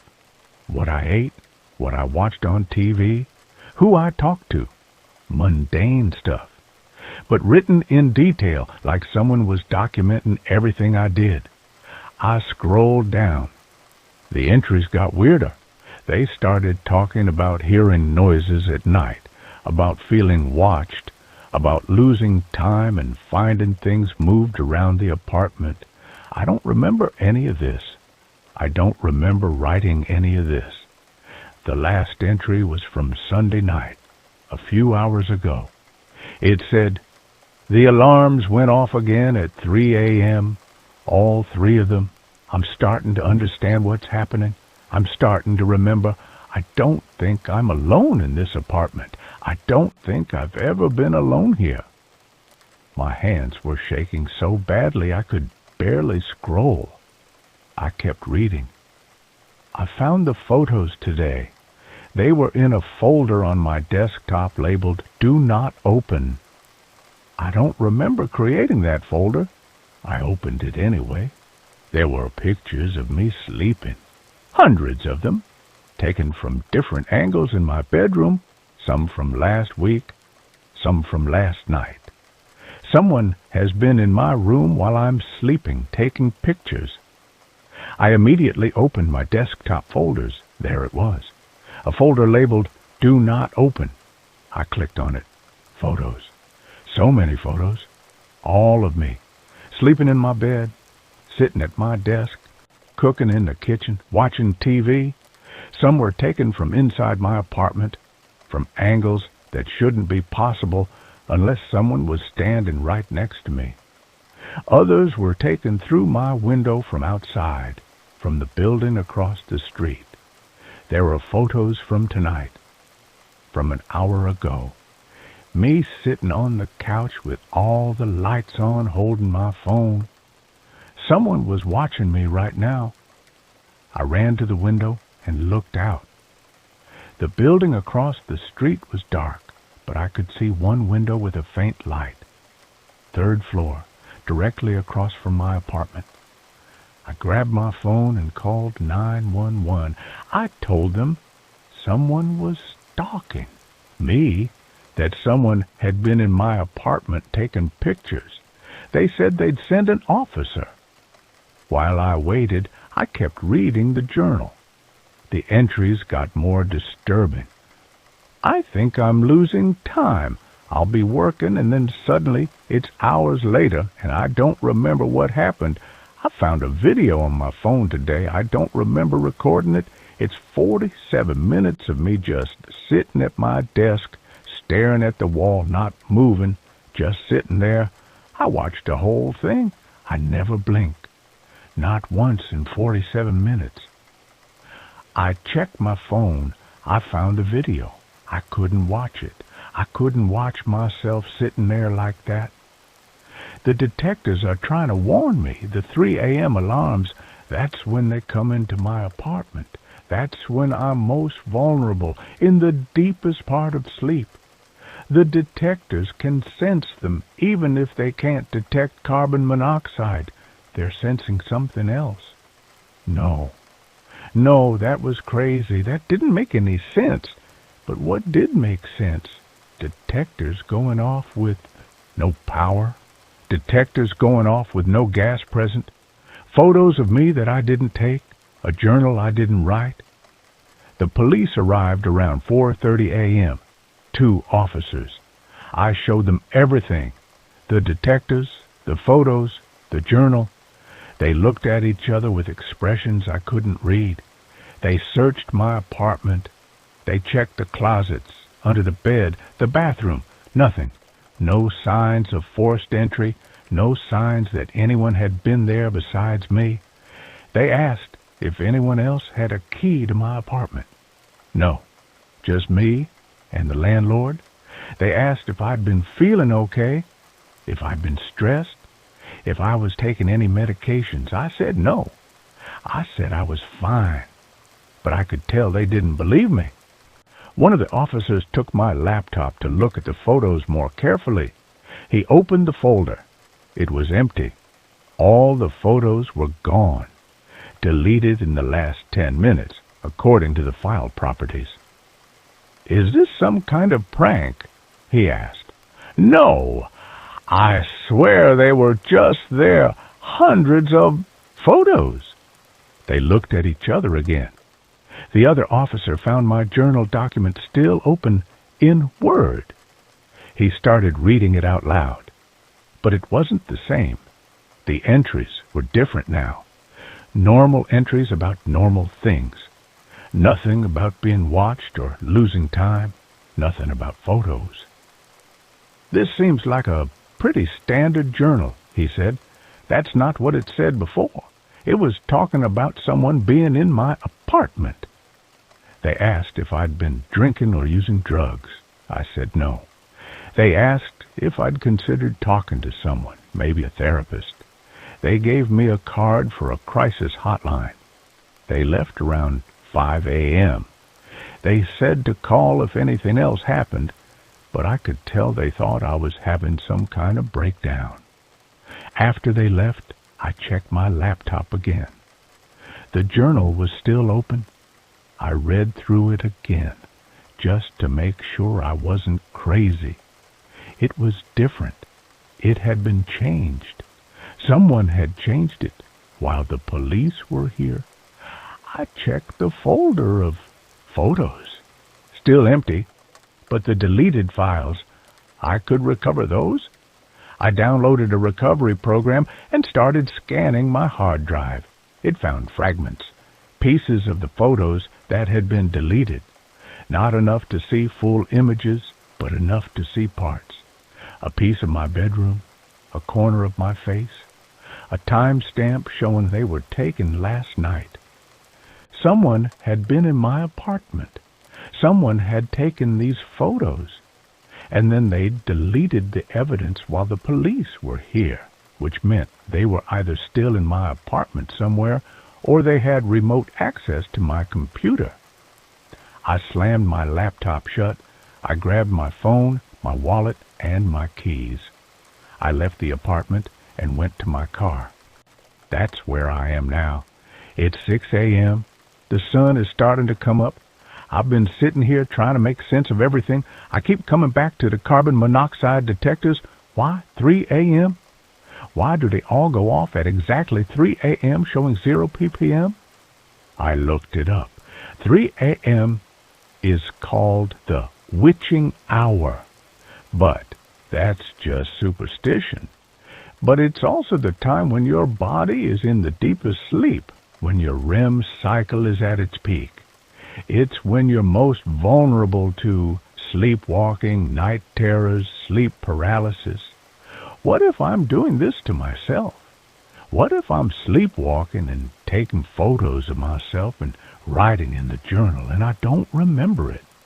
What if the carbon monoxide detectors are going off because I'm somehow triggering them in my sleep? But that doesn't explain how the detector went off with no power. That doesn't explain the photos taken from outside my window, unless I'm not sleepwalking, unless there's something else wrong with me. I called my mom. It's early, but she always wakes up at 5:30. I told her everything. She was quiet for a long time after I finished. "Honey," she said carefully, "I think you need to see a doctor." "I'm not crazy." "I didn't say you were crazy, but what you're describing, the memory problems, the lost time, finding things you don't remember, creating, those could be symptoms of something medical, a brain tumor or seizures or even just extreme stress. What about the detectors? What about them going off with no power?"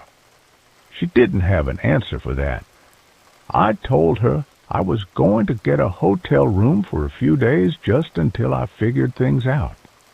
She said that was a good idea. She asked me to promise I'd see a doctor. I promised. I'm about to drive to a hotel. But I needed to write all this down first, while I still remember it clearly, because I'm starting to worry that I'll forget again, that whatever is happening to me will make me forget, like it's made me forget before. If you're reading this and I've forgotten, here's what you need to know. 1. The carbon monoxide detectors go off at 3 a.m. every night. 2. There are photos on my computer that I didn't take. 3. There's a journal on my computer that I didn't write. 4. Someone has been in my apartment while I sleep. 5. I'm losing time and I don't know what I'm doing. During those gaps, I'm going to the hotel now. I'll update when I can. Update. 2 p.m. Same day. I checked into a hotel around 7 a.m. and immediately fell asleep. I woke up at noon feeling better, more clear-headed. I decided to look at my phone. I had a dozen texts from my landlord. The first one was from 8 a.m. "Your neighbor below you called. She said your alarm has been going off all morning. Please turn it off." The rest were increasingly angry messages about the noise and threatening to enter my apartment if I didn't respond. I called him. "I'm not in the apartment. I've been at a hotel since 6 a.m. "Well, something is making noise in there. I'm going in." I told him to go ahead. I wanted him to check anyway to see if anyone was in there. He called me back 20 minutes later. I went in. Your carbon monoxide detectors were all going off. I unplugged them. You really need to get those checked out. They're defective. Was anyone else in the apartment? What? No, it's empty. Why would someone be in your apartment? I explained about the photos and the journal.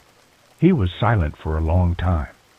Look, he said finally, I don't want to overstep, but have you been feeling okay? Like mentally okay? Everyone keeps asking me that. I'm fine. Can you just check the windows? Make sure they're all locked from the inside? He checked. All locked. No signs anyone had broken in. After we hung up, I opened my laptop. I wanted to look at the journal again to see if it had changed again. The document was gone. Completely gone. Not in my recent files, not anywhere on my computer. I searched for it. Nothing. I checked my browser history to see what I'd been looking at last night. The history had been cleared. All of it. Wiped completely. Then I noticed my webcam light was on. The little green light that shows when the camera is active. I haven't used my webcam in months. I opened my webcam software. It was recording.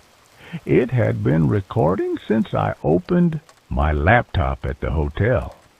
Recording me sitting here, reading, typing. I checked the saved videos folder. There were hours of footage, days of footage, videos of me in my apartment, working, sleeping, walking around. The timestamps went back weeks. My webcam had been recording me this entire time without my knowledge. I slammed the laptop shut and covered the webcam with tape. My heart was racing.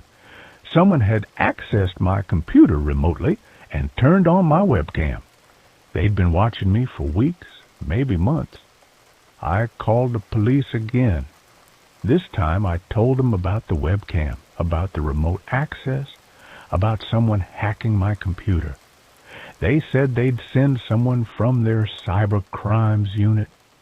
While I waited, I did something I should have done days ago. I called my doctor and made an emergency appointment because my mom was right. Even if someone is stalking me and hacking my computer, the memory loss and lost time isn't normal. Something is wrong with me medically. The appointment is tomorrow morning. The cyber crimes detective showed up at my hotel around 3 p.m. She took my laptop to examine it. She said if someone really was accessing it remotely, they'd be able to find evidence. She asked me the same questions everyone asks. Have I been feeling stressed? Any medications? Any history of mental illness? I told her no, but I'm seeing a doctor tomorrow, just to rule things out. She said that was smart. She also said something that scared me. She said that in cases like this, where someone has access to your computer, they can also have access to your phone. They can track your location, read your messages, even listen through your microphone. I'm writing this update on a public library computer because I'm too afraid to use my phone anymore. I don't know who's watching me or why. I don't know what's real and what I'm imagining. I don't know if I'm sick or being stalked or both. All I know is that I can't go back to that apartment. Not yet. Maybe not ever. Final update. 1 week later. I'm writing this from my mom's house in Wisconsin. I left Minneapolis 4 days ago, and I'm not going back. The doctor's appointment revealed something I wasn't expecting. I have a brain tumor. It's small, benign, located in my temporal lobe. The neurologist said it's been there for a while, probably years, slowly growing. It's in a location that can cause memory problems, hallucinations, seizures, and something called confabulation, where your brain creates false memories to fill in gaps. The tumor explains a lot. The lost time, the confusion, finding things I didn't remember creating. It's possible I was doing things in a fugue state and not remembering them afterward. The cybercrimes detective called me yesterday. They analyzed my laptop. There was no evidence of remote access, no malware, no spyware, no indication that anyone had hacked into my computer. The webcam recordings were all started manually. By me. I just didn't remember doing it. The photos that I thought were of me sleeping, they analyzed the metadata, all taken by my phone, from angles consistent with me setting up the phone and taking the photos myself. The journal entries, the writing style matched samples of my other writing. It was me. I wrote all of it. I don't remember any of it, but apparently I did it all myself. The landlord checked my apartment again with police present. No signs anyone else had been there. No cameras, no listening devices, nothing. He checked the building across the street, too. The window I thought I saw a light in. That apartment has been vacant for 3 months. The carbon monoxide detectors, the landlord took them all to be tested by a professional. They're working perfectly, no defects. He installed new ones, and they haven't gone off since I left. The police think I was triggering them myself. In my fugue states, I was unplugging them, removing batteries, moving them around. That's why they seem to be going off with no power. I was the one making them go off manually and then not remembering it. 3 a.m. was probably when I was sleepwalking or having seizures related to the tumor. Everything has a rational explanation. Everything was me. I'm scheduled for surgery next month to remove the tumor. The doctors say that once it's gone, the symptoms should stop. The memory problems, the hallucinations, all of it. But here's the thing I can't stop thinking about. I got mail forwarded from my Minneapolis apartment yesterday. In with the bills and junk mail was a large manila envelope, no return address. Inside was a note and a USB drive. The note said, "You were right to leave. I'm sorry I scared you. I was only trying to warn you." I plugged the USB drive into my mom's laptop after she ran every security scan known to man. On the drive was a single video file. It was security camera footage from the hallway outside my apartment. Time-stamped from 2 weeks ago, the night the detectors started going off. The footage shows my apartment door. For hours, nothing happens. Then at 2:55 a.m., someone walks up to my door. They're wearing dark clothes, and their face is covered. They stand outside my door for a few minutes, just standing there. Then they pull out a key and unlock my door. They go inside. They're in there for exactly 12 minutes. Then they come back out, lock the door behind them, and walk away. This happens every night for a week on the footage, always between 2:55 and 3:15 a.m. Always the same person, always with a key. I showed the footage to the police. They contacted my landlord. He swears only he and I have keys to that apartment. He changed the locks when I moved in. There are no other copies. But someone had a key. Someone was coming into my apartment every night, and I was so deep in tumor-induced sleep that I never woke up. The police are investigating. They're pulling more security footage from the building. They're interviewing Neighbors. They think it might be a maintenance worker or previous tenant who kept a copy of the old key before the locks were changed, or maybe it's someone else entirely. The tumor surgery is in 3 weeks. After that, maybe I'll remember.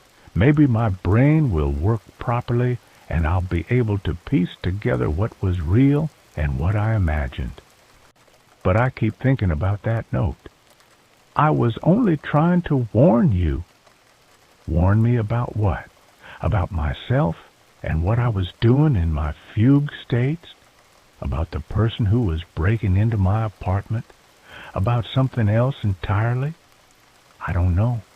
And the scariest part is that I might never know, because even after they remove the tumor, even after my memory comes back, I'll never be sure what was real. I'll never know which parts were my sick brain creating false memories and which parts actually happened. Was there really someone in my apartment? Or did I create that memory to explain the missing time? Were the carbon monoxide detectors really going off? Or did I just think they were? Was someone watching me? Or was I watching myself and forgetting it? I can't trust my own memories anymore. I can't trust my own brain. And that's scarier than any stalker could ever be. The one thing I know for certain is this. I'm never going back to that apartment. Whatever was happening there, whether it was all in my head or whether someone really was coming into my home every night while I slept, I can't live with that uncertainty. My mom says I can stay here as long as I need to. After the surgery, I'll figure out what comes next, but right now, I'm just trying to hold on to what's real. Trying to trust that the doctors know what they're doing. Trying to believe that once the tumor is gone, I'll be myself again. If I ever really knew who that was. If you're reading this and you're experiencing anything similar, memory loss, lost time, finding things you don't remember creating, please see a doctor. Don't do what I did and let it go on for months. Get help immediately, because you might have a tumor, or you might have someone breaking into your home every night, or both, and you won't know which until it's too late, and that's where this story ends. Let's move on to the next one. Chernobyl's unquiet ashes, the night Lyudmila Ignatenko fed me borscht in the house of clicking counters. The bus dropped me at the Dityatai checkpoint just after dawn, the tires crunching over the same cracked asphalt that had carried fire trucks, ambulances, and fleeing families 38 years ago. My dosimeter clipped to my jacket pocket already registered 0.0 USVH. Background radiation, the guide had called it. Harmless. I adjusted the respirator on my face, the rubber seal pressing uncomfortably against my cheeks, and shouldered my backpack. Inside, extra batteries, iodine tablets, a Geiger counter I'd bought online for $89.99, and a digital camera worth more than my apartment. I was here to document the silence, to capture the way nature had swallowed a city whole. What I hadn't told the tour group was that I'd bribed a bored security guard with a carton of Marlboros to let me stay behind after they left. 8 hours alone in Pripyat. 8 hours to find the places the tourists never saw. The bus rumbled away, leaving me standing in a cloud of diesel fumes and dust that glittered like powdered glass in the weak morning sun. Silence rushed in to fill the void, a thick, muffled silence broken only by the distant cry of a hawk and the rustle of birch leaves. I walked down Lenina Street, past skeletal apartment blocks with blown-out windows like empty eye sockets. Vines snaked up crumbling fire escapes, a child's red tricycle lay overturned near a rusted ladder, half buried in moss. My boots crunched on broken glass and something else, fine gray ash that clung to my soul. Fuel-containing material, the guide had called it, corium, the lava of a melted nuclear heart. I kept my eyes on the dosimeter. 0.25 USVAH near the kindergarten. 0.31 near the swimming pool. Still safe. Barely. I found a hospital last. It wasn't on any tourist map. A hulking concrete relic on the outskirts of town. Its entrance partially collapsed. The emergency doors bent inward, as if something enormous had forced its way out. The air here tasted different. Sharp, metallic, like licking a battery. My dosimeter jumped to 1.8 USVH. I hesitated. This was where they'd brought the first responders, the firefighters. Men who'd walked into a burning reactor core thinking it was an electrical fire, their skin already blistering, their lungs filling with radioactive steam. Their boots had been dumped in the basement, the guide had whispered, along with their clothes. All still too hot to touch, I pushed through the rubble-strewn foyer. Dust motes danced in the slivers of light, spearing through the shattered roof. The walls were stained with water damage and something darker, long rust-colored streaks that looked like old blood. I descended the stairs to the basement, my headlamp cutting a shaky beam through the gloom. The air grew colder, damper. The smell hit me first.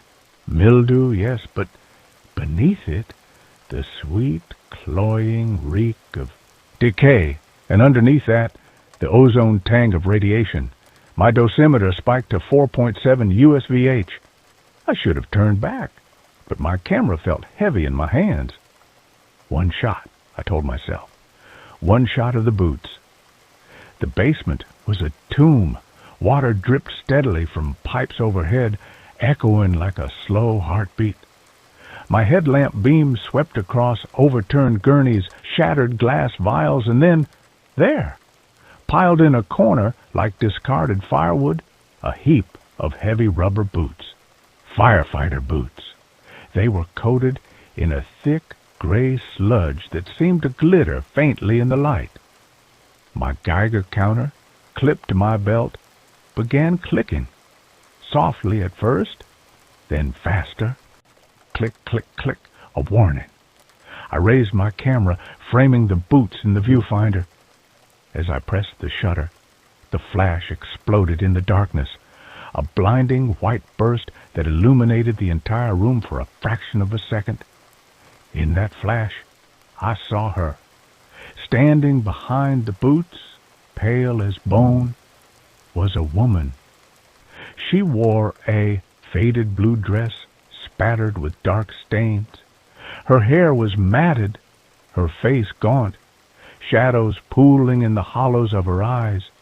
But it was her hands that froze my blood, clenched tight around a small soot-streaked teddy bear. She wasn't looking at me. She was staring down at the boots, her lips moving silently.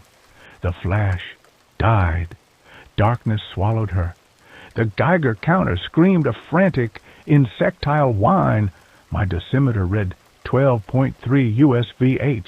I stumbled back, crashing into a metal cabinet. Vials shattered on the floor. The clicking intensified, merging into a continuous, shrieking buzz. Sasha? Her voice was a dry rasp, like pages turning in a ruined book. It came from everywhere and nowhere. Sasha, you're late. The doctor said you'd be home by supper. I fumbled for the door, my breath ragged inside the respirator. The beam of my headlamp jerked wildly across the walls. For a second, I saw her reflection in a puddle of standing water. A woman holding a child's hand, walking toward the reactor's glow. But when I looked up, the basement was empty, except for the boots. The Geiger counter's scream dropped to a low, ominous hum. 8.1 USVH. I backed up the stairs, my heart hammering against my ribs. At the top, I yanked off the respirator, gasping the relatively cleaner air of the ruined foyer. My hands were shaking so badly I dropped the camera. It clattered on the concrete. As I bent to grab it, my dosimeter caught on a rusted pipe. The plastic casing cracked. The display went dark. I left the broken dosimeter behind. I ran. I didn't stop until I reached the overgrown courtyard of the Azure swimming pool, where, according to local guides, children had played in the water while radioactive dust snowed down on them from the sky. I collapsed on a crumbling bench, sweat stinging my eyes, the taste of copper thick on my tongue. Radiation sickness, a cold voice whispered in my head. Nausea, fatigue, metallic taste. I dry heaved into the weeds, but nothing came up. My camera, I still had my camera. I powered it on, scrolling frantically through the shots. The boots, the empty corner, the boots again. No woman, no teddy bear, just shadows and dust. Relief washed over me so profound it made me dizzy. Hallucination, stress, the radiation messing with my head. I deleted the photos from the basement, my thumb trembling on the button. I spent the next few hours wandering the abandoned amusement park. The Ferris wheel stood frozen against the sky, its gondolas hanging like rotten fruit. The bumper cars were rusted skeletons. My Geiger counter stayed silent, registering only .15 USVH, normal background. I took photos. The skeletal swing set draped in ivy, a gas mask half buried in dandelions, the faded mural of smiling children on the kindergarten wall.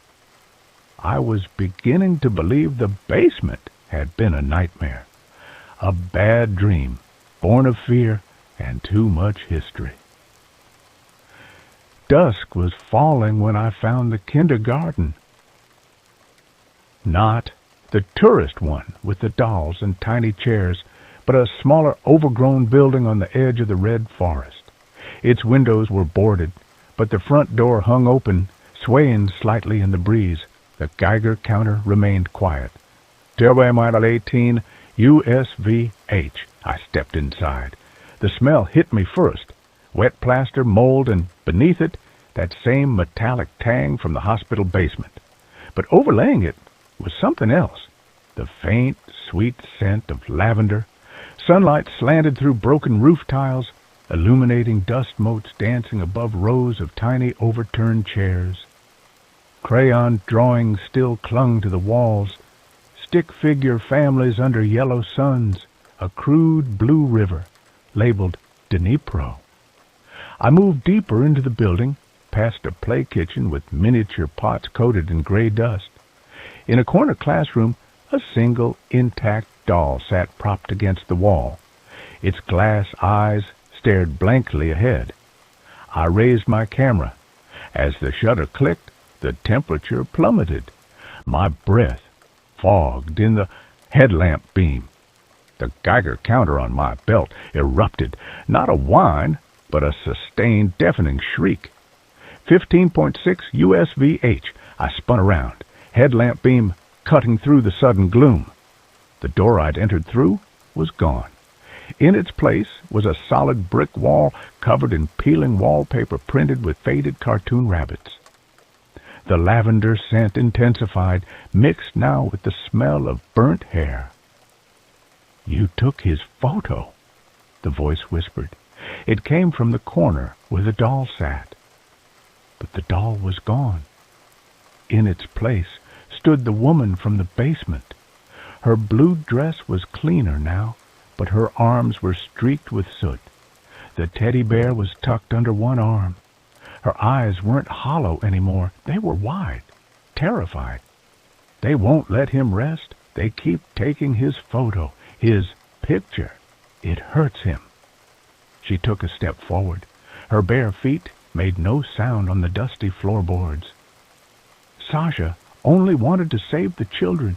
He ran toward the fire, toward the light. They said it was bright, beautiful. A tear traced a clean line through the grime on her cheek.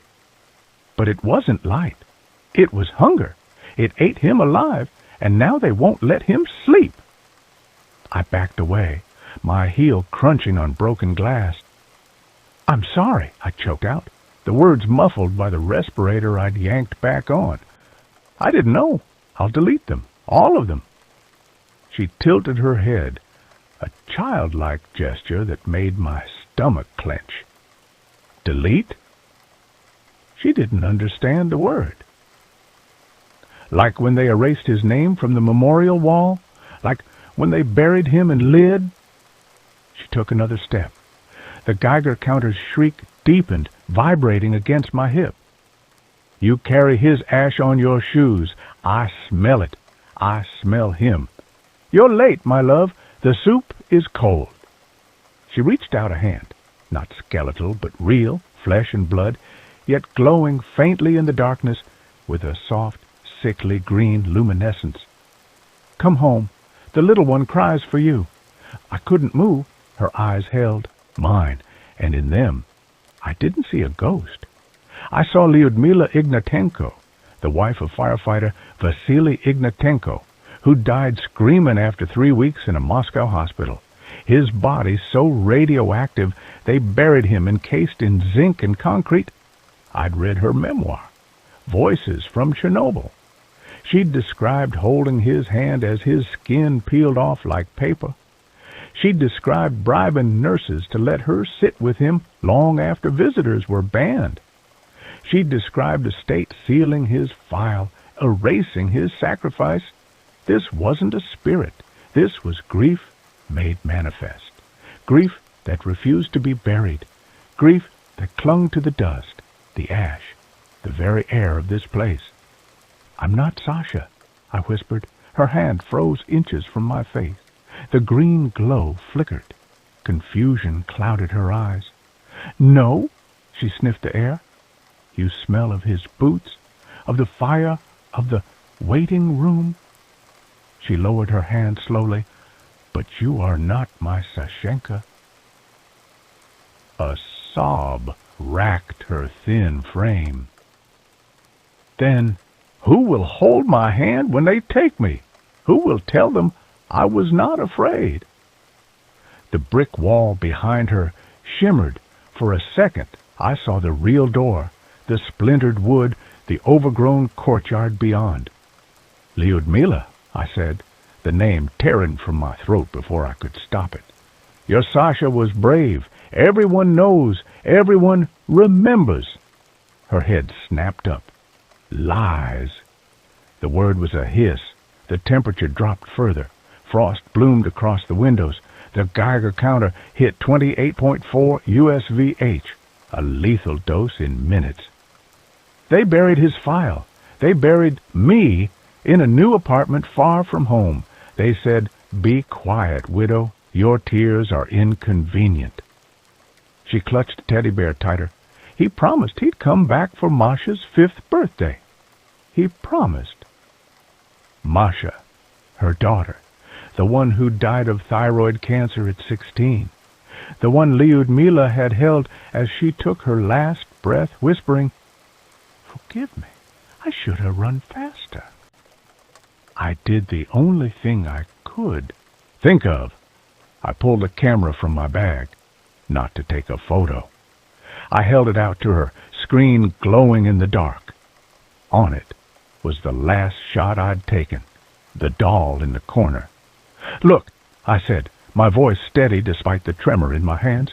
"This is Masha's doll, from the classroom. She left it behind when she ran, but it's still here, waiting, just like you're waiting for Sasha." Lyudmila stared at the screen. Her glowing hand hovered over the image. "Mashenka's bear," she whispered. She called it Grisha. "This is Grisha," I said gently, pointing to the teddy bear tucked under her arm. "That is Anya, her best friend." I tapped the screen. Anya waited, just like you wait. But Masha didn't forget her. She carried her in her heart. A sound escaped Lyudmila, not a sob, but a soft, broken breath. The green glow around her dimmed. The frost on the windows began to melt. The Geiger counter's shriek softened to a low click. Click, click, click. 5.2 USVH. Mashenka, she whispered.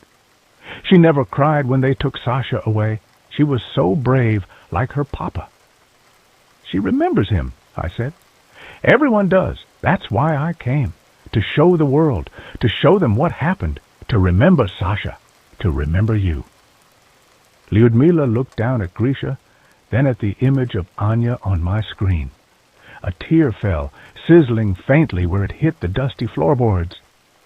They erased his file, she repeated, but the anger was gone. Only exhaustion remained. They said his sacrifice was classified, that I must be silent. No one erases love, I said. The words felt hollow, inadequate, but they were all I had. Not really. It stays, in the dust, in the ash, in the stories. I wiped my own eyes with a gloved hand. I'll tell your story. I'll tell Sasha's story, I promise. She studied me for a long moment. The green luminescence faded completely. She looked like an ordinary woman now. Tired, heartbroken, but human. You carry his ash, she said softly. Wash your boots before you leave. The children play in this forest now. Let them have clean earth. She turned toward the shimmering brick wall. It dissolved as she walked through it, revealing the twilight courtyard. Go now, she said without looking back. The gates close at 8, and the soldiers do not like latecomers. I ran. I didn't stop until I reached the Dityatai checkpoint, my lungs burning, my boots heavy with radioactive mud. The guard barely glanced at my passport before waving me through. In the decontamination shower at the exit station, I scrubbed my skin raw, watching gray water swirl down the drain. They scanned me twice. Slightly elevated, the technician muttered, frowning at his screen. Nothing dangerous, probably just dust. He handed me a certificate listing my exposure, 18.7 millisieverts. Twice, the annual limit for nuclear workers. I didn't care. I was alive. I flew home that night. Developed the photos in a dark room I rented by the hour. The shots from the basement were all corrupted, static, streaks of green light, shadows that didn't match the architecture. I deleted them. The kindergarten photos were pristine. The doll, the crayon drawings, the swing set in the overgrown park. I kept only one image from the basement, a close-up of the firefighter boots, half submerged in gray sludge. In the corner of the frame, just visible in the flash's edge, was a small gloved handprint on the wall, not mine. I wrote Lyudmila's story. I wrote Sasha's story. I wrote about Masha. I submitted it to journals, to publishers, to online forums. Every rejection letter cited the same reason. Too speculative, not scientifically rigorous. Chernobyl is a tragedy, not a ghost story. The photos were dismissed as atmospheric but unverified. I stopped trying to publish. I kept the photos in a box under my bed. 3 months after I returned, the nausea started. A persistent metallic taste. Fatigue that sleep couldn't cure. My doctor ran tests, blood work, scans. Unexplained cytopenia, he said, frowning at the results. Low platelets, low white count. Could be viral, could be stress. He didn't mention radiation, but when I showed him the certificate from the checkpoint, his face tightened. 18 millisieverts is high, he admitted, but not this high. Your levels, they're consistent with acute exposure months ago, not a single visit. I didn't correct him. I knew when the exposure happened. It wasn't in the basement. It was when Lyudmila's glowing hand had hovered near my face, when her tears had sizzled on the floor. The nightmares began soon after, not of radiation burns or melting skin, of a small apartment in Slavutich, a pot of borscht simmering on a stove, a woman in a blue dress humming a lullaby while a little girl with dark braids plays with a teddy bear on a worn rug. The doorbell rings. The woman smiles, wiping her hands on an apron. "Sasha, you're home early." She opens the door, but no one is there, only cold wind. She calls his name into the empty hall. Sashenka. The lullaby starts again, but it's coming from the empty street, from the dead trees, from the dust on my boots. Last Tuesday, I found a single tiny shoe on my doorstep, a child's red sneaker caked in gray mud. I'd never seen it before. I left it there. The next morning, it was gone, but on my windowsill, drawn in the condensation, were 3 words: "Wash your boots." I bought a new pair of boots, heavy, rubber-soled work boots. I left them on the porch. That night, I heard scratching at the door, not loud, persistent, like small fingers dragging through dirt. I pressed my ear to the wood. Beneath the scratching was a whisper, not Lyudmila's voice, a child's voice. "Anya's cold," it said. "Grisha's scared. Will you play with us?" I haven't slept in my bed since. I sleep on the couch, the lights on, the door locked with 3 deadbolts. My Geiger counter sits on the coffee table. It hasn't clicked once, but my skin itches. My gums bleed when I brush my teeth. And every night, just after midnight, the scratching starts again. Softer now, patient, accompanied by the faint, sweet scent of lavender. This morning, I found a crayon drawing tucked under my windshield wiper, a crude picture of a family. A tall man with a firefighter's helmet, a woman in a blue dress, a little girl holding a teddy bear, and a 4th figure, a stick man with a camera, all standing under a bright yellow sun. In the corner, written in shaky Cyrillic letters, "Sasha says thank you." I keep the drawing on my dashboard. I drive with the windows down, letting the wind blow through the car. I no longer check the Geiger counter. I know what it would show. The ash isn't just in Pripyat. It's in my lungs, in my blood, in the marrow of my bones. Lyudmila was right. You can't wash it off. It's part of you now. Last night, the scratching stopped. Instead, a soft tapping on the glass. I didn't look. I knew what I'd see. Small hands pressed against the window, pale faces peering in, waiting. I turned off the lights, sat in the dark. The tapping continued, gentle, insistent. "We're here," the child's voice whispered through the glass. "We brought borscht." I unlocked the door. The house is quiet now. The lights are off. But on the kitchen table, 2 bowls of steaming borscht sit under a chipped blue plate. Beside them, a single rain-dampened gas mask. I haven't eaten it, but I haven't thrown it out. The Geiger counter on the counter clicks softly, steadily, like a heartbeat. They're not ghosts. Not really. They're the ones who stayed, the ones who loved too hard to leave. And they've decided I'm not leaving either. The dosimeter on my wrist glows faintly in the dark, 28.4 USVH and climbing. But the borscht smells like home. Lyudmila hums in the other room, a lullaby I almost remember. Masha's laughter bubbles up from the hallway. "Papa!" she calls. "Look, he washed his boots." I pick up the spoon. My hands don't shake anymore. The radiation has settled into my bones like old grief. It doesn't hurt, not yet. Outside, the wind carries the scent of pine from the red forest. Inside, the house is warm, full. I take a bite of borscht. It tastes of beets and earth and something sweet, something like forgiveness. The Geiger counter clicks faster.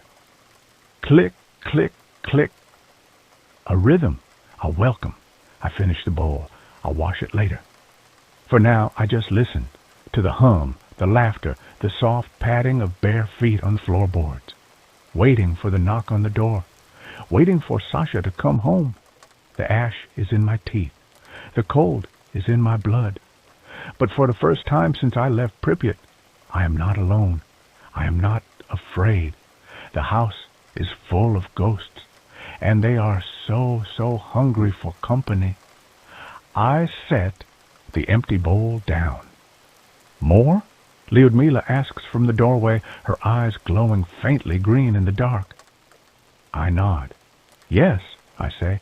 Please, I'm starved. The counter clicks its agreement.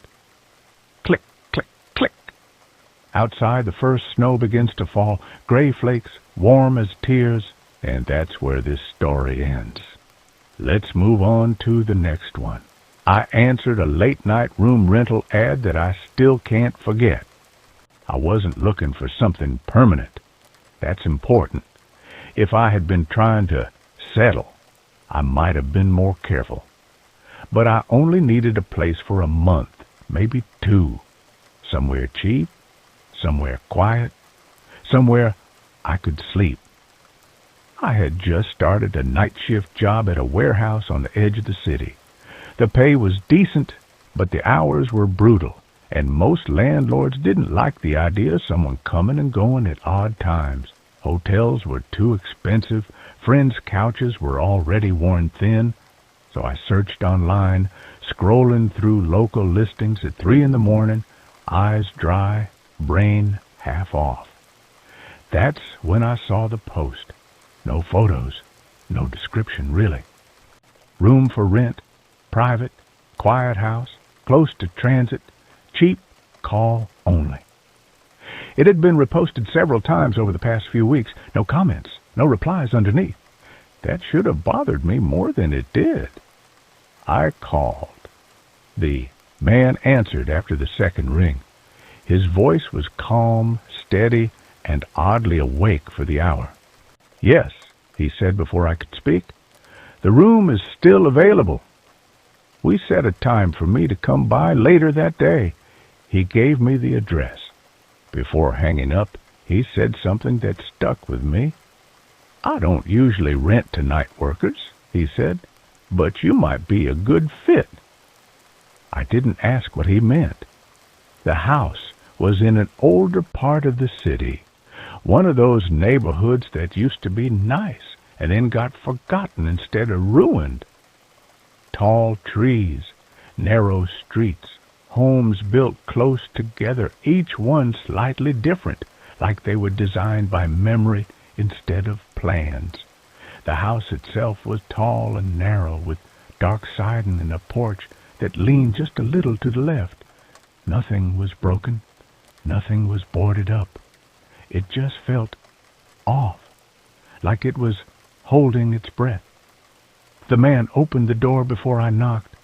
Up close, he looked older than I expected. Late 60s, maybe early 70s. Gray hair combed neatly back, clean clothes, no smell of smoke or alcohol. His eyes were alert, but tired. You're right on time, he said. Inside the house was very quiet. Not peaceful quiet, empty quiet. Like sound. Didn't like being there. No TV noise, no radio, no hum of appliances. Even the refrigerator didn't make a sound. I became very aware of my own breathing. He showed me the room upstairs, small but clean. A bed, a dresser, a desk, a single window facing the side yard. The lock on the door worked, which made me feel better. The price was lower than anything else I'd seen. Any rules? I asked. He hesitated. Yes, he said. Please don't leave your room between midnight and 4 a.m. And if you hear anything unusual, ignore it. I smiled, thinking he was trying to scare me. He didn't smile back. I moved in that night. The first few days were normal enough. I worked, came home, slept during the day. The house stayed quiet, too quiet. I never heard the owner move around. I never heard him cook, shower, or watch TV. Sometimes I wondered if he left at all. On the fourth night, I came home early. My shift ended sooner than usual, and I arrived around 11:30 p.m. The house was dark. I unlocked the front door and stepped inside. As soon as I closed it behind me, I felt it. That feeling you get when you realize you're not alone. I stood still, listening. From upstairs came a faint sound. Slow footsteps, bare feet, moving carefully like whoever it was didn't want to be heard. I assumed it was the owner and started up the stairs. Halfway up, the footsteps stopped. Then they turned around. They came toward the stairs. I froze. A shape appeared at the top step, tall, thin, just a shadow against the darker hallway behind it. "Hello?" I said. The shape didn't move. Then slowly it stepped back out of sight. I waited a full minute before going up the rest of the way. The hallway was empty. All the doors were closed. I didn't sleep much that night. After that, things started to change. I began hearing sounds during the day, light tapping from inside the walls, soft dragging noises above the ceiling. Once, I heard what sounded like someone quietly crying from the room next to mine, even though I knew for a fact no one lived there. I asked the owner about it. He looked at me for a long moment, then said, "The house settles." I asked him if anyone else stayed there before me. "Yes," he said. "Where are they now?" "Not here," he replied. That was the end of the conversation.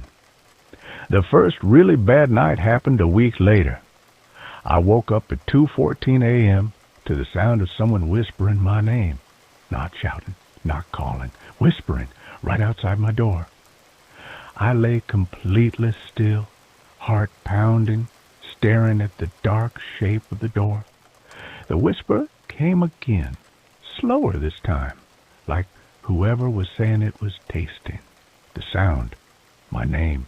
Then a soft knock, one knock, then another. I held my breath.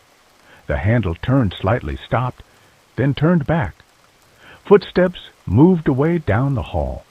In the morning, I found scratches on the outside of my door, long, thin marks, like fingernails dragged down the wood. I didn't tell the owner. Sleep became difficult. When I did sleep, I dreamed of the house, hallways that stretched to toggle, doors that opened into rooms that didn't exist, people standing in corners, facing the walls, whispering to themselves. One night, I woke up standing in the hallway. I don't remember getting out of bed. I was barefoot, facing the stairs, my body stiff like it didn't belong to me. From downstairs came a low sound like slow breathing, but deeper than a person's. I went back to my room and locked the door. The next morning, the lock was open. I started counting the footsteps. There were always more than one set, sometimes two, sometimes three.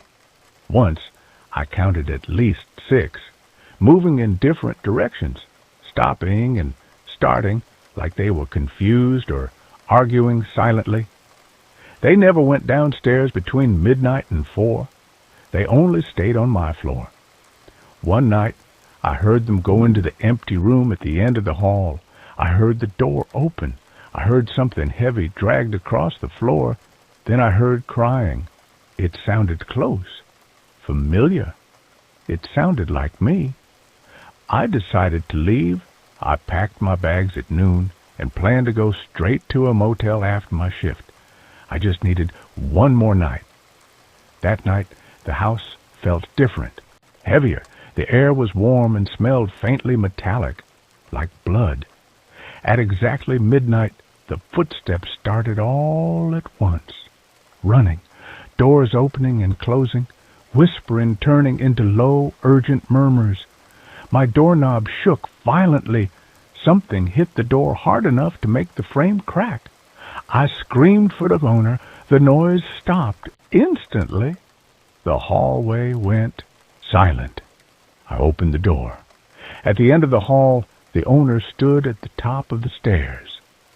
"They know you're leaving," he said calmly. I asked him what they were. He sighed, like someone tired of explaining the same thing over and over. "This house attracts people who don't want to be alone," he said. "Sometimes they stay longer than their bodies do." I asked him why he rented rooms here. He looked at me with something close to pity. "Someone has to feed the house," he said. The lights went out. Hands grabbed me from behind, cold hands. Too many fingers. I don't remember how I got out. I woke up in my car, parked 3 blocks away, my bags in the back seat. My phone said it was 4:07 a.m. I never went back. I still hear footsteps at night. Not every night, just when I'm alone. They stop outside my bedroom door and wait. And sometimes, just before I fall asleep, I hear the owner's voice in my head, calm and steady. "You were a good fit." And I know the house is still hungry.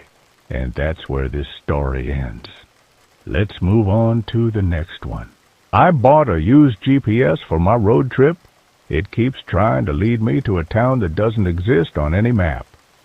I drive for a living, not Uber, not Lyft. I'm a courier. I transport sensitive documents, medical samples, sometimes high-value prototypes between labs. It pays well because it requires discretion and speed. I drive a nondescript van with a reinforced chassis and a secure lockbox welded to the floor. My reliable Garmin died somewhere outside of Omaha. The screen just scrambled and went black. I was on a tight deadline, a box of tissue samples going to a research facility in Nevada, and I didn't have time to wait for shipping on a new unit. I stopped at a pawn shop in a dusty town off I-80. The place smelled of stale cigarettes and desperation. "Need a GPS," I told the guy behind the counter, a man with grease under his fingernails and a wandering eye. He rummaged in a box under the counter and pulled out a unit I didn't recognize. It was heavy, encased in black rubber with no brand logo. The screen was scratched, but it powered on. $50, he grunted. "Does it have updated maps?" "It gets you where you're going," he said with a grin that showed too much gum. I bought it. I plugged it into the van's dash. It booted up instantly. The interface was weird, minimalist, black background, green lines, no points of interest, no gas stations, just the road. I punched in the coordinates for the facility in Nevada, calculating route. It spun for a second, then displayed a route. Destination, Elysian Fields, NV via RT Siskiyou 6, Old Hawaii. "Elysian Fields?" I muttered. The facility was in Reno. I tried to re-enter the address. Override. The GPS voice was male. It sounded synthesized but old, like the computer voice from war games. "Optimal route selected. Avoid interstate. Interstate compromised." Compromised? I looked at the highway. Traffic was flowing fine, but I was tired, and the old Hawaii route looked shorter on the screen. It cut diagonally across a massive stretch of desert that my phone map showed as empty BLM land. I figured, why not? I'm getting paid for speed. I took the exit. The first hour was fine. The road was paved, though cracked. The sun was setting, painting the desert in deep reds and purples. Then the sun went down, and the road changed. The pavement ended abruptly, turning into hard-packed gravel. I slowed down. "GPS," I said. I talk to myself when I drive. "Recalculate. Is this a road?" "Continue straight. 40 miles to Elysian Fields." I checked my phone. No signal, of course. I kept driving. The headlights cut through the pitch black.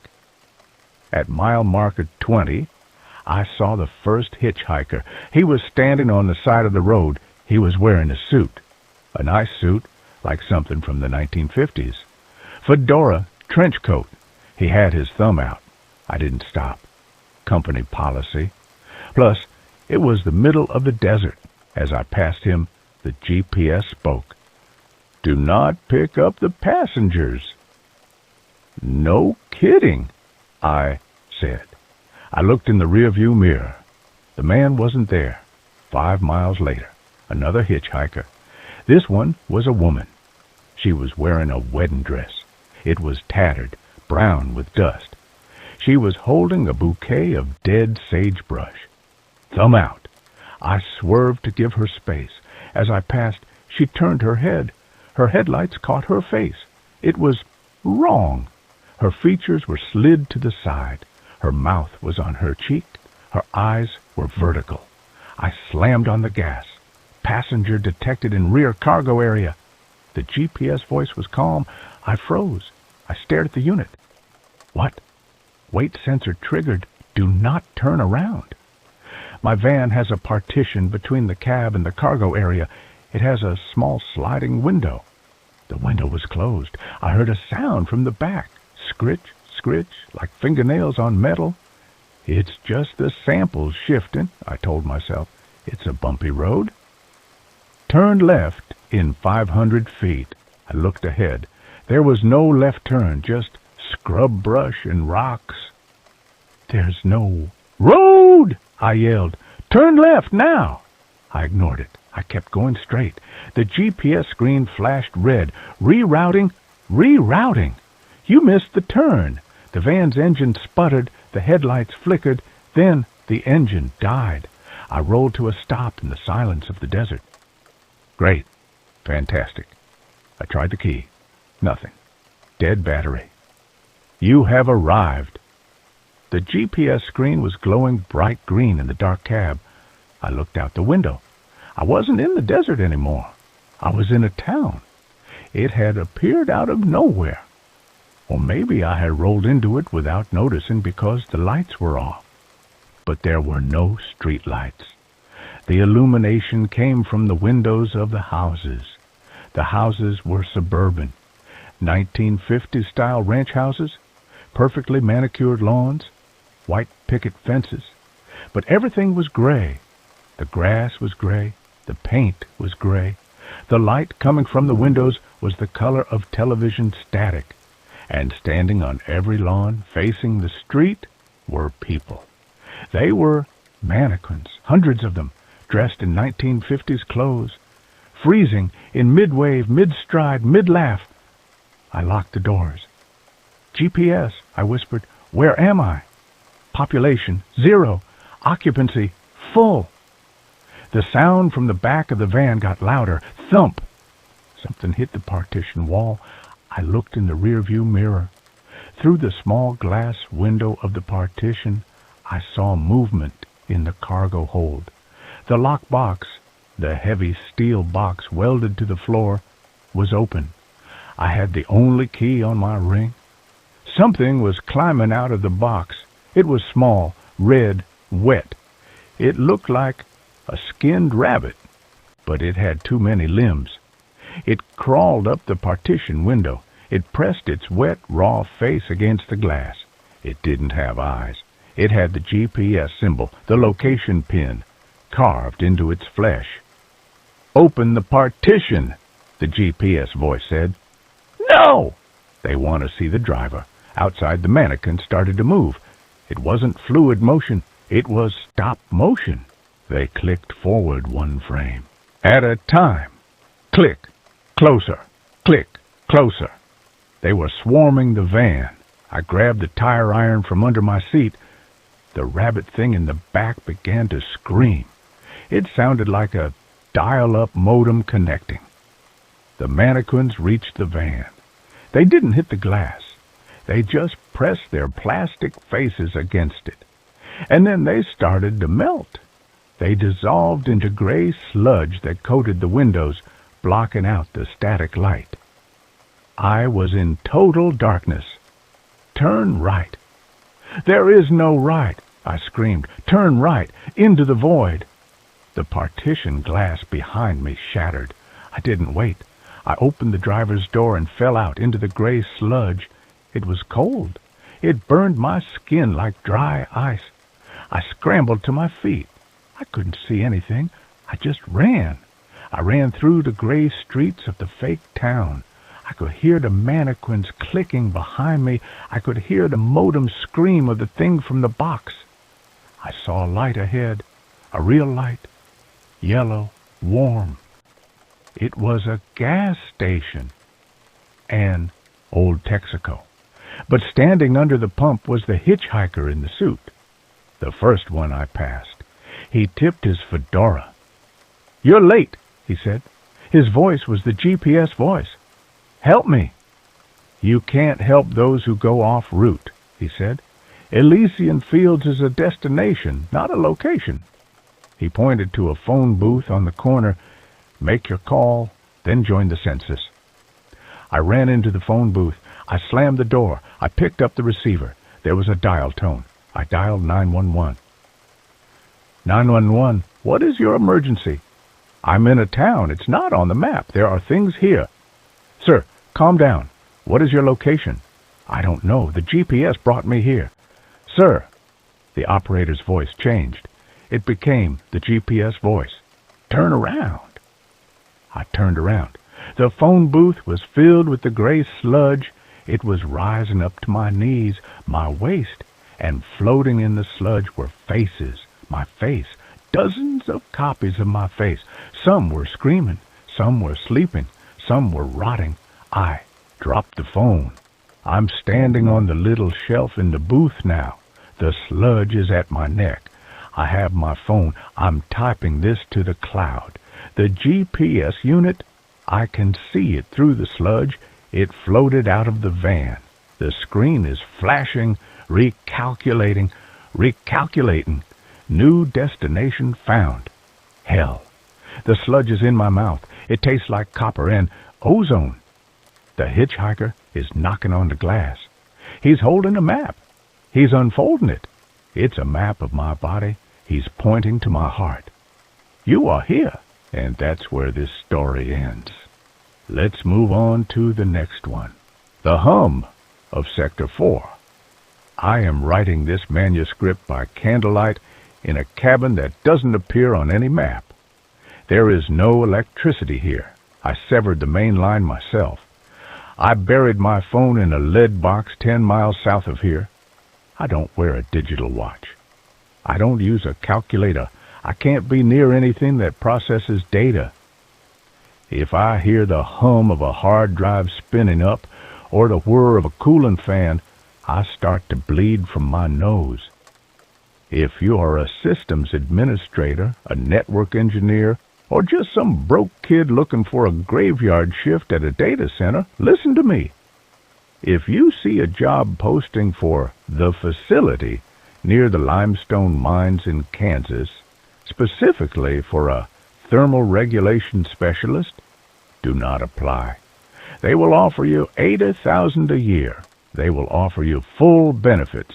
They will tell you it's the easiest job in the world, just watching gauges and flipping switches. Do not sign the NDA. Do not take the elevator down. I was 28. I had a degree in HVAC repair and a mountain of medical debt from a car accident that wasn't my fault. I was working 3 jobs, sleeping 4 hours a night, and eating garbage. When the recruiter reached out to me on LinkedIn, I thought it was a scam. The pay was too high for a maintenance gig. The interview was held in a rented conference room at a Holiday Inn near the airport.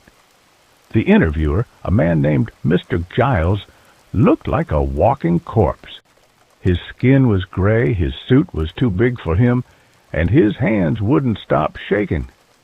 "The job is underground," Giles said, staring at the table, refusing to make eye contact. "It is a legacy server farm, subterranean cooling. Very efficient, very loud.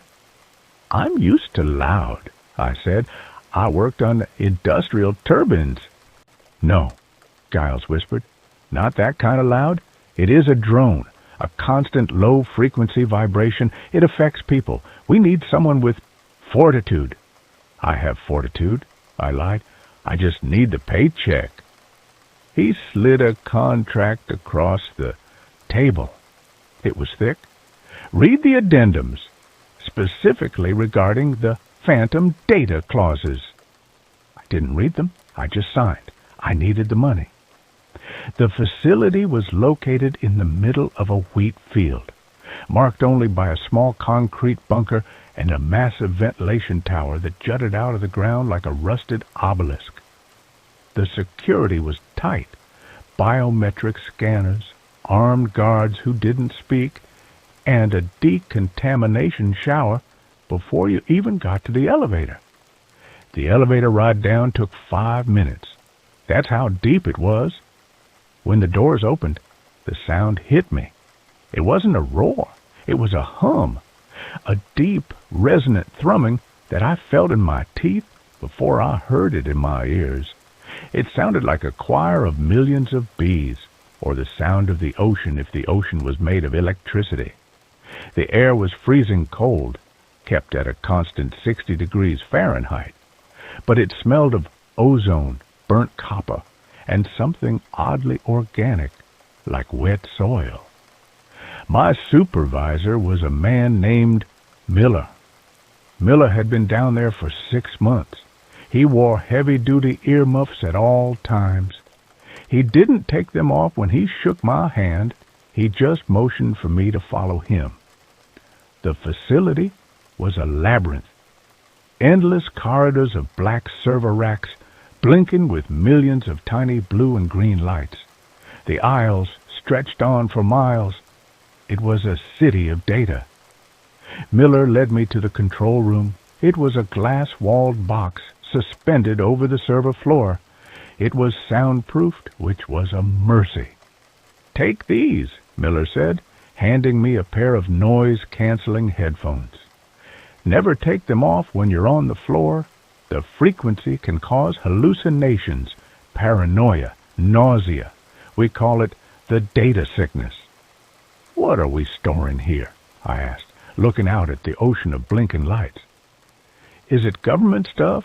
NSA?" Miller laughed. It was a dry, hacking sound. "Government? No. The government wishes they had this capacity. This is private, archival. We don't know who the clients are. We just keep it cold. That's the job. Keep it cold. If the temperature in any sector goes above 80 degrees, the servers start to bleed. Bleed. Metaphorically, Miller said quickly. They leak data, corrupt files. Just keep it cold. My shift was 6:00 p.m. to 6:00 a.m. For the first 2 weeks, it was easy. I sat in the control room, monitoring the thermal maps on the screens. If a rack got too hot, I grabbed the liquid nitrogen cart, go down to the specific aisle, and flush the coolant lines. But the isolation starts to get to you. The facility was divided into sectors. Sector 1 through 3 were standard, but Sector 4? Sector 4 was different. Sector 4 was the oldest part of the facility. The racks there weren't the sleek, black, modern ones. They were old, rusted metal towers, connected by thick bundles of cables that looked like black vines. The lights on them weren't blue or green. They were amber, a sickly, pulsing orange. I hated going into Sector 4. The hum was louder. There. Even through my headphones, I could hear it. It wasn't just a machine noise. It sounded like whispering. It started on a Tuesday night, 3 weeks into the job. I was in the control room eating a sandwich. Miller was asleep in his chair.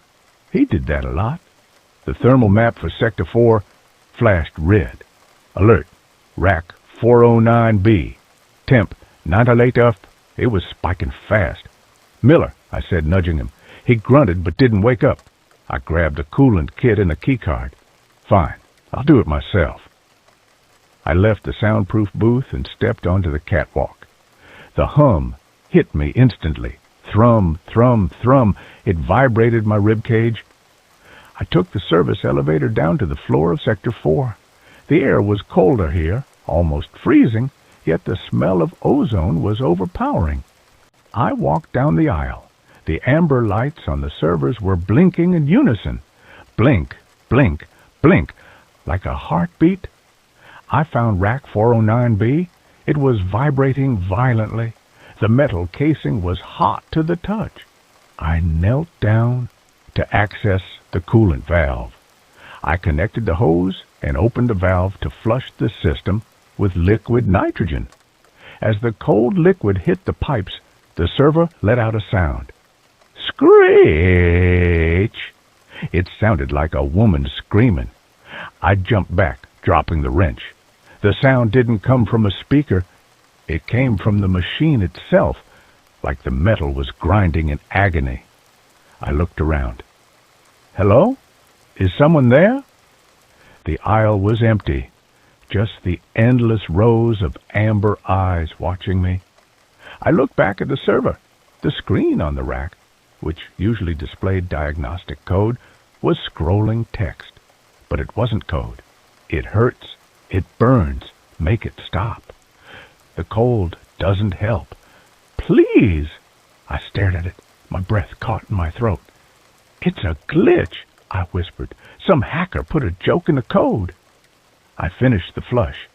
The temperature dropped. The screaming stopped. The text vanished, replaced by a blinking cursor. I practically ran back to the control room. When I got back, Miller was awake. He was staring at the monitors, pale as a sheet. Did you go to Sector 4? He asked. Yeah, rack 409B. Did you read the screen? Yeah, it was weird text, a glitch. Miller turned to look at me. His eyes were wide, rimmed with red. It's not a glitch, kid. That's the data. What do you mean? I told you it was archival, Miller whispered.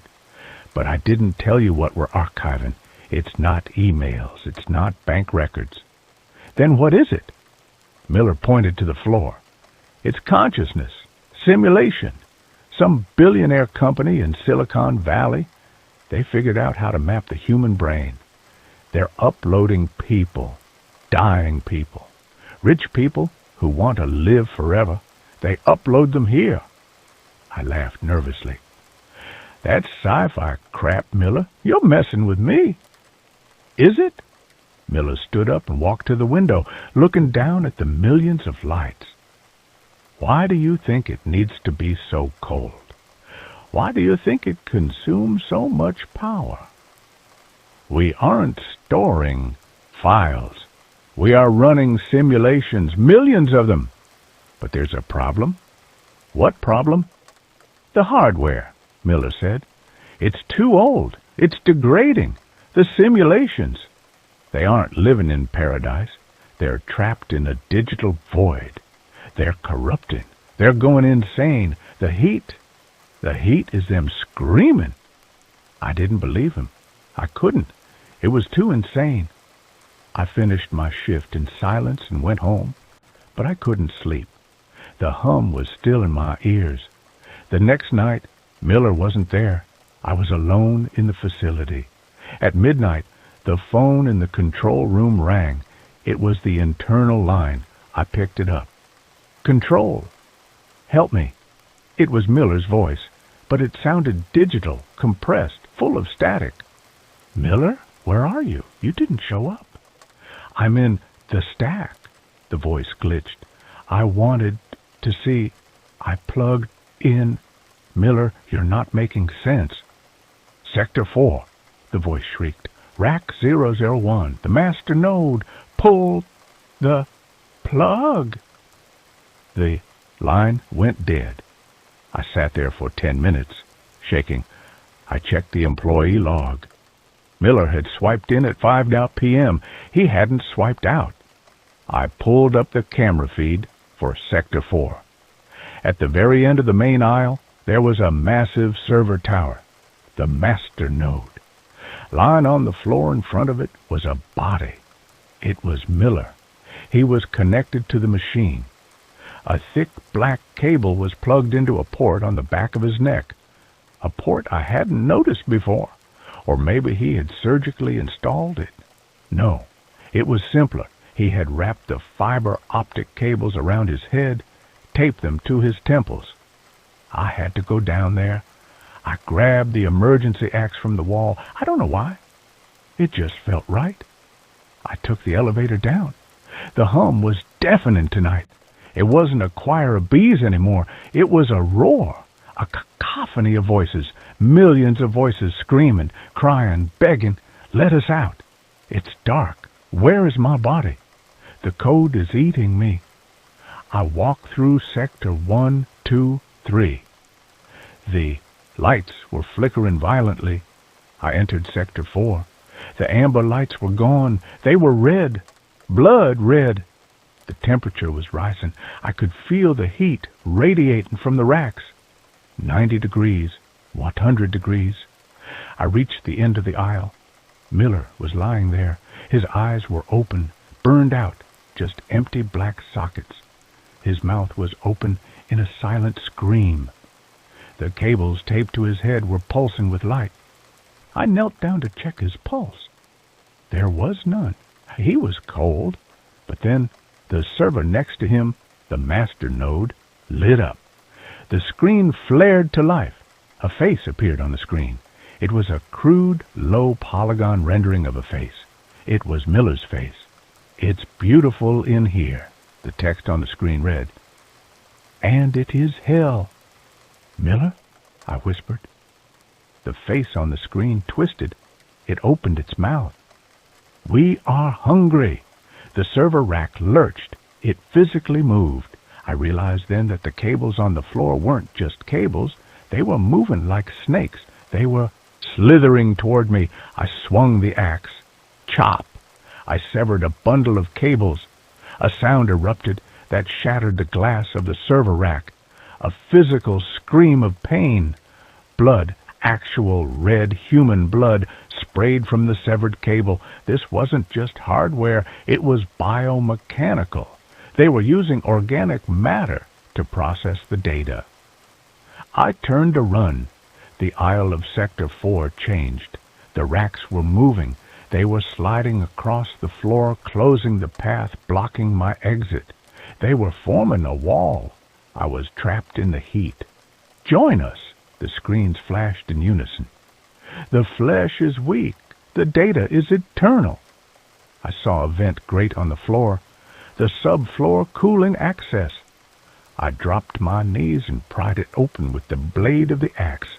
A cable wrapped around my ankle. It was warm, pulsating. It tightened, crushing my boot. I hacked at it with the axe, screaming.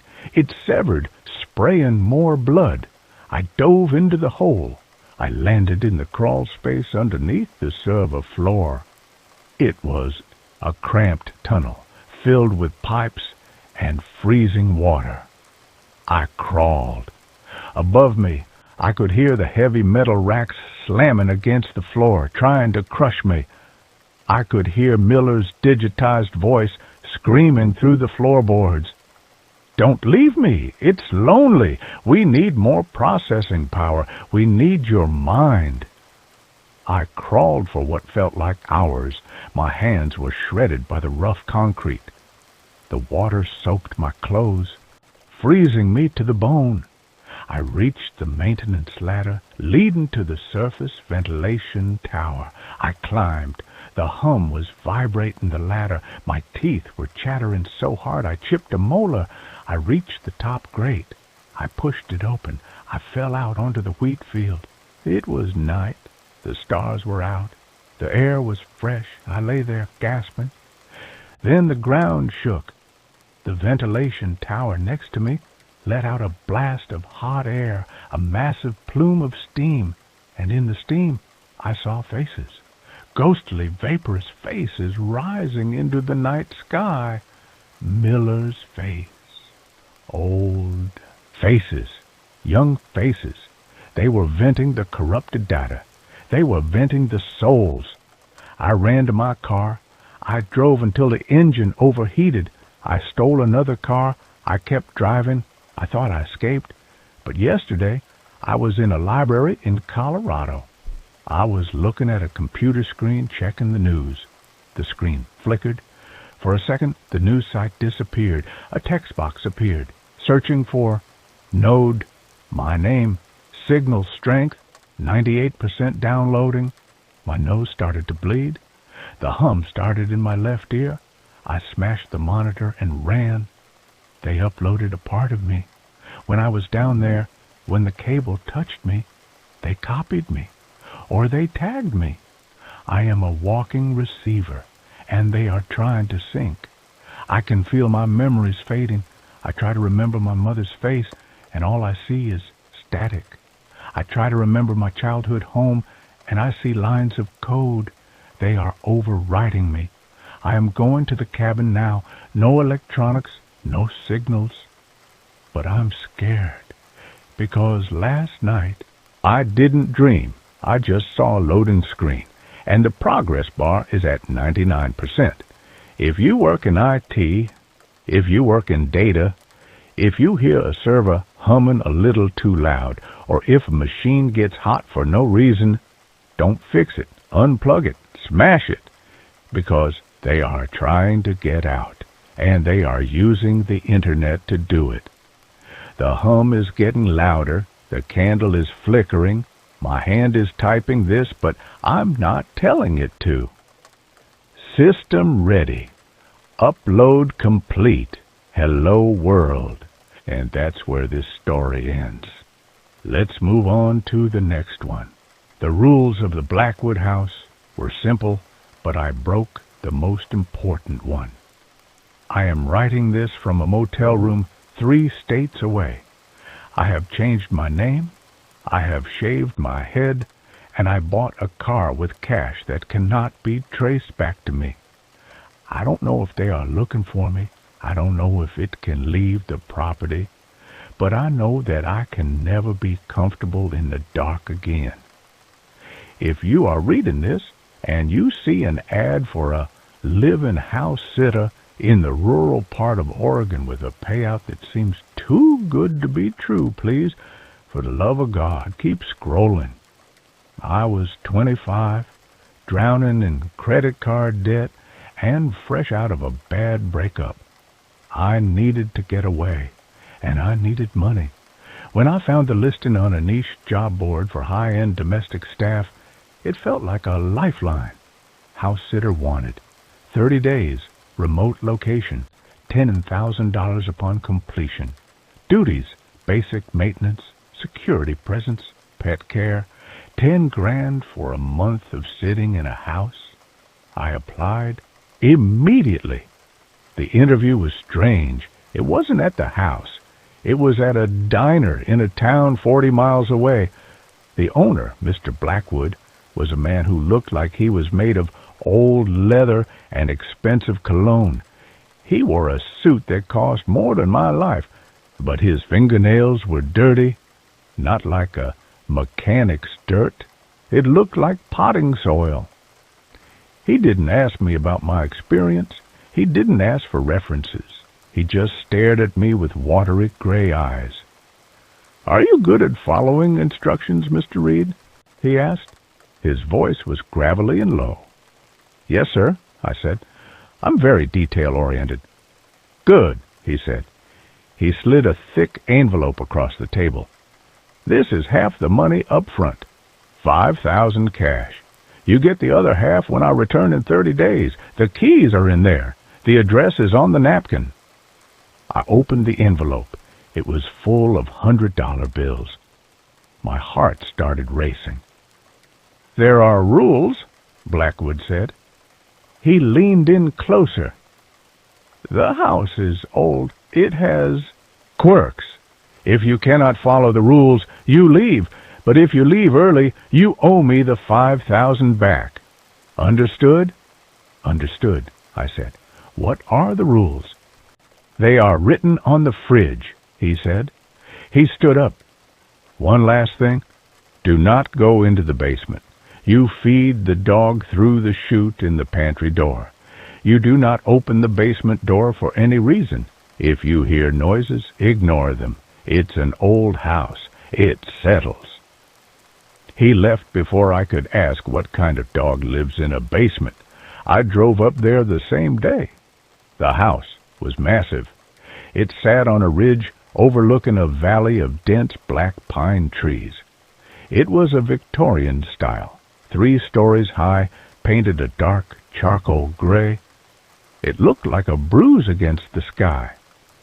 The nearest town was an hour away. The nearest neighbor was, well, I never saw a neighbor. I unlocked the front door and stepped in. The air inside was cold, stagnant. It smelled like cedar and something else, something sweet and metallic, like old copper pennies. The furniture was covered in white sheets. It looked like a mausoleum. I went to the kitchen. It was modern, sleek, and stainless steel, a stark contrast to the rest of the house. On the massive double-door fridge, a piece of paper was taped with black electrical tape. The rules: lock all external doors by sunset. Do not unlock them until sunrise. Close all curtains on the ground floor by 8 p.m. Feed the dog at 6 p.m. and 6 a.m. 5 pounds of raw meat per feeding. Freezer in the garage. Do not look out the backyard windows after dark. Do not enter the basement. Do not speak to the dog. It was weird, extremely weird, but I touched the bulge of cash in my pocket. $10,000. I could pay off my car. I could start over. I told myself it was just an eccentric rich guy with a mean guard dog. The first 3 days were fine, uneventful. I spent my time exploring the upper floors, watching movies on my laptop, and cooking. The house made noises. Sure, the pipes groaned. The floorboards creaked. The wind howled through the valley, making the windows rattle. But that was normal. The dog was the only thing that gave me pause. In the garage, there was a massive chest freezer. It was filled to the brim with plastic-wrapped packages of meat. It wasn't labeled dog food. It just looked like hamburger meat, but darker red. Every morning and evening, I took 5 pounds of the meat, walked to the pantry, and opened the small metal chute on the door. It was like a library book drop. I shoved the meat through. It slid down a metal ramp into the dark below.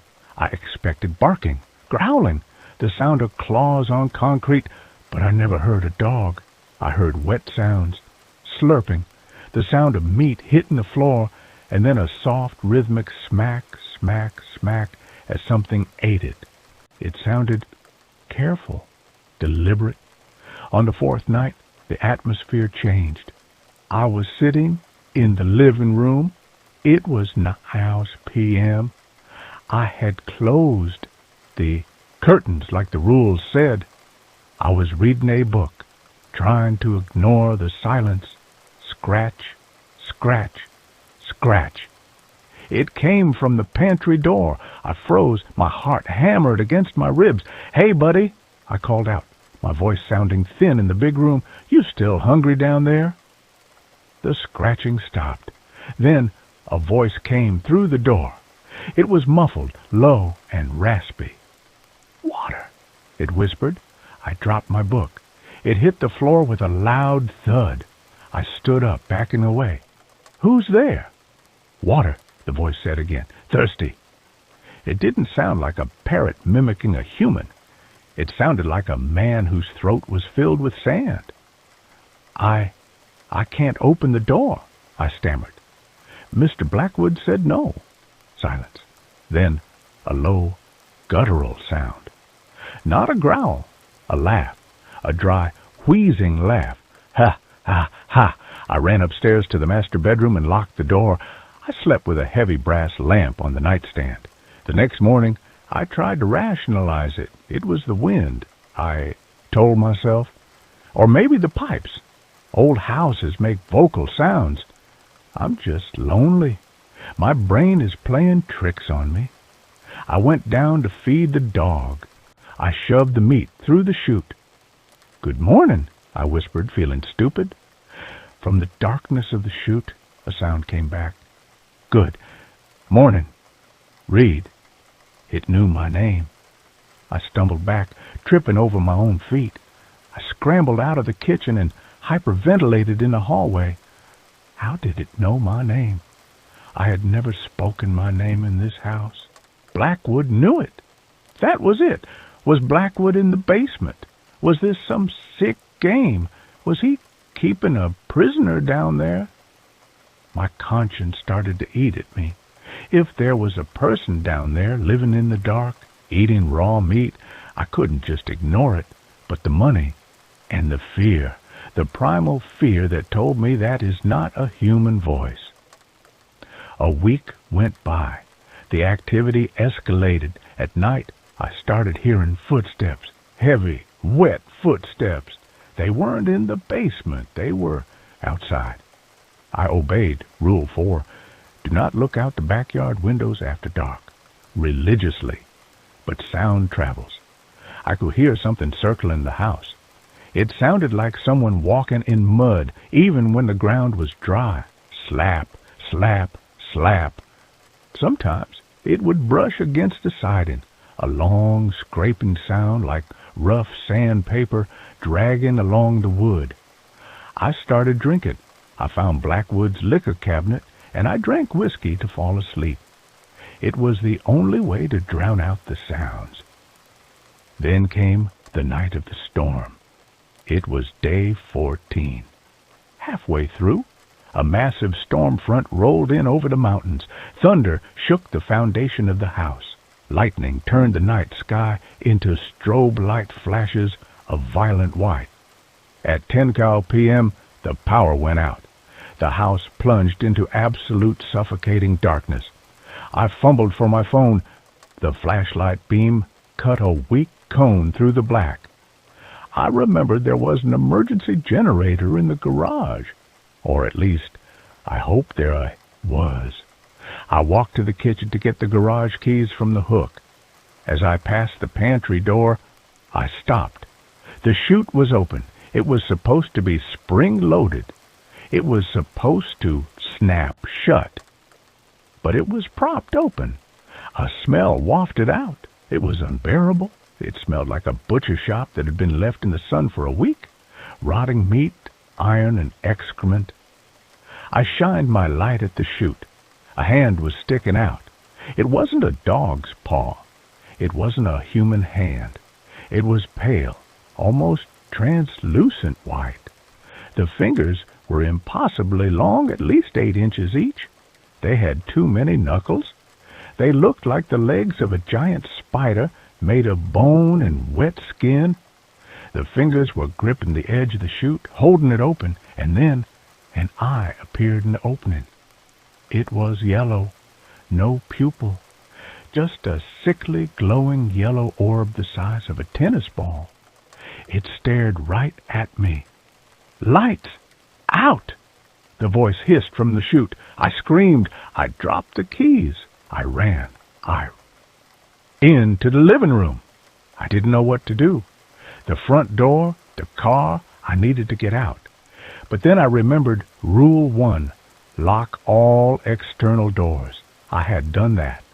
But to open them, I needed the keys. The keys I had just dropped in front of the pantry. I was trapped. I huddled behind the sofa in the living room. I gripped a fireplace poker in my shaking hands. I heard the pantry door handle rattle. Click, clack. It was locked. Thank God it was locked. Then I heard a sound that made my blood turn to ice. The sound of metal snapping. The hinges. Something was pushing the door from the inside with enough force to shear the metal hinges. Crack. The door fell inward. Heavy, wet footsteps entered the kitchen. Slap, slap, slap. "Reed!" the voice called out. It wasn't whispering anymore. It was loud, and it changed. It shifted pitch. Suddenly it sounded like my mother. "Reed, honey, where are you? It's dark." It was a perfect recording of my mother's voice. But my mother had been dead for 5 years. "Reed, I'm cold. Come give me a hug?" I bit my lip so hard I tasted blood. Tears streamed down my face. "Do not speak to the dog," the rules said. The footsteps moved into the hallway. I peeked over the top of the sofa. A flash of lightning illuminated the hallway. I saw it. It was tall. It had to be 7 feet tall, but it was hunched over so its knuckles brushed the floor. It was naked, its skin that same translucent milky white. It was emaciated, ribs poking through the skin like jagged knives. But its belly was distended, swollen and round. It didn't have a face, not really. It had a smooth, flat surface where a face should be, but in the center, a vertical slit opened and closed, revealing rows of needle-like teeth. It turned its head. It didn't have eyes on its face. The yellow eyes were on its shoulders. 2 massive glowing orbs embedded in the muscle of its shoulders, scanning the room independently. It walked into the living room. "Come out," it said, using Mr. Blackwood's voice now. "You're fired, Reed. Come out." It sniffed the air. I realized with horror that I had wet myself. The smell of ammonia was sharp in the air. The creature's head snapped toward the sofa. The shoulder eyes focused on my hiding spot. It smiled. The vertical slit opened wide. It lunged. I didn't think. I reacted on pure adrenaline. I vaulted over the back of the sofa and sprinted for the stairs. The creature was fast, unnaturally fast. It moved like a cockroach, skittering on all fours. I felt a rush of air as a claw swiped at my ankle. I kicked back, connecting with something wet and hard. I scrambled up the stairs, taking them 3 at a time. I heard it crashing into the banister below. I ran into the master bedroom. I slammed the door. I locked it. I dragged the heavy dresser in front of the door. I backed away to the window. Boom! The door shook. Boom! Wood splintered. "Open the door, Reed," it whispered. It was, using my own voice now, "I just want to play." I looked at the window. It was a 20-foot drop to the backyard. I didn't care. I grabbed the bedside lamp and smashed the window. The glass shattered outward. The wind and rain roared into the room. Behind me, the bedroom door gave way. The dresser was pushed aside like it was made of cardboard. I climbed onto the sill. I looked back. The creature was standing in the doorway. It rose to its full height. It was almost touching the ceiling. Its shoulder eyes glowed in the darkness. It raised a long, pale finger and pointed at me. "You broke the rules." I jumped. I hit the wet grass hard. I felt something snap in my leg, a sharp, white-hot bolt of agony. I screamed, rolling in the mud. I couldn't walk. I had to crawl. I crawled through the mud, dragging my broken leg. The rain was blinding. I heard the creature leap from the window above. It landed with a heavy, wet thud 10 feet behind me. I crawled toward the driveway, my car. I kept a spare key in a magnetic box under the wheel well. It was an old habit, a habit that was about to save my life. "Reed!" it hissed. It was right behind me. I could smell the rot. I could hear its wet breathing. I reached the car. My fingers fumbled for the magnetic box. I found it. I ripped the key out. A cold, wet hand wrapped around my good ankle. I screamed and kicked with my broken leg. The pain was blinding, enough to make me vomit. But a heel of my boot connected with something soft. The creature screeched, a sound like metal tearing. It let go. I pulled myself into the driver's seat. I jammed a key in the ignition. Please start. Please start. The engine roared to life. The creature slammed against the driver's side window, its face, that smooth, faceless horror, pressed against the glass. The vertical mouth opened, and it shrieked. I threw the car into reverse. I floored it. The car shot backward. The creature was thrown off. I spun, the wheel shifting into drive, and tore down the driveway. I didn't look back. I drove on the rim of a flat tire for 10 miles. I drove until the engine started smoking. I drove until I saw the lights of a 24-hour gas station. I crashed the car into a bollard in front of the station. The attendant, a teenager with acne, ran out. "Dude, are you okay?" I fell out of the car, bleeding, covered in mud, my leg twisted at a wrong angle. "Call the police," I sobbed. "Call them now." The police went to the house. I told them everything from my hospital bed. They looked at me like I was on drugs. They tested my blood. I was clean except for the alcohol. They told me what they found. The house was empty. The front door was locked. The bedroom door was broken, yes, but they said it looked like I had smashed it with the dresser in a fit of psychosis. They checked the basement. "There's no dog," the officer told me. "Just an empty room, dirt floor, and a pile of old bones. Animal bones. Deer, mostly." "And Mr. Blackwood?" I asked. "We looked into the owner," the officer said, flipping through his notebook. "The house is owned by a trust. The last living member of the Blackwood family died 40 years ago. There is no Mr. Blackwood." I froze, but I met him. I have his money, $5,000 cash. I told them to check my backpack, which they had recovered from the car. They opened it. The envelope was there, but it wasn't full of money. It was full of old dry leaves, and among the leaves there were fingernails, dozens of them. Dirty, soil-covered fingernails. I screamed until they sedated me. They released me a week later. They ruled it a mental breakdown brought on by isolation and alcohol. But I know the truth. I know because of what I found in my pocket when I put on my jeans to leave the hospital. It was a piece of paper, small, crumpled, and damp. It wasn't there when I jumped out the window. I unfolded it with trembling hands. It was a note, written in a shaky, jagged scrawl, as if written by a hand that had too many joints. "You owe me $5,000. I will come to collect." I ran. I'm still running. But last night, in this cheap motel room, I woke up at 3 a.m. The room was silent, but from the bathroom I heard a sound. Slap, slap, slap. And then the sound of the toilet flushing, followed by a voice. My voice. Water. I am typing this fast. I'm leaving now. If you ever see a job listing for the Blackwood house, burn it. Just burn it.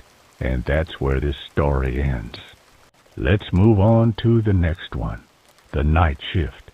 I am writing this down because I need someone to believe me, even if I never go back to that place again. I was broke. That is the only reason anyone takes the graveyard shift at a place like Ironclad Self-Storage. I was 23, living in a basement apartment that smelled like mold, and I had exactly $12 in my bank account. When I saw the ad online, night watchman, immediate start, cash pay, I didn't ask questions.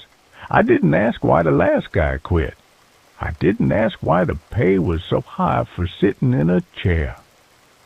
The facility was located at the edge of town, where the paved roads turned into gravel and the street lights stopped working. It was huge. Imagine a city made of metal. There were hundreds of shipping containers arranged in long, straight rows. Some were new and blue, Others were old, rusted, and brown. They were stacked too high, creating narrow alleys that felt like tunnels. My station was a small white shack at the main gate. It was basically a tin can with a window.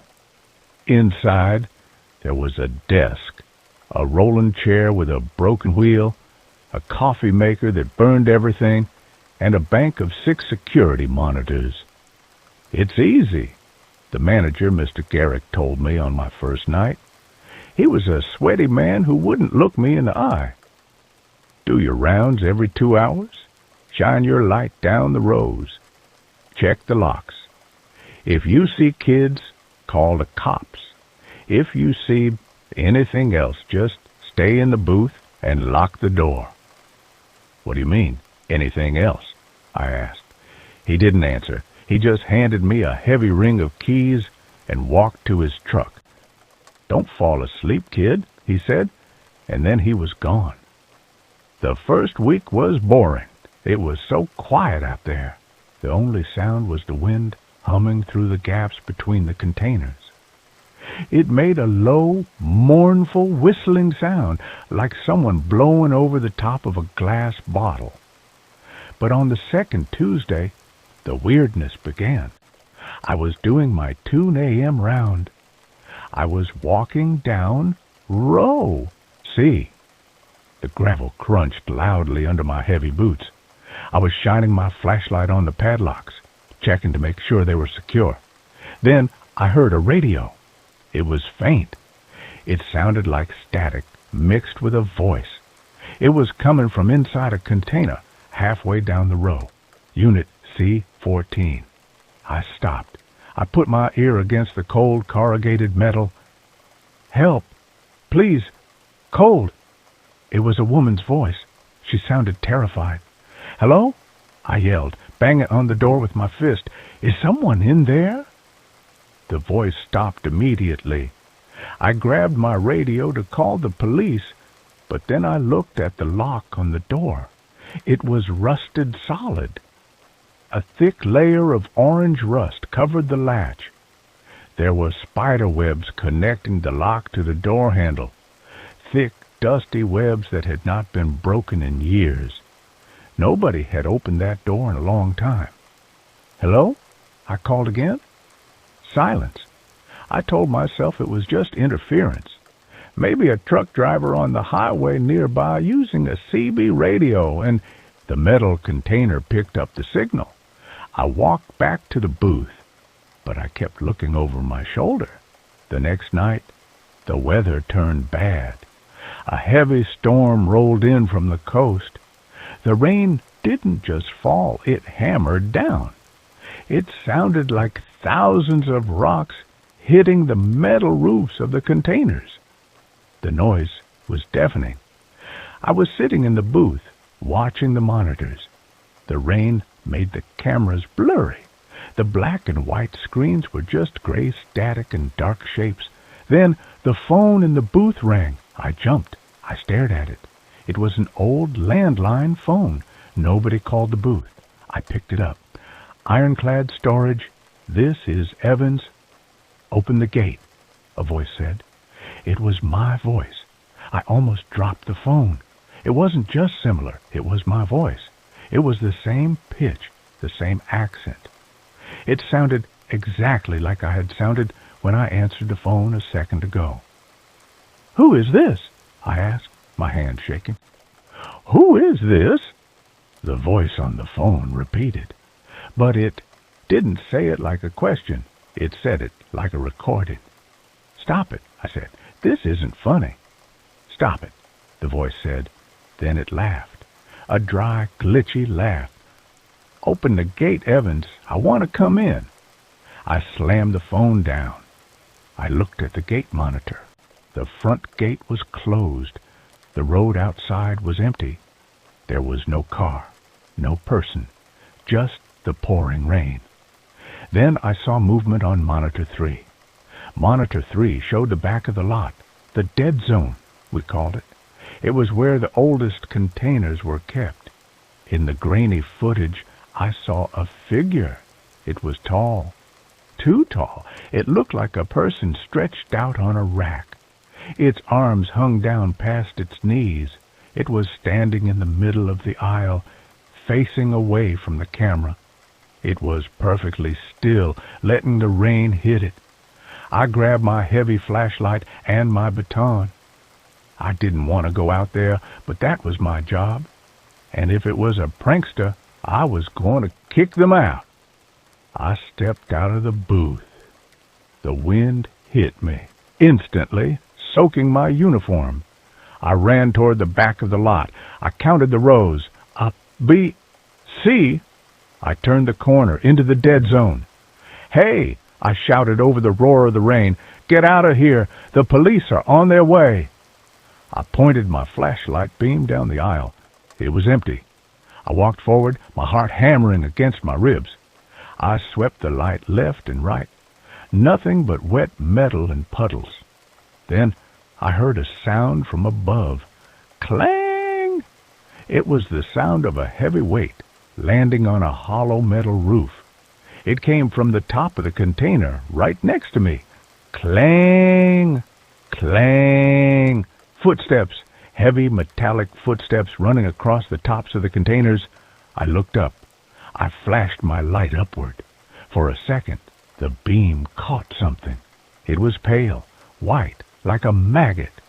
It was crouching on the edge of the container roof, looking down at me. It didn't have a face.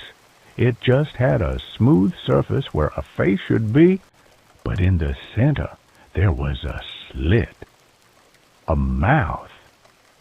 It opened that mouth and a sound came out. "Check the locks," it whispered. It was Mr. Garrick's voice. Perfect imitation. I didn't think. I ran. I slipped in the mud, scrambled up, and kept running. Behind me, I heard it jumping. Boom! It landed on the next container. Boom! It was getting closer. It wasn't running on the ground. It was hunting from above, leaping across the narrow alleyway like a spider. "Don't fall asleep, kid," the thing screamed from the darkness above. It was laughing now. "Don't fall asleep." I saw the light of the guard booth ahead. It looked like heaven. I sprinted the last 50 yards. I could hear the thing landing on the ground behind me now. Splash, splash. It was on my level. I threw myself at the door of the booth, ripped it open, and dove inside. I slammed it shut and locked the deadbolt. I backed away, grabbing the heavy desk and shoving it against the door. Thud! Something hit the door hard. The whole shack shook. "Open the gate," my own voice whispered from the other side of the thin door. "It's cold out here." I crawled into the corner under the desk. I covered my ears. I squeezed my eyes shut.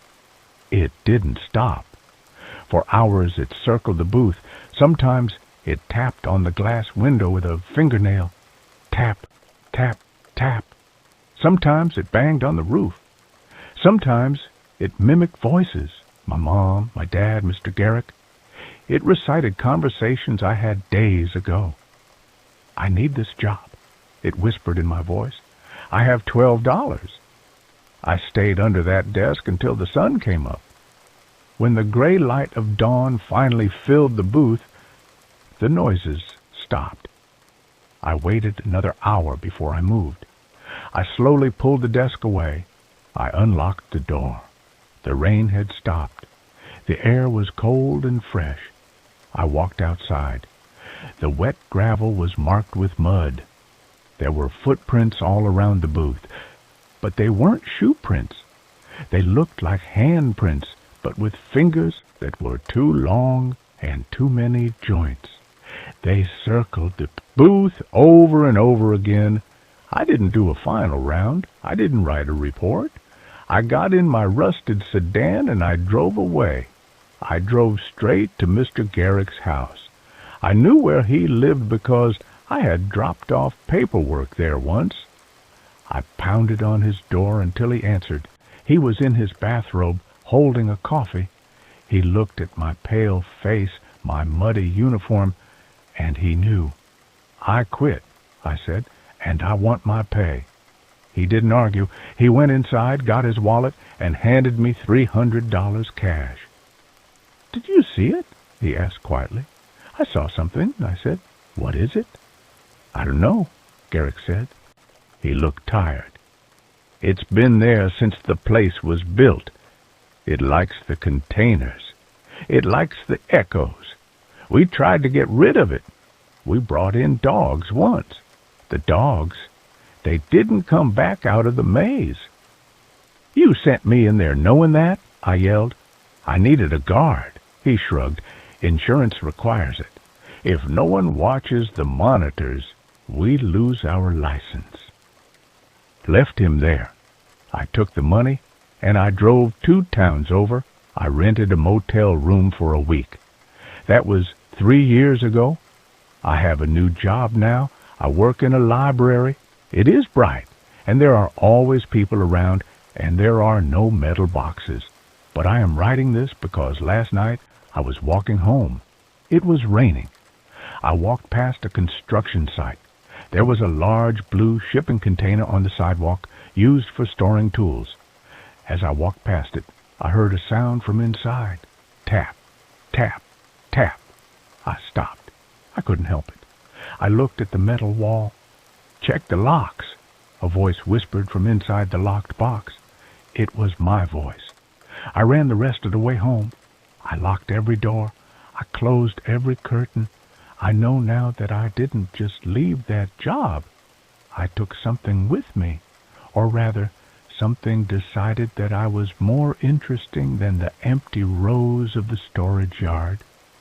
It knows where I live, and every time it rains, I'm afraid to look out my window because I know that one day I will see those long white fingers tapping on the glass asking to come in. And that's where this story ends.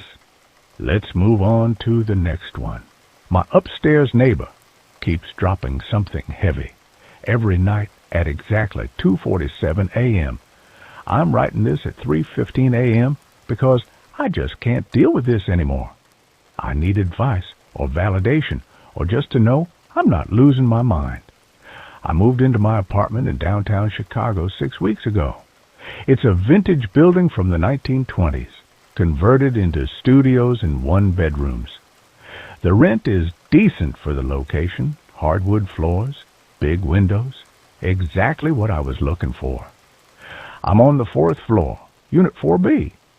The problem started my very first night. I was lying in bed around 2:30 a.m., almost asleep, when I heard the loudest thud I've ever heard in my life. It came from directly above me, from apartment 5B. It sounded like someone had dropped a bowling ball or a sack of concrete. The whole ceiling shook. Picture frames rattled on my walls. I sat up in bed, heart pounding, waiting to hear footsteps or voices or something that would explain what just fell. Nothing. Total silence. I checked my phone. 2:47 a.m. exactly. I figured maybe someone dropped something while moving furniture or unpacking. Annoying. But it was a one-time thing. I went back to sleep. The next night, same thing. 2:47 a.m. Thud. Same volume, same intensity. My whole apartment vibrated. This time, I got out of bed and walked around. I was trying to figure out exactly where the sound was coming from. It seemed to be right above my bedroom, which would put it in the middle of the apartment above me. I stood there for 10 minutes, listening. No other sounds. No footsteps, no voices, no TV. Nothing. The next morning, I went upstairs to talk to my neighbor. I knocked on the door of 5B. No answer. I knocked again, louder. Still nothing. I tried the building manager. Her name is Carol, and she's probably 70 years old, been managing this building for 30 years. I asked her about the tenant in 5B. "Oh, 5B is vacant," she said. "Has been for about 3 months." We're renovating it before we put it back on the market. Are you sure? I keep hearing loud noises from up there at night. She frowned. That's impossible. The apartment is locked. No one has access except me and the contractors, and they only come during the day. Could you check? Maybe there's a leak or the pipes are making noise or something. She agreed to take a look. We went up together, and she unlocked the door. The apartment was completely empty. No furniture, no boxes, nothing. The floors were covered in dust. You could see our footprints in it, and there were no other footprints anywhere. No one had been in this apartment recently. Carol checked every room, bedroom, bathroom, kitchen, closets, all empty. She checked the pipes, the radiator, the windows. Everything looked fine. I don't know what to tell you, she said. There's nothing here that could make a loud noise. Maybe it's coming from a different apartment, and the sound is traveling funny through the building. Old buildings do that. That made sense, I guess. Sound can be weird in old buildings. I thanked her and went back to my apartment. That night, 2:47 a.m. Thud. I grabbed my phone and opened the recording app. I wanted to document this. The next night, same thing. I recorded it. When I played it back, you could clearly hear the thud. It was loud, deep, and it was definitely coming from above. I started keeping a log. Every single night, without fail, at exactly 2:47 a.m., the thud happened.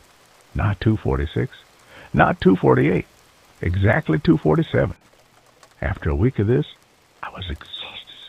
I wasn't sleeping well. I'd lie awake from about 2:30 onwards, tensed up, waiting for it. Even when I tried to fall asleep earlier, I'd wake up right before it happened, like my body was anticipating it. I posted about it on Reddit, on a subreddit for apartment living. Most people said it was probably pipes, or the building settling, or maybe an animal in the walls. A few people suggested it might be a prank.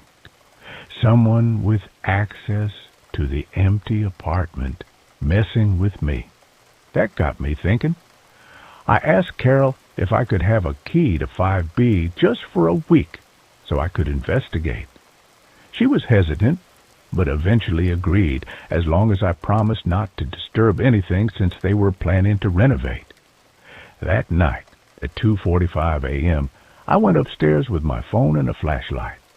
I unlocked the door to 5B and went inside. The apartment had the same layout as mine. Bedroom on the right, bathroom straight ahead, kitchen and living area to the left. I went to the spot directly above where I sleep, which would be the middle of the bedroom. I stood there watching the clock on my phone. 2:46, my heart was pounding. 2:47, nothing happened. I waited, still nothing. No thud, no sound at all. Just silence. I walked through the entire apartment, checking every room. Nothing, no sound anywhere. Then I went back downstairs to my apartment. I lay down on my bed and checked my phone. 2:52 a.m. Had I somehow missed it? Was the sound not happening anymore? I was about to turn off my light when I heard it. Thud, right above me.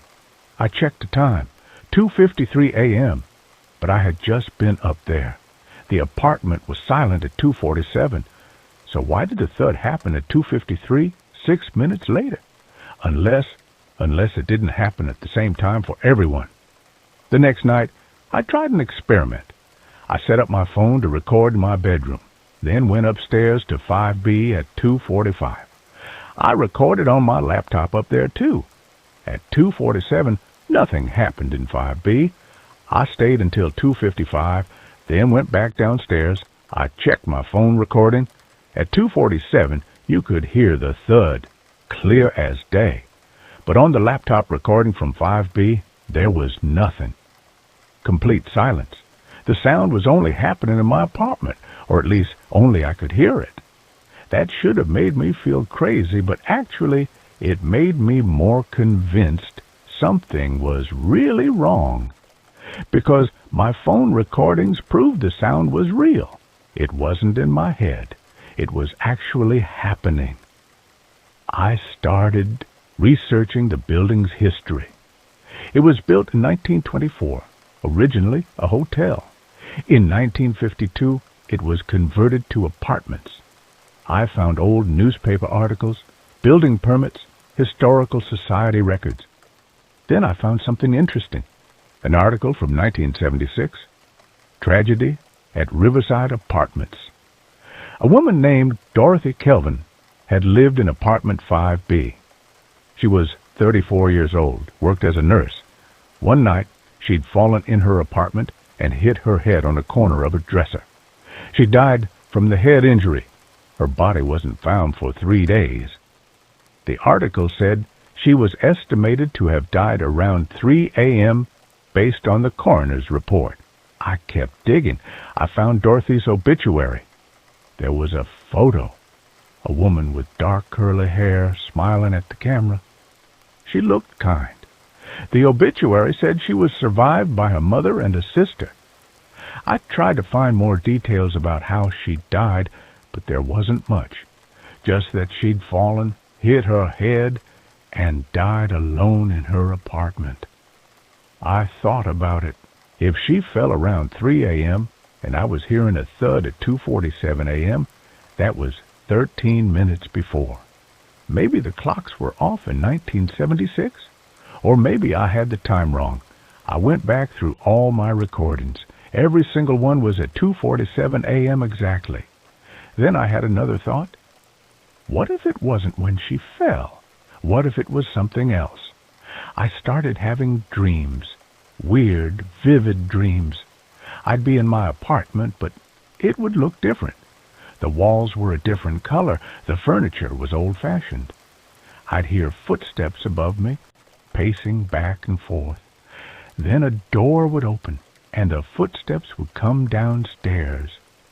In the dream, I'd get out of bed and walk to my door. I'd open it and look out into the hallway. There'd be a woman standing there, dark curly hair, wearing a nurse's uniform. She'd look at me and put her finger to her lips. Shh. Then I'd wake up, always at exactly 2:47 a.m., right as the thud happened. After 2 weeks of this, I was barely functioning. I was calling in, sick to work, sleeping during the day, avoiding my apartment at night. My friends were worried about me. One suggested I see a doctor, maybe get sleeping pills. I decided to try one more thing. I went to the library and looked through the archives of old newspapers on microfiche. I was searching for anything else about Dorothy Kelvin or apartment 5B. I found something. An article from 3 weeks before Dorothy died. It was small, just a few paragraphs buried in the crime section. Police are investigating a suspicious person reported in the Riverside Apartments building. Multiple residents have reported seeing a man in the hallways late at night who does not live in the building. The man is described as tall, wearing dark clothing. Anyone with information is asked to contact police. 3 weeks later, Dorothy was dead. The police ruled it an accident. But what if it wasn't? I started thinking about the timing. 2:47 a.m. What if that wasn't when she fell? What if that was when someone broke into her apartment? I imagined a scenario. Dorothy asleep in 5B. A sound wakes her at 2:47 a.m. Heavy footsteps. Someone coming into her apartment. She gets up startled. There's a confrontation. She runs, he chases, she falls or she's pushed and hits her head. The thud I was hearing wasn't her falling. It was the moment of the break-in. The moment everything went wrong. But why was I hearing it? Why was it repeating every night? I called Carol again and asked if I could see any records from 1976. anything about Dorothy Kelvin's death or the investigation afterward. She said she didn't have anything that old, but she gave me the number of the building's owner, a property management company. I called them. The woman who answered said she'd have to check their archives. A week later, she called me back. They did have some files from 1976. She could send me copies. When the copies arrived, I went through everything. Maintenance records, tenant complaints, police reports. Most of it was routine stuff. But there was one police report from April 1976, a month after Dorothy died. A tenant in 4B, my apartment, had reported that someone had tried to break into their apartment in the middle of the night. They heard someone trying the doorknob, then footsteps running away. Police investigated, but found no signs of forced entry and no suspects. The tenant moved out 2 weeks later. I felt cold. Someone had tried to break into 4B. The same night Dorothy died, or around the same time, someone had been targeting apartments on the 4th floor. I looked at the tenant's name on the police report, Sarah Chin. I tried to find Sarah Chin. It took me days of searching, but I finally found an obituary.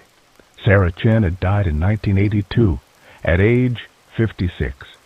The obituary mentioned she was survived by a daughter, Lisa Chin, living in Evanston. I found Lisa on Facebook. I sent her a message explaining who I was and why I was contacting her. I asked if her mother had ever talked about living at Riverside Apartments. She responded the next day.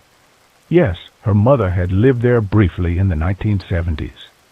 She'd moved out suddenly and never wanted to talk about why. But Lisa remembered her mother having nightmares for years afterward. She'd wake up screaming about a man in the hallway, a man trying to get into the apartment. I asked if her mother had ever mentioned the woman who died upstairs. Lisa said yes. Her mother felt guilty about it. She'd heard noises from upstairs the night Dorothy died, heavy footsteps, thumping sounds, but she thought it was just Dorothy moving furniture or something. She didn't call the police or check on her. If she had, maybe Dorothy would have survived. After Dorothy's death, Sarah started hearing the sounds every night, a thud at the same time. She thought it was her imagination, guilt manifesting as auditory hallucinations, but it drove her out of the apartment. I thanked Lisa and ended the conversation. I sat in my apartment, trying to process everything. Dorothy Kelvin died in 5B in 1976. Someone had broken in or tried to break in. Maybe he killed her. Maybe she fell while trying to escape. Either way, she died. Sarah Chin, living in 4B, heard it happen. She heard the moment the intruder broke in, the heavy thud of a door being forced, or a body hitting the floor, or something else. And she did nothing. After Dorothy died, Sarah started hearing the sound every night, the same thud at the same time, a reminder of what she'd heard and ignored. Now, almost 50 years later, I was living in 4B, and I was hearing it too. But why? I didn't even know Dorothy. I had nothing to do with what happened to her. Unless that's not how it works, unless the sound isn't about guilt. It's about the space. The apartment itself holds the memory of that night, and anyone who lives in 4B hears it over and over the moment when Dorothy's life ended. I decided to test a theory. I asked Carol if anyone else had lived in 4B between 1976 and now. She pulled up the records, 4 tenants between Sarah Chin and me. None of them stayed longer than 6 months. I asked if she knew why they left.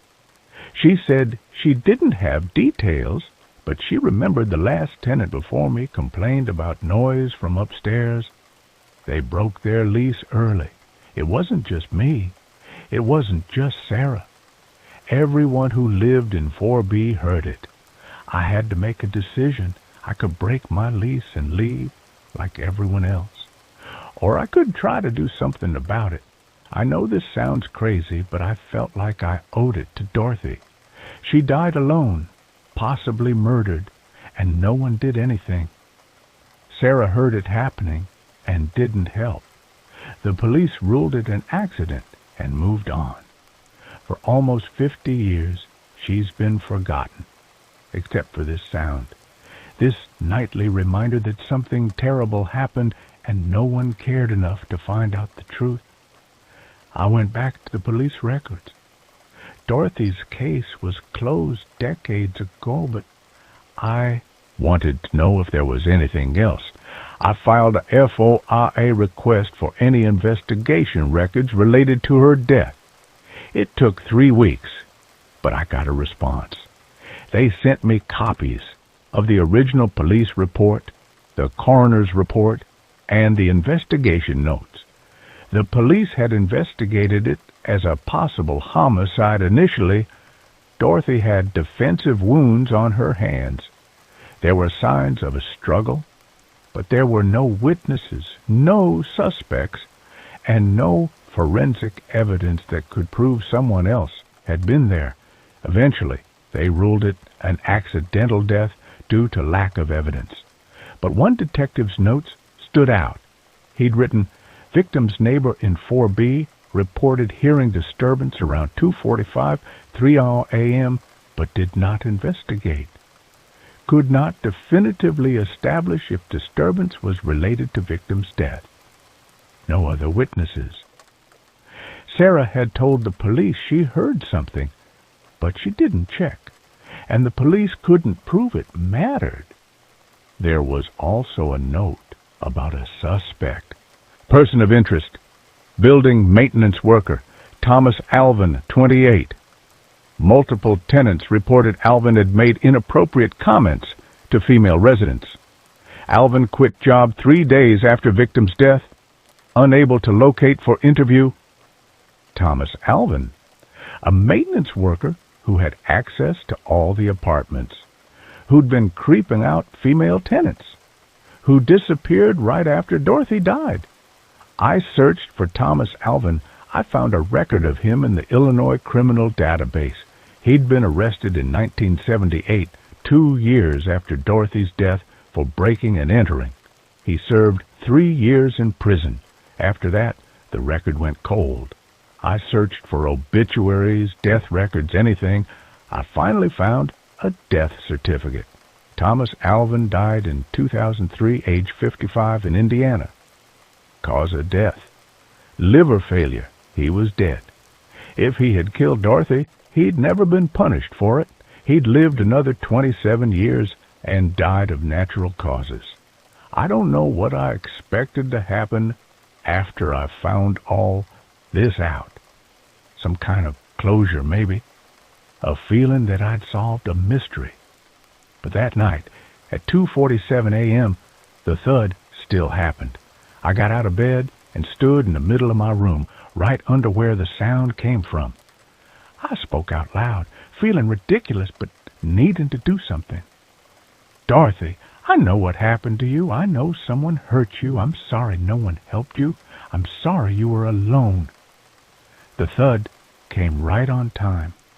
But this time, after it, I heard something else. Footsteps, light ones, walking across the floor above me. Then they stopped. My door was locked, but I heard my doorknob turn. Slowly, like someone was testing it, I stood frozen, staring at the door. The knob turned all the way, then released. The footsteps moved away down the hallway outside my apartment. I ran to the door and looked through the peephole. The hallway was empty, but on the floor, right in front of my door, there was something. I unlocked the door and looked. It was a small piece of paper, yellowed with age. On it, in handwriting that looked old-fashioned, were 2 words: "Thank you." I picked it up. It felt real, solid. I brought it inside and examined it. The paper was thin, fragile, like it was decades old. The ink was faded, but legible. I kept the note. I didn't know what else to do with it. That night, for the first time in 6 weeks, the thud didn't happen at 2:47 a.m. I woke up at 2:50, confused by the silence. I checked my phone. It was definitely after 2:47. The sound hadn't happened. I stayed awake until 4 a.m., waiting, but nothing. The next night, same thing. No thud. Complete silence. It's been 3 days now. The sound hasn't come back. I'm sleeping through the night for the first time since I moved in. I don't know what happened. I don't know if Dorothy somehow heard me, if acknowledging what happened to her was enough to give her peace. I don't know if ghosts are real, or if this was all some weird psychological phenomenon related to the building structure and my subconscious knowledge of its history. All I know is that it stopped. Carol called me yesterday. She said something strange happened. The contractors who were supposed to renovate 5B went in to start work, and they found something behind a loose baseboard in the bedroom. A small box, hidden there for decades. Inside the box were personal items, a bracelet, some letters, a photo, all belonging to Dorothy Kelvin. The letters were from her mother, sent right before Dorothy died. One of them mentioned that Dorothy had been scared recently, that she'd told her mother she felt like someone was watching her. Carol asked if I wanted to see the items before she turned them over to the Historical Society. I said yes. The photo showed Dorothy smiling in her nurse's uniform. On the back, in the same handwriting from the note, it said, "First day at County Hospital, 1975. It was definitely her handwriting, which means the note I found was real. Somehow, impossibly, Dorothy had left me a thank you note. I gave everything to the Historical Society, along with all the research I'd done about her death. They're going to create a small exhibit about her life. It's not much, but at least she'll be remembered for more than just how she died." Last night, I had another dream. I was in my apartment, and I heard footsteps above me. But this time, they were light, peaceful. I looked up at the ceiling, and I felt calm. When I woke up, I found another note on my bedside table. Same paper, same handwriting. I can rest now. I'm not scared anymore. I don't know if Dorothy's still here or if she's moved on. But I think she knows someone finally cared about what happened to her. Someone tried to find the truth. The building manager told me yesterday that they're going to put up a small plaque in the lobby mentioning Dorothy and other long-term residents who made the building their home. It's a small gesture, but it means something. I'm staying in the apartment. I signed a lease extension. 4B doesn't scare me anymore. If anything, it feels peaceful now, like a weight has been lifted. Sometimes at night, I think I hear light footsteps above me, but they're not heavy or menacing. They're just someone walking around their home. Finally, at peace.